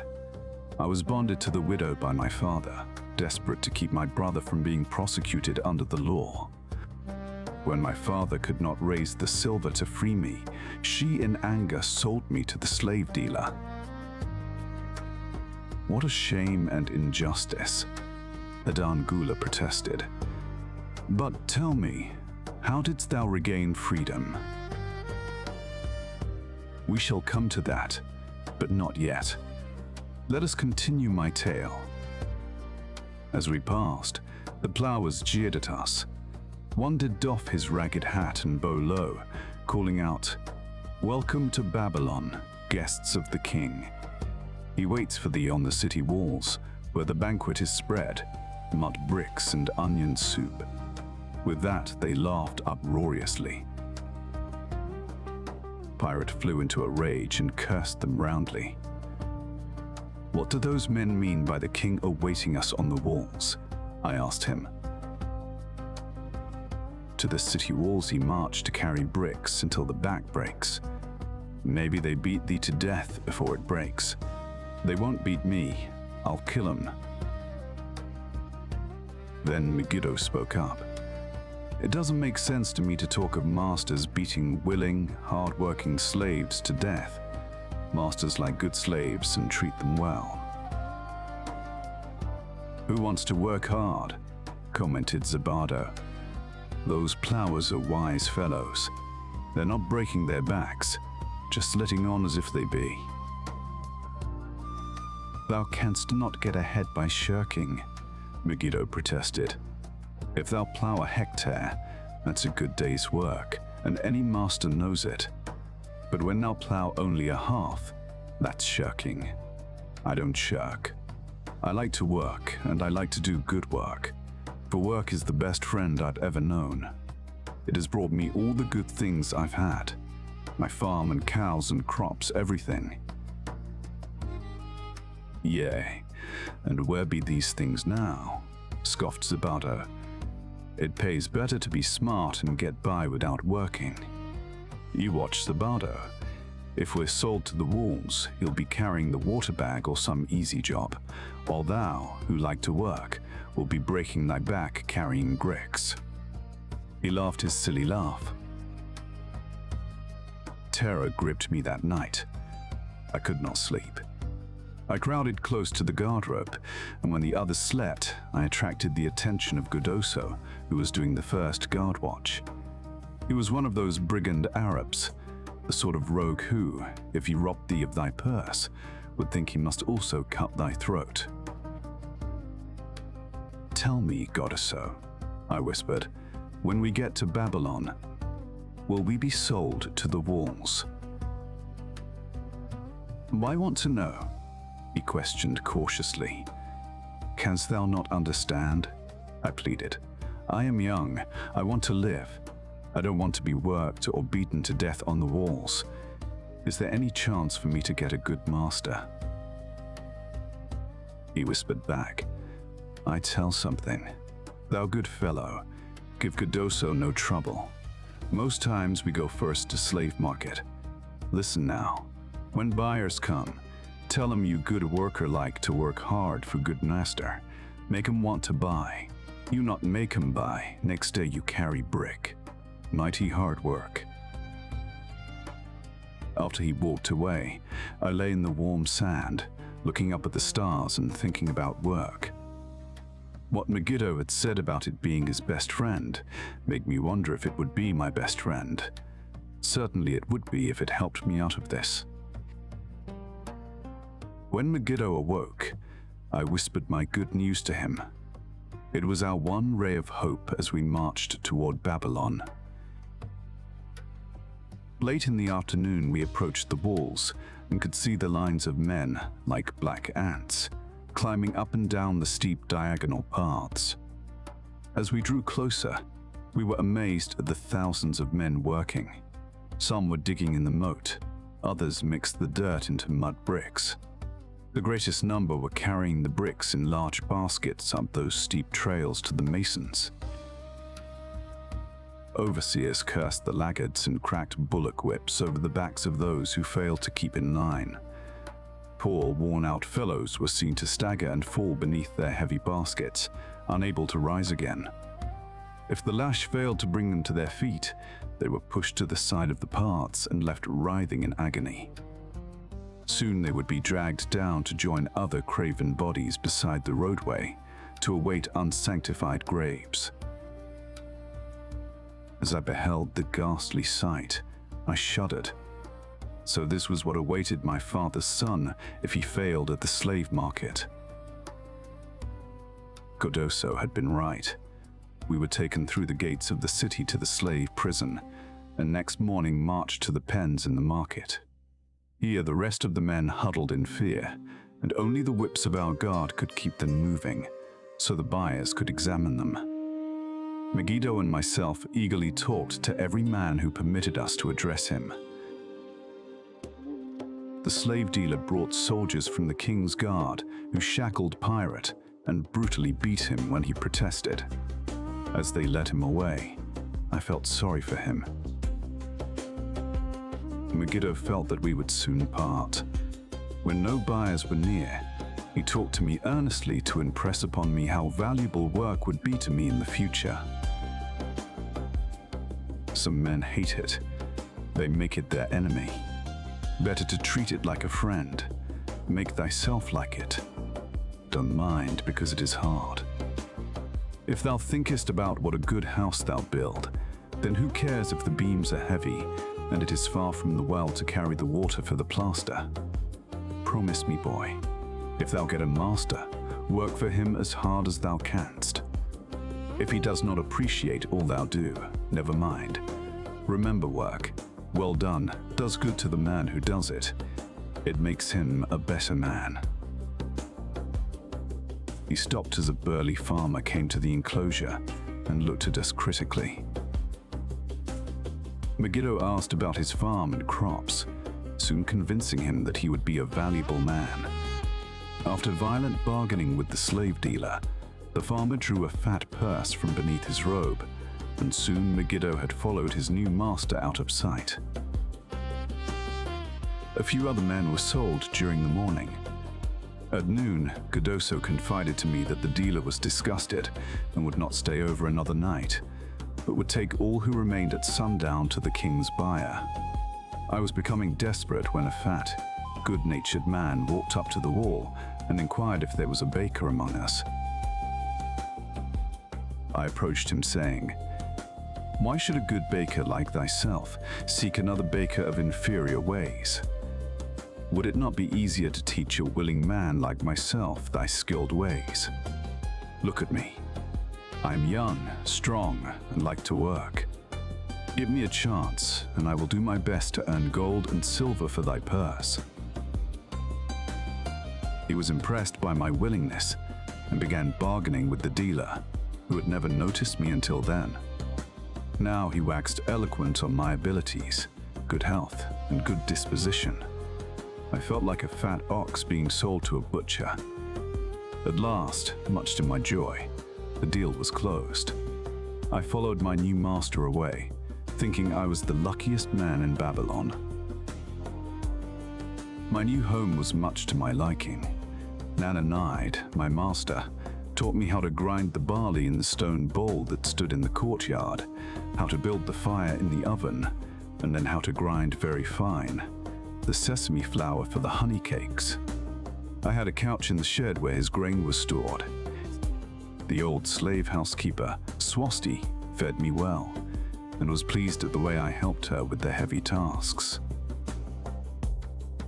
Here was the chance I had longed for, to make myself valuable to my master, and, I hoped, to find a way to earn my freedom. I asked Nananai to show me how to knead the bread and to bake. This he did, much pleased at my willingness. Later, when I could do this well, I asked him to show me how to make the honey cakes, and soon I was doing all the baking. My master was glad to be idle, but Swasti shook her head in disapproval. "No work to do is bad for any man," she declared. I felt it was time for me to think of a way by which I might start to earn coins to buy my freedom. As the baking was finished at noon, I thought Nananade would approve if I found profitable employment for the afternoons and might share my earnings with him. Then the thought came to me. Why not bake more of the honey cakes and peddle them to hungry men upon the streets of the city? I presented my plan to Nananade this way. If I can use my afternoons after the baking is finished to earn for thee coins, would it be only fair for thee to share my earnings with me, that I might have money of my own to spend for the things that every man desires and needs? Fair enough, he admitted. When I told him of my plan to peddle honey cakes, he was well pleased. "Here is what we will do," he suggested. "Thou sellest them at 2 for a penny. Then half of the pennies will be mine to pay for the flour and the honey and the wood to bake them. Of the rest, I shall take half, and thou shalt keep half." I was much pleased by his generous offer that I might keep for myself 1/4 of my sales. That night I worked late to make a tray upon which to display them. Nana Nardate gave me one of his worn robes that I might look well, and Swasti helped me patch it and wash it clean. The next day I baked an extra supply of honey cakes. They looked brown and tempting upon the tray as I went along the street, loudly calling my wares. At first, no one seemed interested, and I became discouraged. I kept on, and later in the afternoon, as men became hungry, the cakes began to sell, and soon my tray was empty. Nana Nade was well pleased with my success and gladly paid me my share. I was delighted to own pennies. Megiddo had been right when he said a master appreciated good work from his slaves. That night, I was so excited over my success I could hardly sleep, and tried to figure how much I could earn in a year and how many years would be required to buy my freedom. As I went forth with my tray of cakes every day, I soon found regular customers. One of these was none other than thy grandfather, Arat Gula. He was a rug merchant and sold to the housewives, going from one end of the city to the other, accompanied by a donkey loaded high with rugs and a black slave to tend it. He would buy 2 cakes for himself and 2 for his slave, always stopping to talk with me while they ate them. Thy grandfather said something to me one day that I shall always remember. "I like thy cakes, boy, but better still I like the fine enterprise with which thou offerest them. Such spirit can carry thee far on the road to success." But how canst thou understand, Padan Gula, what such words of encouragement could mean to a slave boy, lonesome in a great city, struggling with all he had in him to find a way out of his humiliation? As the months went by, I continued to add pennies to my purse. It began to have a comforting weight upon my belt.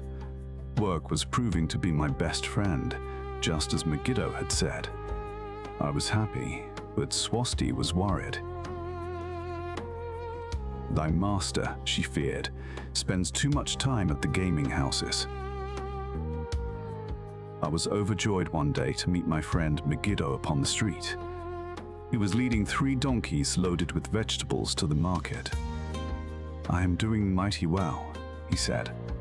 "My master does appreciate my good work, for now I am a foreman.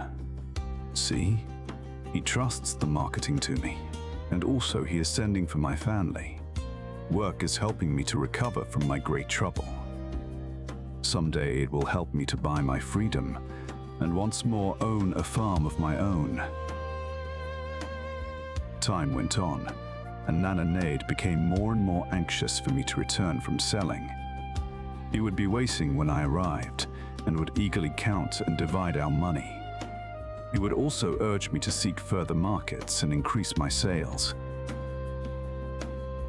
Often I went outside the city gates to solicit the overseers of the slaves building the walls. I hated to return to the disagreeable sights, but found the overseers liberal buyers. One day I was surprised to see Zabado waiting in line to fill his basket with bricks. He was gaunt and bent, and his back was covered with welts and sores from the whips of the overseers. I was sorry for him and handed him a cake, which he crushed into his mouth like a hungry animal. Seeing the greedy look in his eyes, I ran before he could grab my tray. "Why dost thou work so hard?" Arat Gula said to me one day, almost the same question thou asked of me today. "Dost thou remember?" I told him what Megiddo had said about work and how it was proving to be my best friend. I showed him with pride my wallet of pennies and explained how I was saving them to buy my freedom. "When thou art free, what wilt thou do?" he inquired.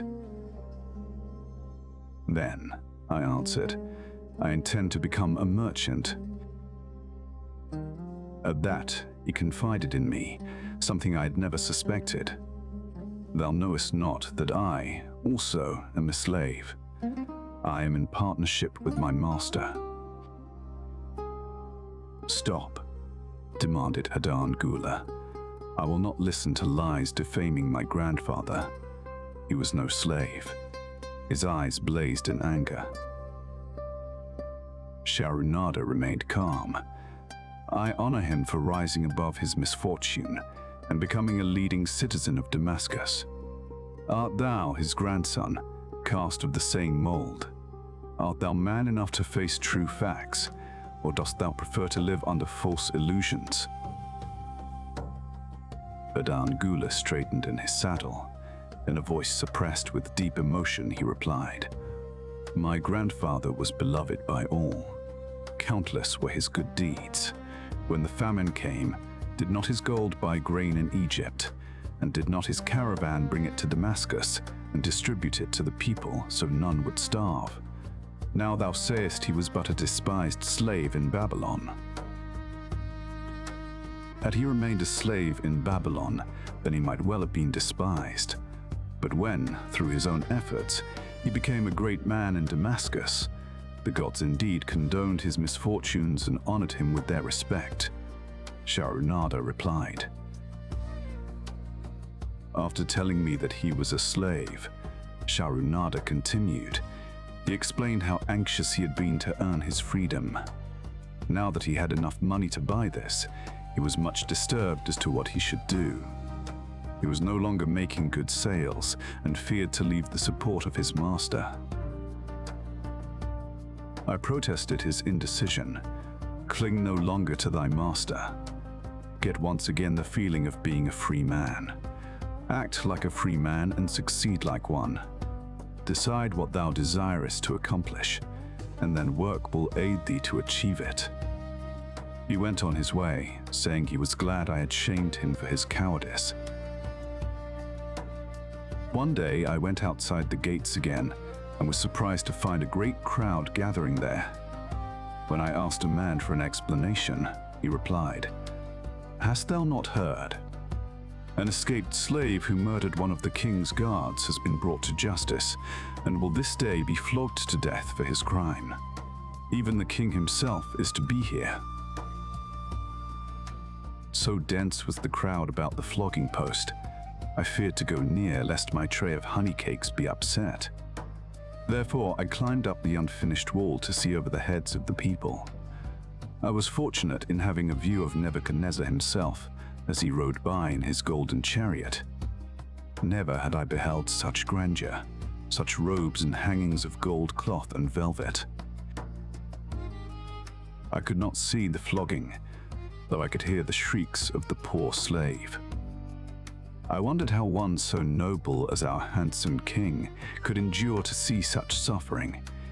Yet when I saw he was laughing and joking with his nobles, I knew he was cruel and understood why such inhuman tasks were demanded of the slaves building the walls.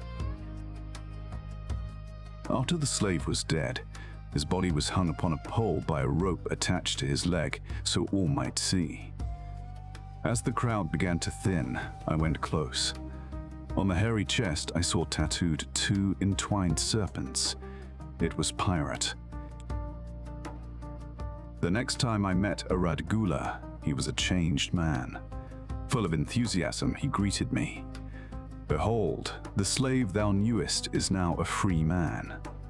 There was magic in thy words. Already my sales and my profits are increasing. My wife is overjoyed. She was a free woman, the niece of my master. She much desires that we move to a strange city, where no man shall know I was once a slave. Thus our children shall be above reproach for their father's misfortune. Work has become my best helper. It has enabled me to recapture my confidence and my skill to sell. I was overjoyed that I had been able, even in a small way, to repay him for the encouragement he had given me. Slave customs in ancient Babylon, though they may seem inconsistent to us, were strictly regulated by law. For example, a slave could own property of any kind, even other slaves, upon which his master had no claim. Slaves intermarried freely with non-slaves. Children of free mothers were free. Many city merchants were slaves. Many were in partnership with their masters and wealthy in their own right. One evening, Swasti came to me in deep distress. "Thy master is in trouble. I fear for him. Some months ago he lost much at the gaming tables. He pays not the farmer for his grain nor his honey. He pays not the money lender. They are angry and threaten him. Why should we worry over his folly? We are not his keepers," I replied thoughtlessly. "Foolish youth, thou understandest not. To the moneylender did he give thy title to secure a loan. Under the law he can claim thee and sell thee. I know not what to do. He is a good master. Why? Oh, why should such trouble come upon him?" Nor were Swasti's fears groundless.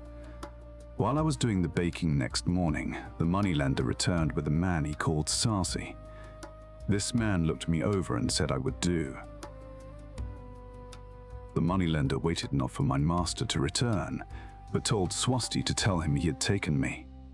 With only the robe on my back and the purse of pennies hanging safely from my belt, I was hurried away from the unfinished baking. I was whirled away from my dearest hopes, as the hurricane snatches the tree from the forest and casts it into the surging sea. Again, a gaming house and barley beer had caused me disaster. Sasi was a blunt, gruff man. As he led me across the city, I told him of the good work I had been doing for Nananade and said I hoped to do good work for him. His reply offered no encouragement. "I like not this work. My master likes it not. The king has told him to send me to build a section of the Grand Canal. Master tells Sasi to buy more slaves, work hard and finish quick. Bah! How can any man finish a big job quick? Picture a desert with not a tree, just low shrubs and a sun burning with such fury. The water in our barrels became so hot, we could scarcely drink it. Then picture rows of men going down into the deep excavation and lugging heavy baskets of dirt up soft, dusty trails from daylight until dark. Picture food served in open troughs from which we helped ourselves like swine. We had no tents, no straw for beds. That was the situation in which I found myself. I buried my wallet in a marked spot, wondering if I would ever dig it up again. At first I worked with goodwill, but as the months dragged on, I felt my spirit breaking. Then the heat fever took hold of my weary body. I lost my appetite and could scarcely eat the mutton and vegetables. At night, I would toss in unhappy wakefulness. In my misery, I wondered if Zabado had not the best plan, to shirk and keep his back from being broken in work. Then I recalled my last sight of him and knew his plan was not good. I thought of Pirate with his bitterness and wondered if it might be just as well to fight and kill. The memory of his bleeding body reminded me that his plan was also useless. Then I remembered my last sight of Megiddo. His hands were deeply calloused from hard work, but his heart was light and there was happiness on his face. His was the best plan. Yet I was just as willing to work as Megiddo. He could not have worked harder than I. Why did not my work bring me happiness and success? Was it work that brought Megiddo happiness, or was happiness and success merely in the laps of the gods?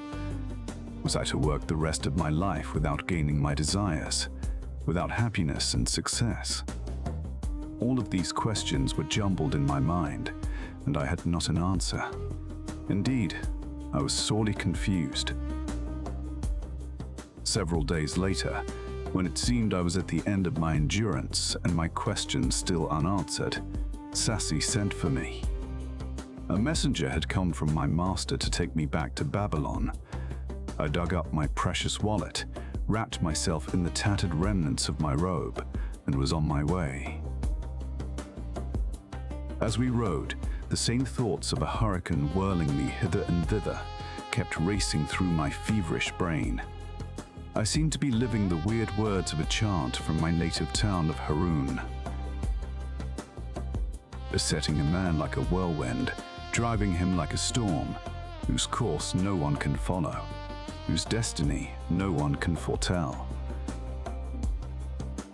Was I destined to be ever thus punished, for I knew not what new miseries and disappointments awaited me? When we rode to the courtyard of my master's house, imagine my surprise when I saw Arad Gula awaiting me. He helped me down and hugged me like a long-lost brother. As we went our way, I would have followed him as a slave should follow his master, but he would not permit me. He put his arm about me, saying, "I hunted everywhere for thee." When I had almost given up hope, I did meet Swasti, who told me of the moneylender, who directed me to thy noble owner. A hard bargain he did drive, and made me pay an outrageous price, but thou art worth it. Thy philosophy and thy enterprise have been my inspiration to this new success.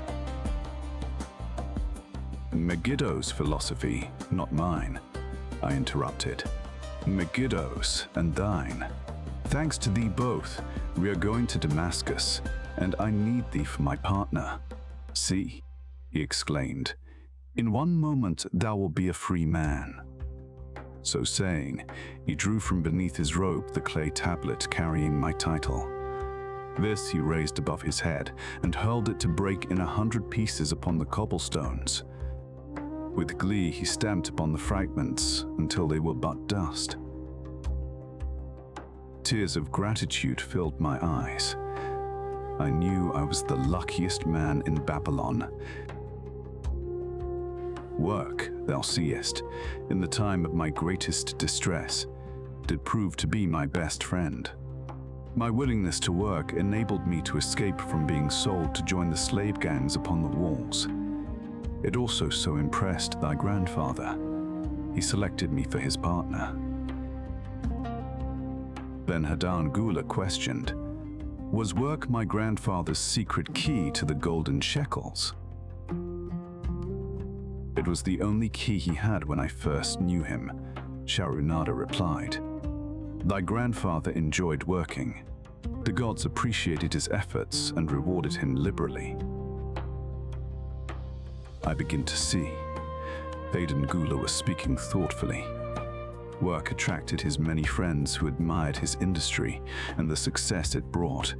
Work brought him the honors he enjoyed so much in Damascus.